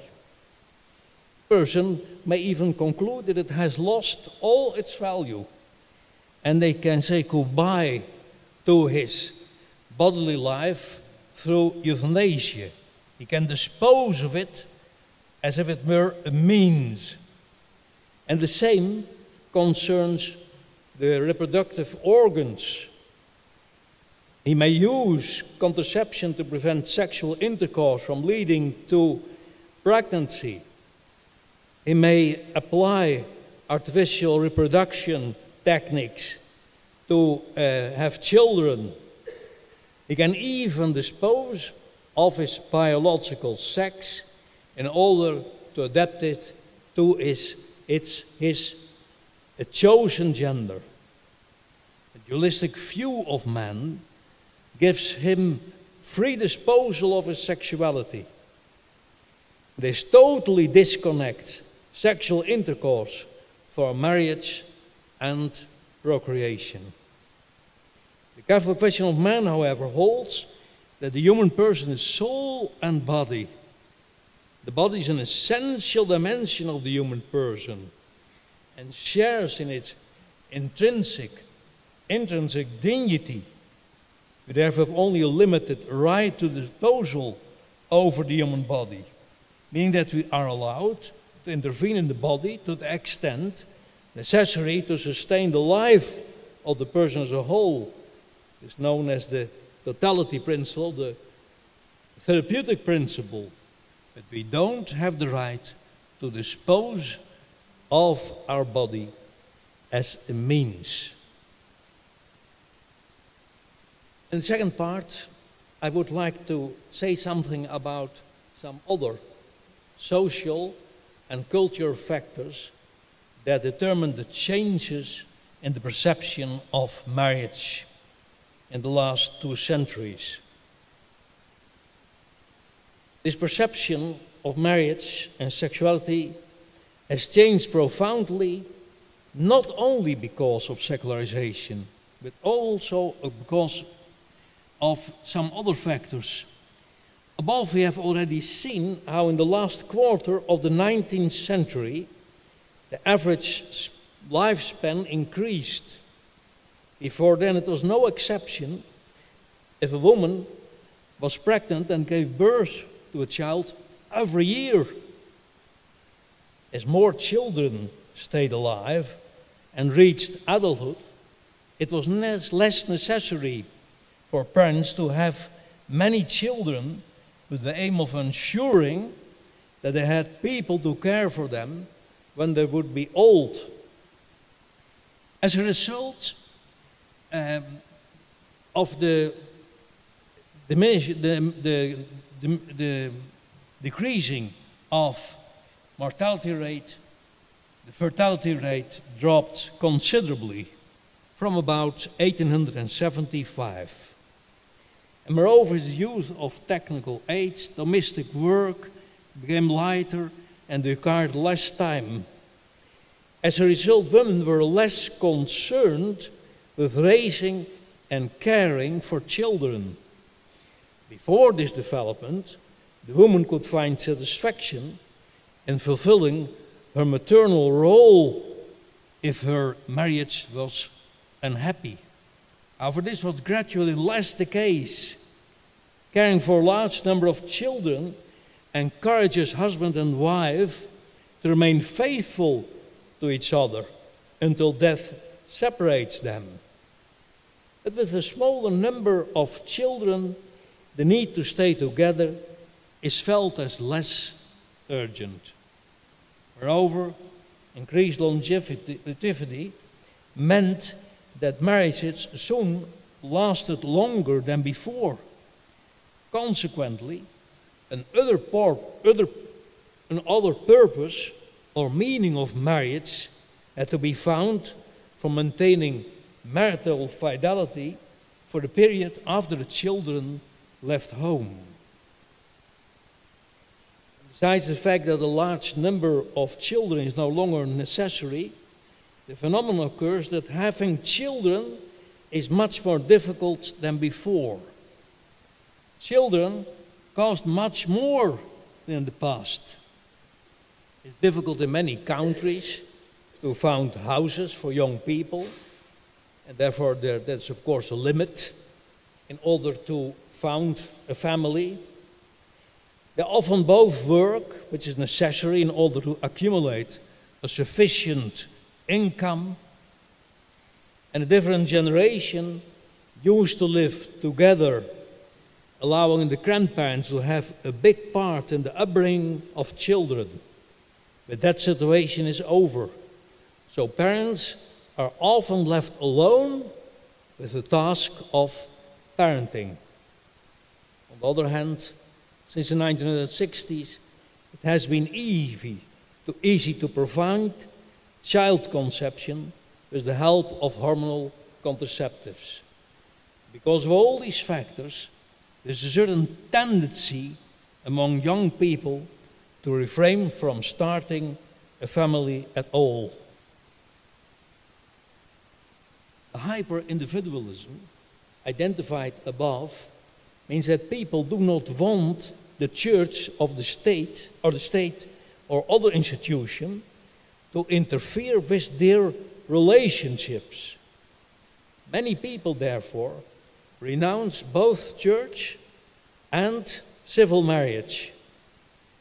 In unmarried cohabitation, the separation of the partners is much easier than divorce in marriage.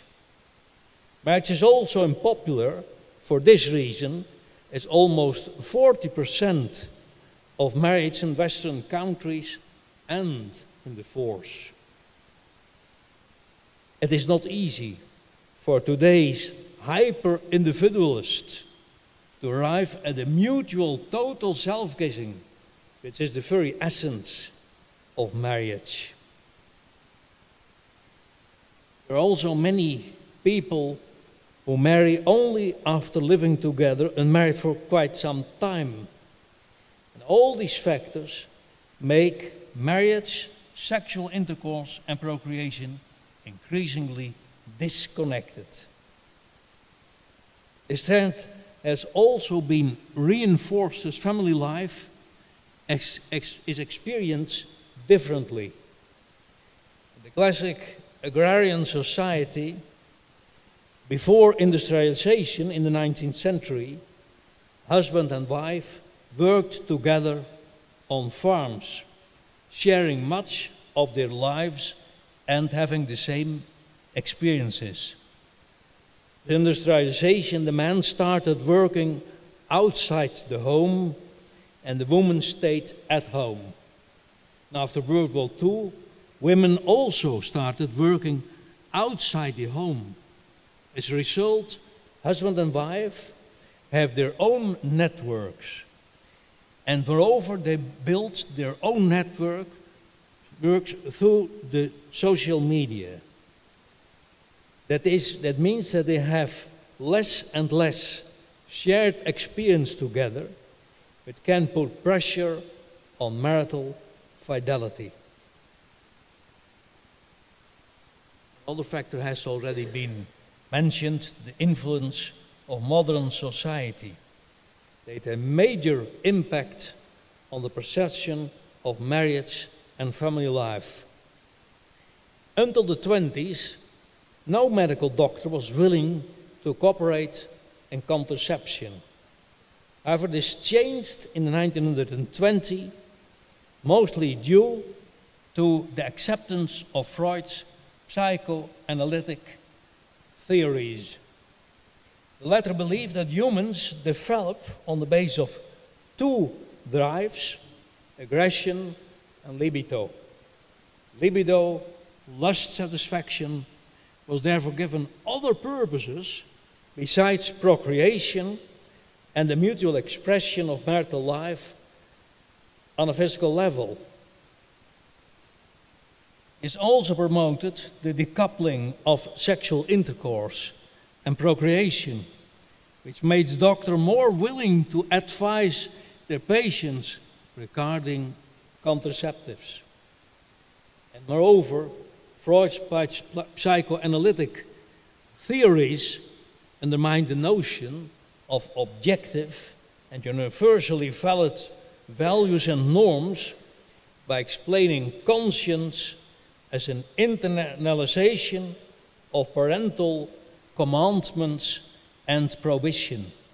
This is a major factor why church teaching on marriage, morality, and sexual ethics are no longer understood by many people. There is no objective morality. So the church cannot announce such norms. The problem is also that current human sciences are positivist. It is one-sidedly focused on empirically verifiable data. They do not take into account the metaphysical being of humans. As already been mentioned, there is a strong tendency in biology to see humans as an animal species. As a result, animal behavior is often projected onto humans as well. The idea is that homosexuality, for instance, also occurring in other animal species, would be therefore quite natural also for humans. Therefore would also be morally acceptable form of sexual behavior. Sociological statistics reflect how people in contemporary society deal with marriage and family life and parenthood. Sociological research records which behaviors occur in this area. and the frequent occurrence of certain forms of sexual behavior may suggest that the behavior is also morally permissible. Other important factor influencing on the perception of marriage and the family is the emancipation of women. Classical feminism, which from the 19th century sought equal rights of men and women with regard to employment rights, voting rights, and the rights to equal income, among others, led to the emancipation of women after the Second World War. This emancipation was promoted by Pius XII and qualified by John XXIII as one of the famous signs of the times. The Second Vatican Council stressed that both parents have equal rights and duties, and that child rearing is not only a task of the mother, but of both parents. Classical feminism focused on the recognition of women's rights. By the 1960s, saw a radicalization of feminism. Radical feminism focused not so much on women's rights, but on the very being of women. Radical feminism saw in contraception the liberation of women from the tyrannical role of reproduction and child rearing. And this would not be a role stemming from her being. No, it was a role imposed by society. And now they were finally liberated from this role by contraception. From this role, women would have to free themselves by choosing their own gender identity. The end point of the feminist revolution preached by radical feminism, like for instance Judith Firestone in 1970, would be a return, would be that included that allowing that women and children would be allowed to choose what they want to do sexually. This would be a return to natural, polymorphic sexuality. It's a concept, also by Freud, that implies that boys and girls in the prepubertal stage are neither homosexual or heterosexual, but become so through interaction with their parents. And this idea was applied to all human beings in the decades that followed. Thus emerged the radical gender theory. It implies that gender, the social role of men and women, can be totally disconnected from biological sexuality. And this means the most radical decoupling of married sexual intercourse and procreation. According to gender theory, regardless of their biological sex, everyone is free to choose their own gender identity, depending on their own sexual orientation or personal preference. A person can choose to go through life as homosexual, lesbian, heterosexual, transsexual, transgender, or non-binary, neither male or female. A transgender is a transsexual person who underwent a sex reassignment therapy or is planning to do so. Gender theory is pushed and promoted by international organizations such as the United Nations and the World Health Organization through educational programs. Through these programs, children are encouraged from primary schools to already think about the gender identity they want to choose later on in life for themselves.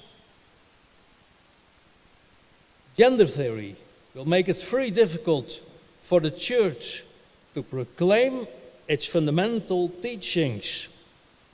When the concepts of male and female are once blurred, it will be very difficult, for instance, to announce God who revealed himself as a father. I conclude. What is the Church to do now? To resign? Given that the chance and the perception of marital and family life and parenthood means that the proclamation of his teaching in this field is seen by many as unacceptable, anachronistic. Many in the Church have thought, or still think, that it also is time to adapt the Church's teaching in this area to current prevailing ideas, views in society. So that it's in the proclamation, and based on the Dutch experience, but also elsewhere, I can assure you it does not work. Church attendance in the Netherlands has inexorably declined further, and today only 2.5% of Dutch Catholics still go to church on Sundays. Above all, what the Church should do now is to continue to proclaim its teaching on marriage, morality, and sexual ethics frankly and freely. In the Netherlands, the nation where the cries of faith began first, even before the Second Vatican Council, people are interested in young people, still prayerful and believing Catholics are interested in the theology of the body of John Paul II. Many in the Netherlands and elsewhere marveled that the once strong fortress of the Catholic Church in the Netherlands was demolished within the shortest time. However, in recent years we always have seen the first sign of revival of the Church in the Netherlands. In all parishes, especially those in the big cities, every year there's an increasing number of young people requesting to be admitted to the full communion of the Catholic Church through baptism and or confirmation. We see it in other Western European countries as well.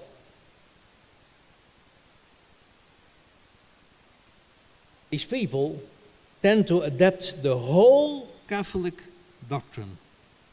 When young people come forward asking to join the Church, they appear to already have a solid knowledge of the Church's teaching.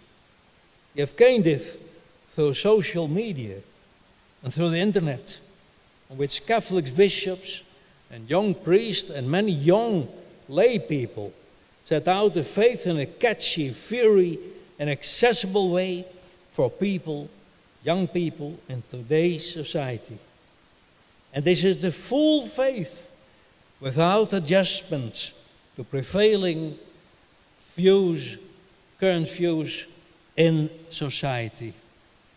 This is what does work. Of course, the Church and society, at least in Western Europe, is now a negligible minority. But even a minority can exert a very great influence if it is a creative minority, a minority with strong convictions and that have answers to the challenges of the day. Pope Benedict XVI has pointed out several times that history shows that cultural changes are often induced by creative minorities. And then we should have a Christian creative minority, a minority of convinced young Christians. The current culture of hyper-individualism and secularization will also go down one day. if there is then a creative minority of convinced Christians ready, it will be capable of guiding the emergence of a new culture. Our task today is to fully proclaim the Catholic faith, including its teaching on marriage, morality, and sexual ethics, and pass it on to the younger generation. And this way, we can contribute to the emergence of a new culture in the future, in which the essential link between marriage, sexual intercourse, and procreation is recognized and lived. Thank you for your attention.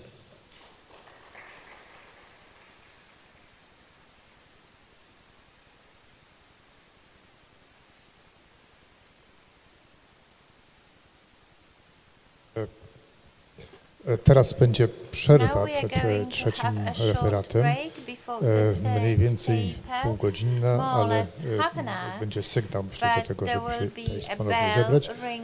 Proszę wykorzystać tę przerwę na napisanie na kartkach pytań już po tych dwóch referatach i po przerwie będą te kartki zbierane i potem będzie można do trzeciego referatu dorzucić następny. Dziękuję. Dobrej karty. We are going to ask the questions to the speakers.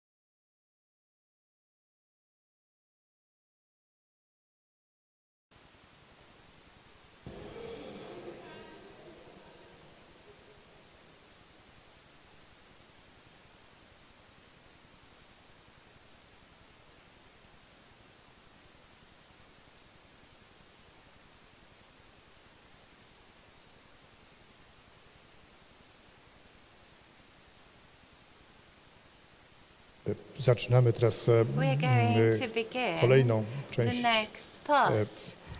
Będzie to ostatnie wystąpienie tego wieczoru. Tytuł, który jest na ekranie, czyli odpowiedź Kościoła na toczące się zmiany. Prelegentem jest ksiądz profesor Paweł Gałuszka, który pracuje na Uniwersytecie Papieskim, jest szefem działu duszpasterstwa małżeństwa i rodziny w Kurii Krakowskiej. Pisał doktorat na temat Jana Pawła II i Humane Vitae pod kierownictwem profesora Grygla. Pod kierownictwem profesora Meliny. No i jest spirytusmowem z tej konferencji. Także zapraszamy. Spiritus movements of the conference. So the floor is yours.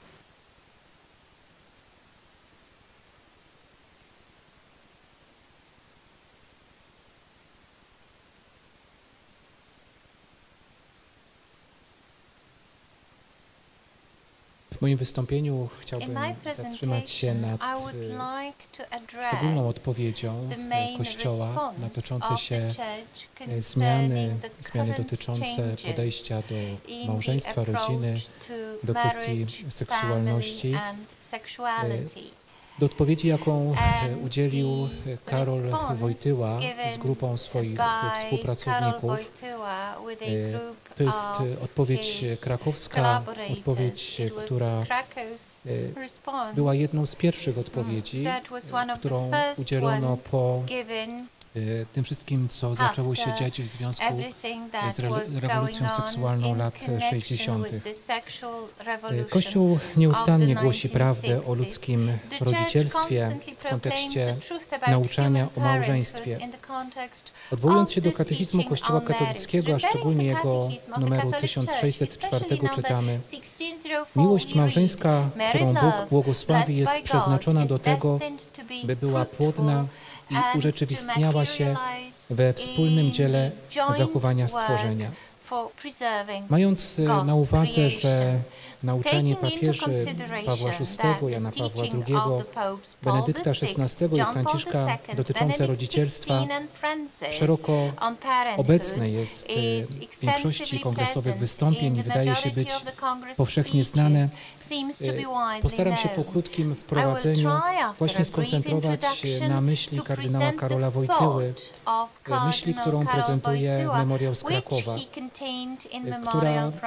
która nie tylko wpłynęła na kształt encykliki Humane Vitae papieża Pawła VI, ale stała się z perspektywy antropologicznej i moralnej punktem odniesienia dla rozumienia rodzicielstwa przez samego Jana Pawła II, Benedykta XVI oraz Franciszka.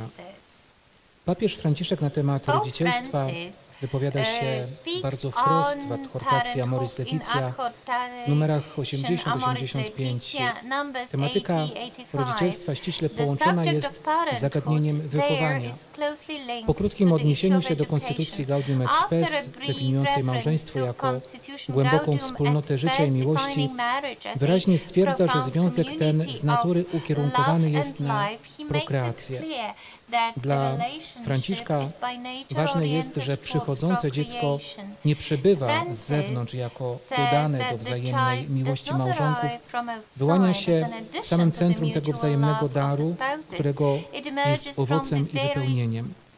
Nie pojawia się pod koniec procesu, ale jest obecne od początku miłości, jako istotna cecha, której nie można zaprzeczać bez okaleczenia samej miłości. Od początku miłość odrzuca wszelkie impulsy do zamykania się w sobie i otwiera się na płodność, która ją przedłuża, wykraczając poza swoją własną egzystencję. Niewątpliwie problematyczne dla mnie staje się same zdefiniowanie, doprecyzowanie tematu miłości, gdyż jak szeroko popatrzymy na dalsze punkty Amoris Laetitia, ta miłość przybiera bardziej formy czegoś emocjonalnego, uczuciowego. Niewątpliwie brakuje tam odniesienia do antropologii, czy też jasnego zarysowania fundamentów dla relacji między mężczyzną i kobietą. Dla papieża oczywiste jest, że rodzicielstwo nie jest sprawą jedynie małżonków, ale domaga się podjęcia współpracy ze Stwórcą, który uczynił mężczyznę i kobietę współpracownikami swego dzieła stworzenia. I to niewątpliwie stanowi w jakiś sposób kontynuację myśli Jana Pawła II, który stwierdza, że Bóg uczynił mężczyznę i kobietę współpracownikami dzieła stworzenia, ale jednocześnie uczynił ich narzędziami swej miłości, powierzając ich odpowiedzialności przyszłość rodziny ludzkiej poprzez przekazywanie życia ludzkiego. Papież Benedykt XVI na temat rodzicielstwa kontynuuje myśl swoich bezpośrednich poprzedników, Jana Pawła II, Pawła VI. Na szczególną uwagę w kontekście mówienia o rodzicielstwie, dania odpowiedzi na sposób rozumienia tego rodzicielstwa jest jego przesłanie skierowane do uczestników kongresu z okazji 40. rocznicy Humane Vitae, które miało miejsce w Rzymie 2 października 2008 roku, gdzie papież stwierdza: dzieci nie są celem w ludzkim planie, lecz uznaje się je za autentyczny dar, który powinien zostać przyjęty z odpowiedzialną wielkodusznością wobec Boga, pierwszego źródła ludzkiego życia. Z tym wielkim tak dla piękna miłości wiąże się oczywiście wdzięczność zarówno rodziców otrzymujących dar potomstwa, jak również samego dziecka świadomego, że jego życie ma początek w tak wielkiej i wszechogarniającej miłości. Dla Jana Pawła II zarówno akt małżeński, jak i samo rodzicielstwo są wpisane w naturę tego aktu. Analizuje je w świetle dwóch kategorii: osoby i daru. I tutaj rzeczywiście bardzo szeroko, szczególnie w wystąpieniu profesora Meliny, mogliśmy dostrzec to odwołanie się do struktury osoby, ale również struktury daru. Logika całkowitego daru z siebie dla drugiego człowieka potencjalnie otwiera mężczyznę i kobietę na rodzicielstwo. Chociaż celem ich wzajemnego daru nie jest tylko zrodzenie dzieci, lecz również wzajemna kontynuacja miłości i życia, to jednak trzeba, ażeby w sposób integralny została zabezpieczona wewnętrzna prawda tego daru. Chodzi w tym miejscu o zabezpieczenie nie tylko subiektywnej prawdy, ale również prawdy obiektywnej mężczyzny i kobiety, którzy przekazują dar. Memoriał z Krakowa, o którym wspomniałem, został opracowany na polecenie Konferencji Episkopatu Polski, a dokładnie Komisji Duszpasterstwa Rodzin działającej bezpośrednio przy niej, jako reakcja Kościoła w Polsce na niepokojący fakt publikacji w prasie międzynarodowej dokumentów Papieskiej Komisji do Spraw Rodziny i Kontroli Urodzin. Była to komisja stworzona jeszcze przez papieża Jana XXIII, potwierdzona przez papieża Pawła VI. Komisja, której celem było zebranie pewnych argumentów, przemyśleń dla samego Ojca Świętego, który stawał przed wyzwaniem wypowiedzenia się co do kwestii antykoncepcji, co do kwestii szeroko rozumianej etyki życia małżeńskiego, rodzinnego. Wśród tych dokumentów, do których odnosi się memoriał z Krakowa, należał status questionis documentum syntheticum de moralitate regulationis nativitatum i schema documenti de responsabili paternitatem. Dokumenty te, będące owocem prac komisji, musiały mieć charakter tajny, a dostęp do nich miał wyłącznie Ojciec Święty. Stanowiły one jedynie syntezę paru lat studiów nad kwestiami moralnymi związanymi z prokreacją. Upublicznienie tych tajnych dokumentów wywołało powszechne oburzenie. Fakt ten oceniano jako poważną niestosowność w stosunku do ich autorów, którzy mieli gwarancję, że ich praca dotycząca tak delikatnego problemu, jakim była kwestia prokreacji, pozostanie tajna. Było to również pewna forma nacisku na osobę papieża Pawła VI, który w temacie zasad pożycia małżeńskiego zarezerwował sobie pełną niezależność. Nieodpowiedzialna publikacja tych dokumentów, pozbawiona całościowej prezentacji całej toczącej się dyskusji, wzbudzała również uzasadnione obawy, że wywoła zamieszanie wśród adresatów, do których dotrze. W tekście memoriału krakowskiego zdolność przekazywania życia związana z aktem seksualnym małżonków przedstawia się jako dar. Jest ona uważana za zdolność, którą człowiek otrzymuje od Boga. Dar ten ma specyficzną strukturę, ponieważ jest integralną częścią całej osoby ludzkiej. Nie można go zatem sprowadzić do wymiaru czysto cielesnego lub duchowego. W kontekście daru przekazywania życia autorzy dokumentu opierają się na zróżnicowaniu natury człowieka rozumianej jako całość i części natury najszerzej pojętej. Częścią natury najszerzej pojętej jest natura niezwiązana bezpośrednio z osobą ludzką. Jak powiedzieliśmy, człowiek jest uzdolniony do przeobrażania jej w sposób wolny, natomiast zdolność przekazywania życia jest ściśle związana z naturą człowieka wpisaną w jego strukturę osobową. Relacja osoby i natury w człowieku uwidacznia się w akcie seksualnym. Czym innym zatem jest ingerencja w ludzką płciowość, która przez naturę bezpośrednio wiąże się z osobą i jej dotyczy, a czym innym uprawnione przeobrażanie otaczającego nas świata. To drugie bowiem jest obojętne dla człowieka, pojmującego jako osoba, natomiast pierwsze dotyka bezpośrednio jego godności. Dar przekazywania życia jest więc związany z ludzką płciowością. Choć działanie seksualne z punktu widzenia biologii jest nastawione na przekazywanie życia, to jednak nie wyraża jego pełnego znaczenia. Jak zauważają autorzy dokumentu krakowskiego, ludzka płciowość pełni nie tylko funkcję biologiczną, ale także funkcje międzyosobowe i społeczne, a więc przez ciało ludzka płciowość dotyka całej osoby. Jest narzędziem w dziele budowania relacji międzyosobowych. Pożądanie seksualne związane bezpośrednio z ludzką płciowością nie powinno koncentrować człowieka wyłącznie na sobie, ale ma być konstytutywnym czynnikiem w tworzeniu więzów małżeńskich i rodzinnych. Wojtyła wraz ze swoimi współpracownikami podkreśla rodzicielski charakter zespolenia seksualnego małżonków. Biologiczna płodność aktu małżeńskiego nie powinna nigdy przesłaniać jego płodności związanej z miłością seksualną. Życie seksualne przez swój ścisły związek ze strukturą osobową stanowi teren, na którym jeden człowiek jest zdolny przekazywać drugiemu treści wykraczające poza sferę cielesną. Dzięki temu pożycie małżeńskie jednoczy całą bogatą strukturę osobową małżonków. Ich akt seksualny, oprócz tego, czym jest z punktu widzenia cielesnego, zawsze coś oznacza lub też coś wyraża. Autorzy krakowscy bardzo jasno podkreślają jednak, że funkcja znaczeniowa, podobnie jak i funkcja międzyosobowa ludzkiej płci, nigdy nie może być oddzielona od funkcji prokreacyjnej.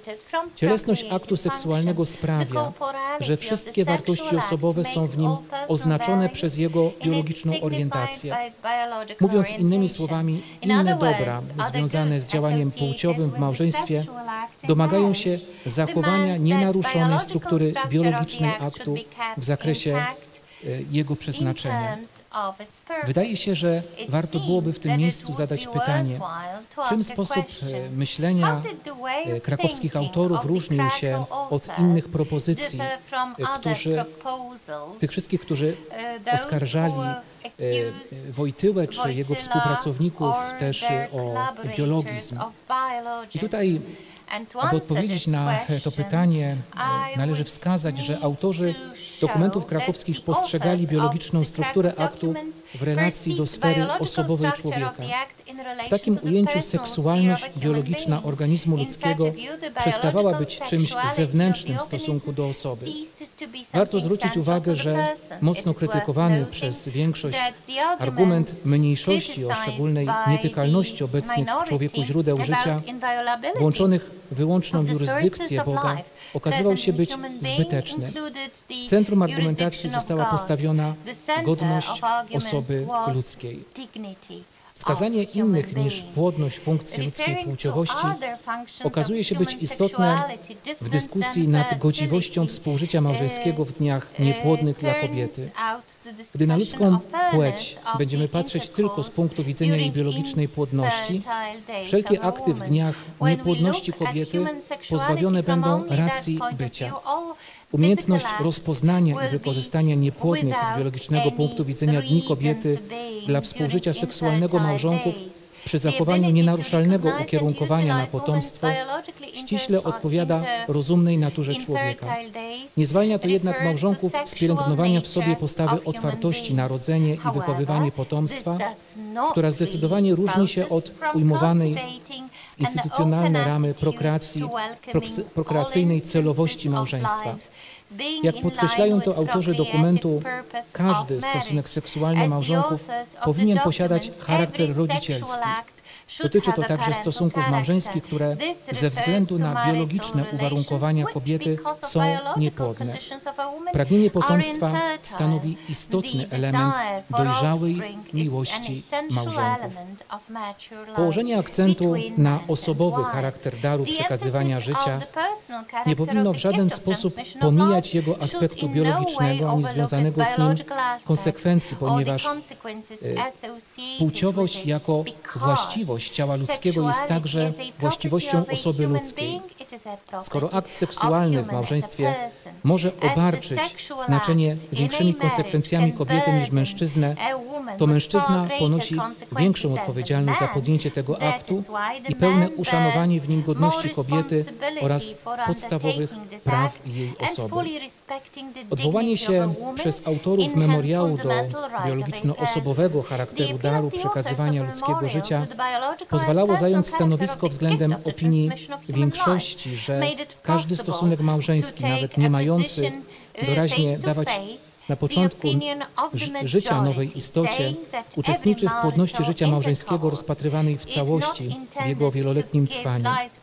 Bezwzględnie jej się sprzeciwiano, wskazując, że każdy poszczególny stosunek płciowy, choćby nawet niepłodny, może uczestniczyć w płodności całego życia małżeńskiego tylko wtedy, gdy będzie istnieć podstawa tego uczestnictwa. Podstawą uczestnictwa każdego stosunku płciowego małżonków w płodności całego życia małżeńskiego jest biologiczna relacja aktu płciowego do zdolności przekazywania życia. Akt seksualny celowo uczyniony niepłodnym jest konsekwencją jego zniekształcenia lub naruszenia funkcji organizmu ludzkiego przez pozbawienie go jego naturalnej celowości. Pozbawia to jedno lub oboje małżonków wielkiego daru płodności. Celem działania, które czyni bezpłodnym ten akt małżeński, jest w rzeczywistości uzyskanie przyjemności lub doświadczenie miłości afektywnej. Wśród środków uniemożliwiających zapłodnienie dokument krakowski zwraca uwagę na różne środki antykoncepcyjne. Zauważono, że skutek uczynienia aktu seksualnego niepłodnym sprzeciwia się godności osobowej małżonka, który wykorzystuje go do własnych celów. Nierozumne poszukiwanie przyjemności seksualnej sprzeciwia się cnocie czystości małżeńskiej, ponieważ zostają usunięte jej istotne czynniki, czyli panowanie nad sobą, bycie darem dla innych, poświęcenie siebie, praktykowanie bezinteresownego daru. Kiedy to nierozumne szukanie przyjemności seksualnej staje się powtarzalne, wówczas prowadzi do zniszczenia miłości małżeńskiej i rodzinnej, gdyż jest jej przeciwne. Omówieniu destrukcyjnego wpływu antykoncepcji na miłość rodzinną bardzo oryginalne w memoriale krakowskim wydaje się spojrzenie na antykoncepcję z perspektywy nie tylko samych małżonków, ale również dzieci już obecnych w rodzinie albo tych, które dopiero mają się narodzić. Jak czytamy w tym dokumencie, rodzice stosujący antykoncepcję przenoszą cechy tego działania na swoją relację z dziećmi. Wyraża się to w egoizmie, w braku samoopanowania, gotowości do ofiary, cierpliwości, pogody ducha i spokoju. Twierdzi się, że w tej sytuacji dzieci będą miłowane tylko wtedy, gdy dają radość. Rodzice będą miłowali dzieci ze względu na siebie, a nie ze względu na nie. W wychowaniu dzieci będą przeważać wygoda i kaprys. Stwierdza się ponadto, że niepokój lub napięcia związane ze stosowaniem antykoncepcji będą odczuwane przez dzieci. Z teologicznego punktu widzenia akt celowo uczyniony niepłodnym nie jest obrazem płodnego zjednoczenia Chrystusa z Kościołem, ani obrazem darmowego daru z siebie osób boskich w łonie Trójcy Świętej. Natomiast wracając do tego, co już powiedzieliśmy na temat struktury osobowej daru przekazywania życia, zauważamy, że antykoncepcja, która jest afektywną ingerencją w strukturę działania seksualnego człowieka, wpływa na strukturę działania całej osoby. Wynika to z faktu, że nie można traktować człowieka z jednej strony jako istoty płciowej podlegającej prawom biologicznym, a z drugiej jako osoby. Osoba jest zawsze istotą płciową i te dwa wymiary nigdy nie mogą być w niej rozdzielone. Antykoncepcja zatem nie jest nigdy działaniem obojętnym wobec struktury osobowej człowieka, do której należy także jego natura. Definitywnie stoi ona w opozycji do jego godności. Wobec problemu demograficznego, który w latach 60. ubiegłego wieku zdawał się wystawiać losy człowieka na niebezpieczeństwo, Wojtyła razem ze swoimi współpracownikami zaproponował podjęcie wysiłku przemyślenia zasady świadomego i odpowiedzialnego rodzicielstwa. Innymi słowy, należało wskazać jej właściwy sens etyczny, który uwzględniałby całą godność osoby ludzkiej i uwolnić się od wszelkich fałszywych interpretacji, jakie wokół niej się pojawiły. Utrzymywano, że ta zasada jest właściwą odpowiedzią na nurtujące ówczesne społeczeństwo pytanie o dopuszczalność regulacji poczęć. Temat ten miał stanowić jeden z głównych elementów dialogu Kościoła ze światem.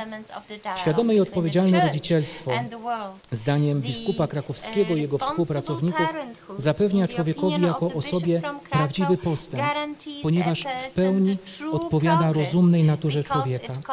W przeciwieństwie do proponowanego w dokumentach większości modelu świadomego ojcostwa, członkowie grupy krakowskiej bardzo jasno stwierdzili w tekście memoriału krakowskiego, że sama dobra intencja małżonków związana z ograniczeniem liczby dzieci w małżeństwie, choćby podyktowana dobrymi intencjami małżonków, nie jest wystarczającym czynnikiem pozytywnej oceny ich postępowania. Konieczne jest uwzględnienie ludzkiej natury w tym działaniu. W opinii autorów krakowskich wszelki akt ludzki powinien odpowiadać planowi stwórczemu Boga, wyrażonemu w strukturze człowieka oraz w aktach jemu właściwych. Taki sposób myślenia wynikał wprost z nauczania Soboru. Autorzy memoriału krakowskiego, odnosząc się do nauczania Soboru Watykańskiego II, zwrócili uwagę, że roztropnemu i odpowiedzialnemu planowaniu liczby dzieci w małżeństwie powinny towarzyszyć postawa wiary i ufności w Boga, pogodna wspaniałomyślność oraz dialog między małżonkami oparty na ich wzajemnej miłości. W pełni potwierdzono również, że racjonalna decyzja małżonków powinna brać pod uwagę stan ich zdrowia, dobro dzieci już urodzonych i tych przewidywanych. Obok powyższych elementów wylicza się także dobro rodziny, społeczeństwa, Kościoła oraz warunki, w jakich żyją. W podejściu do regulacji narodzin zasadnicze było stwierdzenie, że świadome i odpowiedzialne ojcostwo nie może być sprowadzone do samego ograniczania liczby potomstwa. W realizacji świadomego i odpowiedzialnego ojcostwa pomocny był postęp w opracowaniu metod, które pozwalały z coraz większą dokładnością określić okres niepłodności kobiety. Podstawowym kryterium ich oceny jako moralnie dopuszczalnych było to, że metoda taka nie narusza biologicznej natury osoby w kwestii nastawienia na prokreację i godność właściwą człowiekowi jako osobie. Człowiek z jednej strony jest zobowiązany przez metody naturalne do działania zgodnego ze swoją naturą, akceptując jej prawa, a z drugiej do realizacji swoich celów przez własny kreatywny wkład. Działanie przeciwne naturze zaczyna się w momencie, w którym łamie się jej prawa, niszcząc jej istotową normalność lub marnotrawiąc jej potencjał. W odniesieniu do metod naturalnych pytano się jednak, czym różnią się one od metod antykoncepcyjnych. W tekście materiału krakowskiego zwrócono uwagę, że postawa, w której uwzględnia się właściwości seksualne kobiety jako osoby, co zachodzi w przypadku praktykowania okresowej wstrzemięźliwości, różni się zdecydowanie od działania, które dąży do wstrzymania działania jej funkcji seksualnych. Istnieje zasadnicza różnica między tym, co można chcieć rozmyślnie, a tym, co się akceptuje w czynie, a co nie jest przedmiotem wyboru. Uczynienie aktu seksualnego niepłodnym w odróżnieniu od wstrzemięźliwości narusza godność miłości osobowej. Wynika to z prezentowanej już przez nas prawdy o osobowym charakterze ciała ludzkiego. Ciało wraz z duszą tworzy jedność osoby. W opinii autorów dokumentu krakowskiego świadome i intencjonalne zachowanie seksualnego charakteru intymnego zespolenia małżeńskiego przeżywanego w dniach niepłodności fizjologicznej kobiety jest wyrazem respektowania hierarchii wartości oraz rodzicielskiego charakteru życia małżeńskiego i miłości między małżonkami. Istnienie wyraźnej różnicy między działaniem małżonków związanym z korzystaniem z metod okresowej wstrzemięźliwości, a działaniem antykoncepcyjnym nie wyklucza jednak możliwości, że także to pierwsze mogłoby ostatecznie stać się działaniem złym z punktu widzenia moralnego. Dzieje się tak wówczas, gdy małżonkowie decydują się na okresową wstrzemięźliwość z powodu awersji do posiadania dziecka, szukania samej przyjemności albo z racji czysto estetycznych. Jednak istnienie złych postaw nie zmienia faktu, że okresowa wstrzemięźliwość zachowana z racjonalnych powodów jest jednym moralnie właściwym sposobem regulacji urodzin. Bardzo praktycznym wskazaniem autorów memoriału krakowskiego było stwierdzenie, że zdolność rezygnacji z aktywności seksualnej może pomóc małżonkom we właściwym przeżywaniu ich aktu seksualnego jako aktu miłości.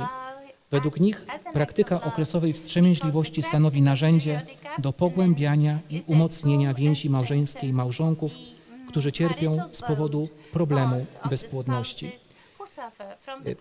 Biorąc pod uwagę fakt, że jest już sporo czasu, który poświęciliśmy tej dzisiejszej konferencji, rozważaniom, ja tylko zwrócę uwagę na jedną kwestię, którą chcę niejako podsumować to, co powiedziałem. Tutaj odwołam się do słów, które usłyszałem od arcybiskupa Henryka Hozera podczas jednego z seminariów, które poświęcone było encyklice Humane Vitae. On, oceniając sytuację w latach 60., 70., zwrócił uwagę na fakt nastawienia do dziecka, że dziecko było postrzegane jako agresor, jako ktoś, kogo należało unikać za wszelką cenę, ktoś, kogo należało się bać. I patrząc dzisiaj, szczególnie z perspektywy duszpasterskiej, pracy z narzeczonymi, dostrzegamy, że jednym z najważniejszych zadań, jakie dzisiaj staje przed Kościołem, to ukazanie, że Bóg w darze macierzyństwa i ojcostwa błogosławi, że małżonkowie nie są sprowadzeni jedynie do roli tych, którzy są obciążeni zrodzeniem dziecka, ale wydaniem na świat. Wydanie na świat dziecka to co innego niż czysto techniczny akt, który byłby wyrazem jakiejś produkcji czy czegoś technicznego. Bardzo dziękuję za uwagę.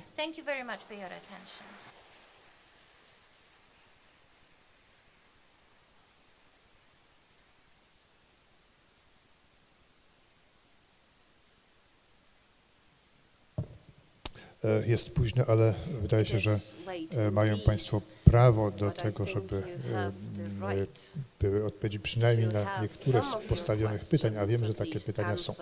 Dlatego zapraszam Panią Eberstadt, zajęcie miejsca księdza kardynała i księdza profesora. Paweł Kaszuba to take their seats on the stage, and we'll have a short Q&A session.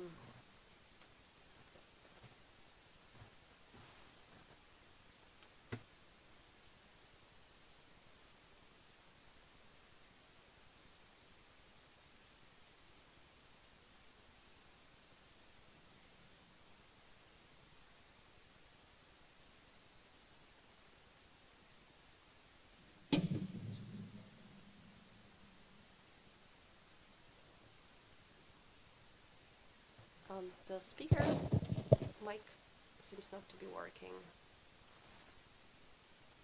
Teraz słychać dobrze. Pytania adresowane są do konkretnych osób, więc pytanie do pani Mary Eberstadt. Pani profesor mówiła, że wrogowie Kościoła czasem nawet byliby skłonni przyznać rację Kościołowi. Czy wrogość względem Kościoła nie wynika po prostu z takiej woli tychże wrogów, tak jak rewolucja seksualna, czy nie wynika po prostu z takiej woli wrogów Kościoła, tak jak rewolucja seksualna zrodziła się głównie z fenomenu przemocy, za którą poszła myśl?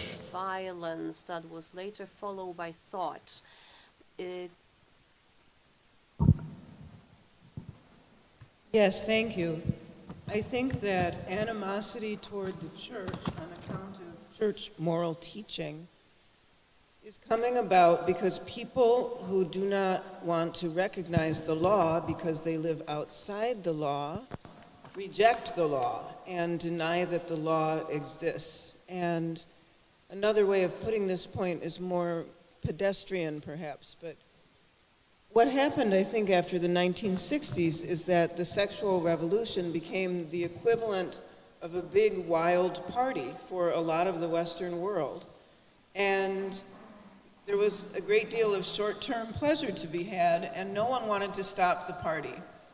And now we are at the point in this analogy where it's 3 o'clock in the morning, and everyone knows that something is badly wrong, and nobody wants to be the first to call the police.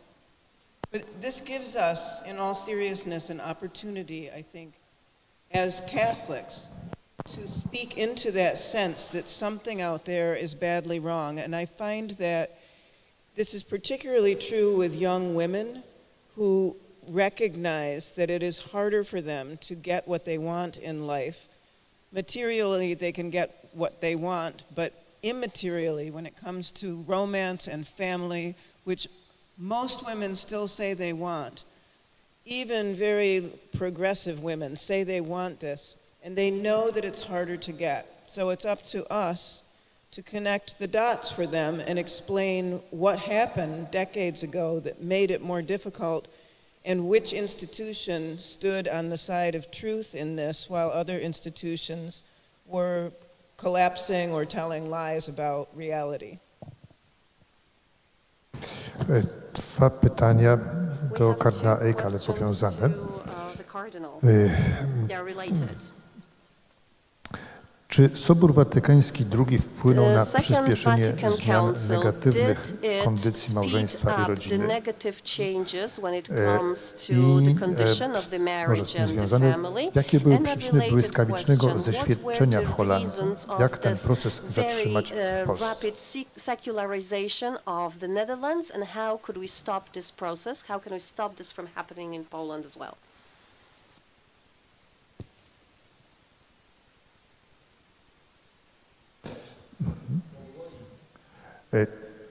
Czy Sobór Watykański II wpłynął na przyspieszenie negatywnych zmian dotyczących kondycji małżeństwa i rodziny?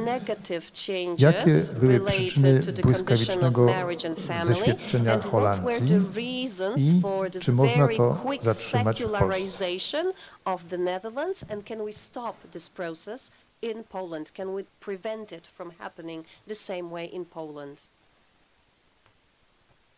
Well, I don't think that the Second Vatican Council did provoke or, stimulate secularization. I think it was the intervention of the Holy Spirit that just in time the church could give some very important guidelines for sexual morality. The Gaudium et Spes is very important for sexual morality. It's the teaching of the Catholic Church in the field of sexual morality. You know, it introduced the description of spousal life as a mutual total self-gift. Of course, it was already, you know, a movement in the good direction. It was not fully developed still, but because John Paul II had to develop the concept of a mutual total self-gift in his theology of the body. But I think that you cannot say that the Second Vatican Council as such speeded, you know, gave speed to the sexual revolution or to secularization. Absolutely not. Can we stop secularization in the Netherlands? I think it has already done its job, you know. It is a totally secularized country, one of the most secularized countries in Western Europe, with Czechia and Sweden. And I don't think that we can stop it anymore. We just have to start anew as a church. As I said before, we see here and there some things starting again in the Dutch church. These new people, young people who come to parish priests asking for baptism, confirmation, for, you know, complete communion with the Catholic Church. And we see it in all the Western European countries as well. So what we should do is we should continue to announce Catholic teaching also in the field of marriage morality and sexual ethics frankly and freely. And we see that it works. Many young Catholic lay people are doing this in the internet and through social media, and they reach people who are searching for, you know, new principles, for, you know, criteria for the distinction between good and evil, because they are without guidance. How should we judge of good and evil? And the church is giving these guidelines, these principles, and they discover that in the teaching of the church. And at a certain moment, Christ knows how to reach their hearts. So in the end, it is the Lord himself, who through the holy gifts plants the word of God in the souls, the hearts of the people. But we, you know, are called to be the heralds of truth, and the truth is for us not a set of abstract truths, but it's a person that's Christ himself. So just announce Christ as much as possible by all creative means, especially through the social media and through internet. Thank you. Do księdza profesora Kałuszki może. Czy małżonkowie, którzy późno się poznali i szanse na macierzyństwo są nikłe, powinni podejmować próby mimo wieku, by żyć zgodnie z nauczaniem Kościoła? Bardzo dziękuję za to pytanie. Ja, zanim odpowiem, chciałem się jeszcze odnieść do tego, co zostało wcześniej powiedziane przez panią profesor Eberstadt i przez księdza kardynała. W kontekście, myślę tutaj tej sytuacji kobiety, Wojtyła w jednym momencie, kiedy pracuje nad memoriałem z Krakowa, bardzo trafnie, szukając sposobu, jak określić antykoncepcję, określa, że to jest powtórna forma niewolnictwa kobiet. I rzeczywiście, kiedy studiujemy teksty, które później stają się, myślę, też taką podwaliną pod inne teksty, szczególnie te, które Jan Paweł II dedykuje kobietom, widzimy wielkie zatroskanie, ponieważ kobieta jest tą, która zostaje obarczona całym ciężarem większości. Kiedy brakuje odpowiedzialności, ona staje się tą, która ponosi konsekwencje jako pierwsza.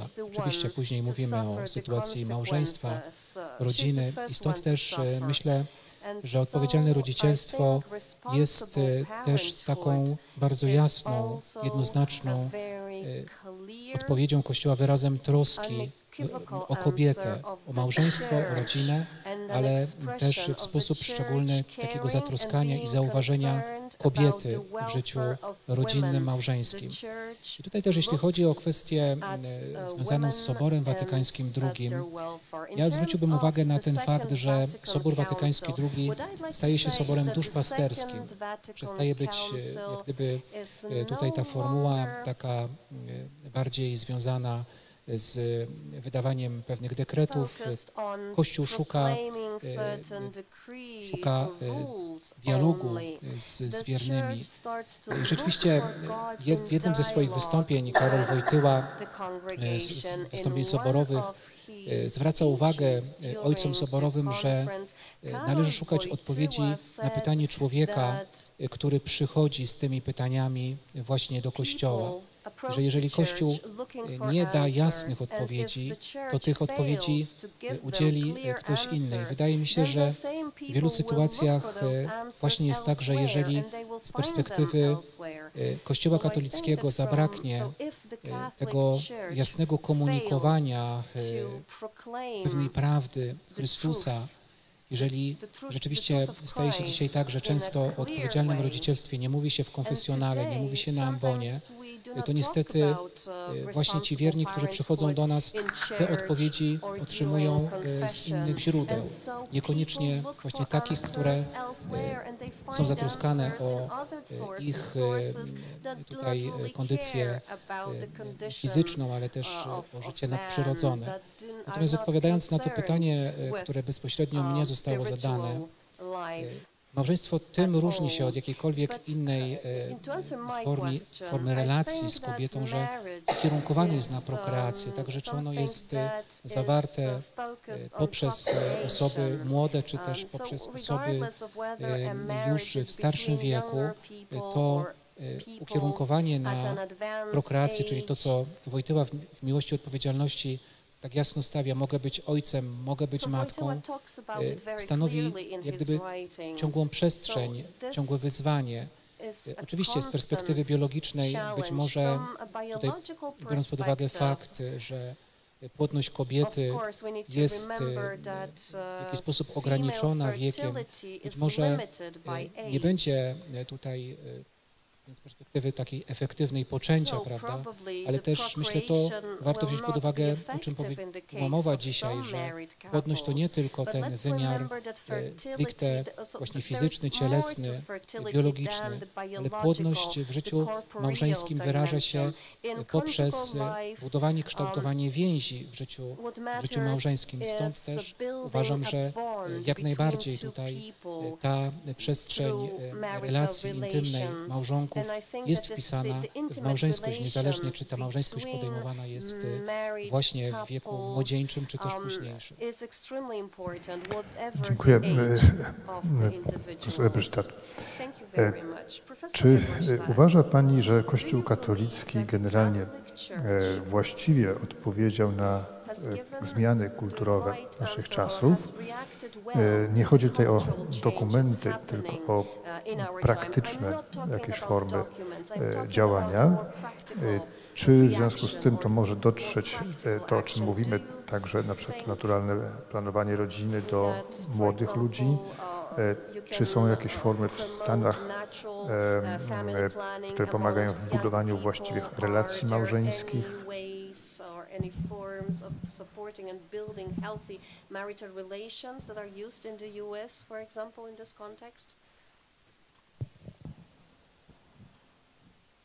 So it's very easy for lay people like myself, when asked a question like that, to say, I wish the clergy would do more, right? That's a common response. I wish the clergy would talk more from the pulpit about Catholic moral teaching, or talk more directly about things like pornography, for example, which I think I've heard about from the pulpit exactly once in all my years of going to church. And it is true that the clergy could be more proactive, but it's also cheating for a lay person to put it all on the clergy. The fact that so many Western Catholics have acted like Western Protestants is the real problem here. And so I think there is a role for all of us in evangelization among the laity, both within the Catholic world and outside it. And again, I appreciate the point about women and the church, because this often gets lost. The church is teaching about the dignity of human beings, but especially about the ennobling and elevation and appreciation and sanctity of woman is something that young women today don't hear anywhere else. And I find in casual conversation that presenting them with that message resonates, even though they know nothing about the Catholic Church. So I take the strategic point made earlier by the Cardinal that it used to be, when people knew what the teachings of the church were, they hated the church for that reason. But now there is such a lack of knowledge and such ignorance out there that it gives an opening to present these truths anew to people who have never heard of them, let alone have any understanding of their beauty. So in that sense, I think we're in a better evangelical moment than we were, say, in the 70s and 80s. And that's exciting. Do księdza kardynała. Myślę, że pytanie jest związane z tym, że podczas jednej z poprzednich wizyt stanowisko księdza kardynała było przedstawione w mediach w taki sposób, że ksiądz kardynał uważał, że w przypadku gwałtu wolno stosować pigułkę abortywną. I stąd pytanie, proszę o wyjaśnienie możliwości stosowania antykoncepcji w przypadku gwałtu, o czym pisze ksiądz kardynał w książce Więź miłości.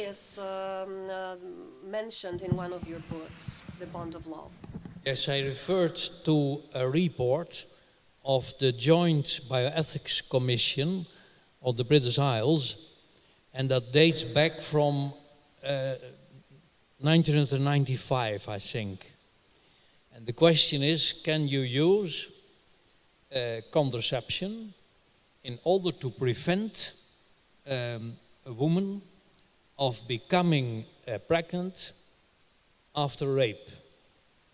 And the conclusion of this commission is, yes, you can do so if you give contraceptives between, you know, for instance, 24 to 72 hours. And the idea is, that's the conclusion of this commission, that it is done then at that moment, not an abortion pill, but it is still able to prevent conception. The conclusion, of course, which you link to this idea is it contraception, or does it mean that you kill a new fruit, a conceived, fertilized embryo? And that's, of course, a question of interpretation. But the saying that there are good medical reasons to assume that fertilization has not taken place until that moment, and that there are arguments, you know, pleading for the truth of what this commission is saying. It depends on you know, the interpretation of the medical facts. Now, and the point is that can you use contraception in order to prevent a pregnancy in the case of women who risk to be raped? And, you know, that was a question raised at the beginning of the 60s because of the revolution in the Congo against the Belgian colonists.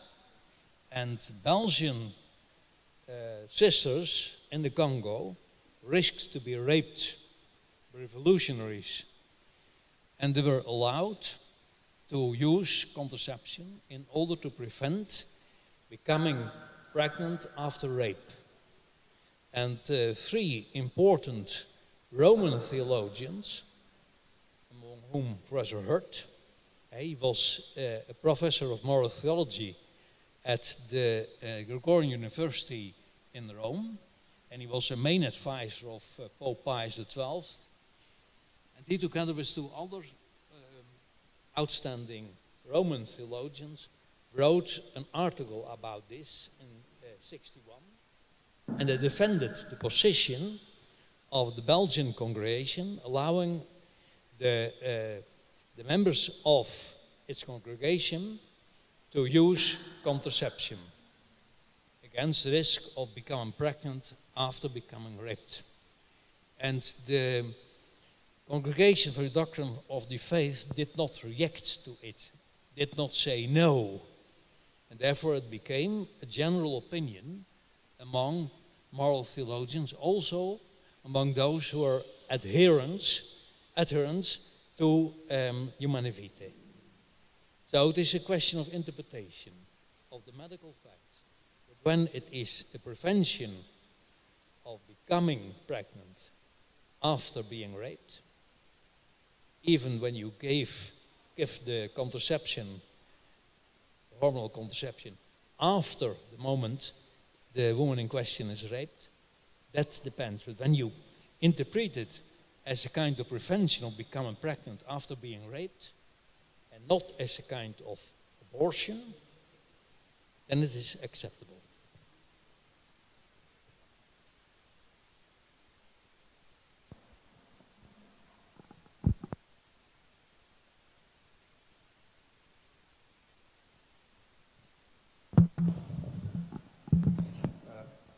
Ja to pytam, dlatego że, to znaczy, jeżeli mówimy o prewencji, czyli żeby nie doszło do poczęcia dziecka, to jest zrozumiałe. Problem polega na tym, że rozwój technologiczny spowodował, że generalnie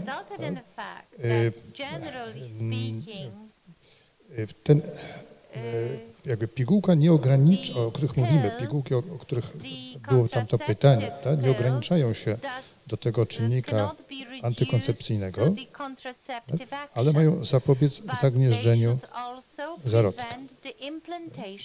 I teraz ogólna zasada moralna jest taka, że jeśli coś może być złe, czyli istnieje prawdopodobieństwo, że doszło do poczęcia człowieka, to nie wolno podejmować takiego działania, gdzie ryzykuje się, choć nie mamy pewności. Nie wiem, czy ja dobrze rozumiem, co z tego wynika, bo to ksiądz kardynał jest lekarzem.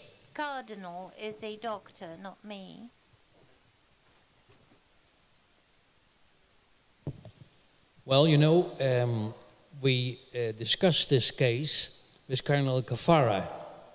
I followed his courses by the end of the 80s, and he shared this opinion.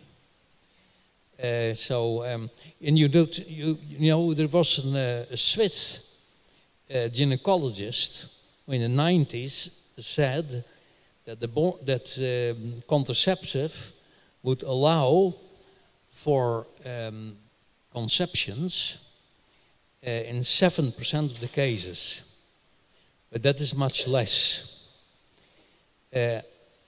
How much is the percentage of conceptions, notwithstanding the use of contraceptives? we don't know. You should, do research after that. But who will do this research?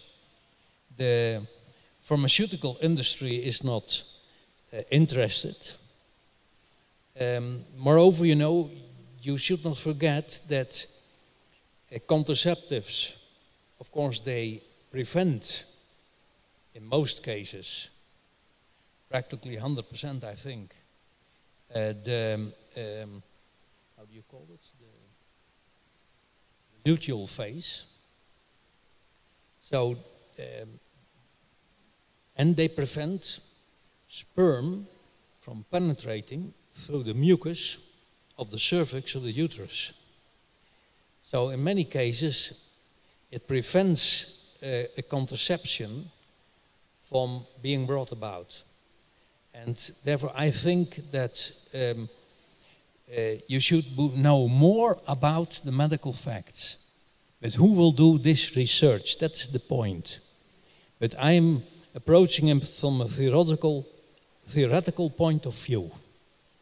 And it depends on an interpretation of the medical facts. But we have no certainty. That's the point.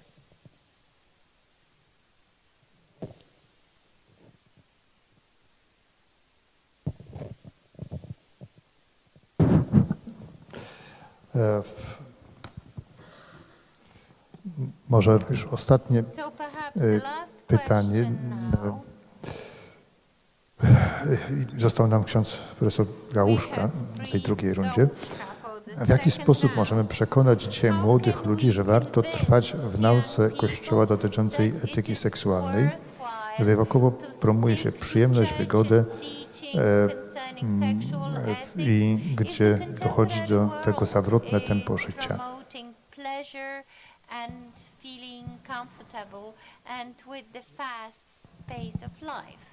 Ja generalnie chyba bym odszedł od słowa przekonać, dlatego że to stawia już nas po dwóch różnych stronach. Jest ktoś, kto jest w broni jakiejś jednej idei, linii argumentacji, jest ktoś drugi. Znaczy ja myślę, że w pierwszej kolejności to trzeba się spotkać z tymi ludźmi i to jest też moje doświadczenie jako proboszcza ostatnich tygodni, że ważną rzeczą jest w pierwszej kolejności być z tymi ludźmi, z tego względu, że jeżeli od samego początku ja wyjdę już z pewną jakąś oceną czy pewną normą, tak naprawdę szybko się zamkną za tymi osobami drzwi konfesjonału. Natomiast myślę tutaj to, co też zostało powiedziane podczas jednego z wystąpień, że ksiądz musi być bardzo jednoznaczny. To znaczy na pewno nie zdobędziemy dzisiaj, używam tego słowa zdobędziemy, nie przekona młodego człowieka, jeżeli rzeczywiście zarzuci go czymś. Po prostu dzisiaj, nie wiem, w człowieku jest jakaś taka zdolność jednoznacznego też powiedzenia nie. Myślę, jednoznaczność też absolutnie nie myślenie, że przekonamy kogoś tanią moralnością, w cudzysłowie, że obniżając normy moralne będziemy mieli pełny Kościół, bo myślę, te próby też już były i one okazują się być zawodne. Myślę, że bardzo jasne, konkretne stawanie w prawdzie, ale też bycie dla tego człowieka, ta obecność, myślę, dzisiaj, z tego względu, że bardzo często właśnie to, co też pani profesor i ksiądz kardynał, na co zwrócili uwagę, my mamy trochę do czynienia z taką pozycją zero, to znaczy ludzie, którzy są bez niczego, oni nawet często nie mają nawet tych argumentów kontra nauczaniu Kościoła. Po prostu są gdzieś zagubieni w tym wszystkim. I wydaje mi się, na sam koniec bym powiedział chyba coś, od czego powinniśmy rozpocząć, że tak naprawdę to spotkanie rozpoczyna się ze spotkaniem z Jezusem Chrystusem. W pierwszej kolejności musimy rzeczywiście być przekonani, że właśnie głosimy naukę nie swoją, ale nauczanie Kościoła, które wyrasta z nauczania i troski Chrystusa.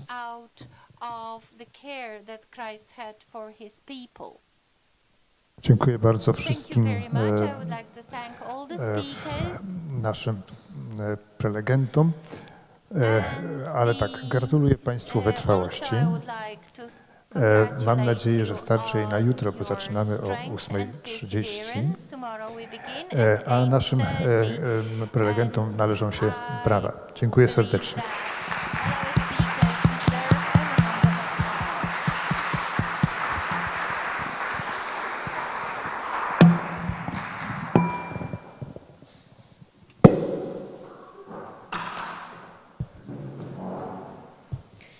Zakończyliśmy pierwszy dzień kongresu.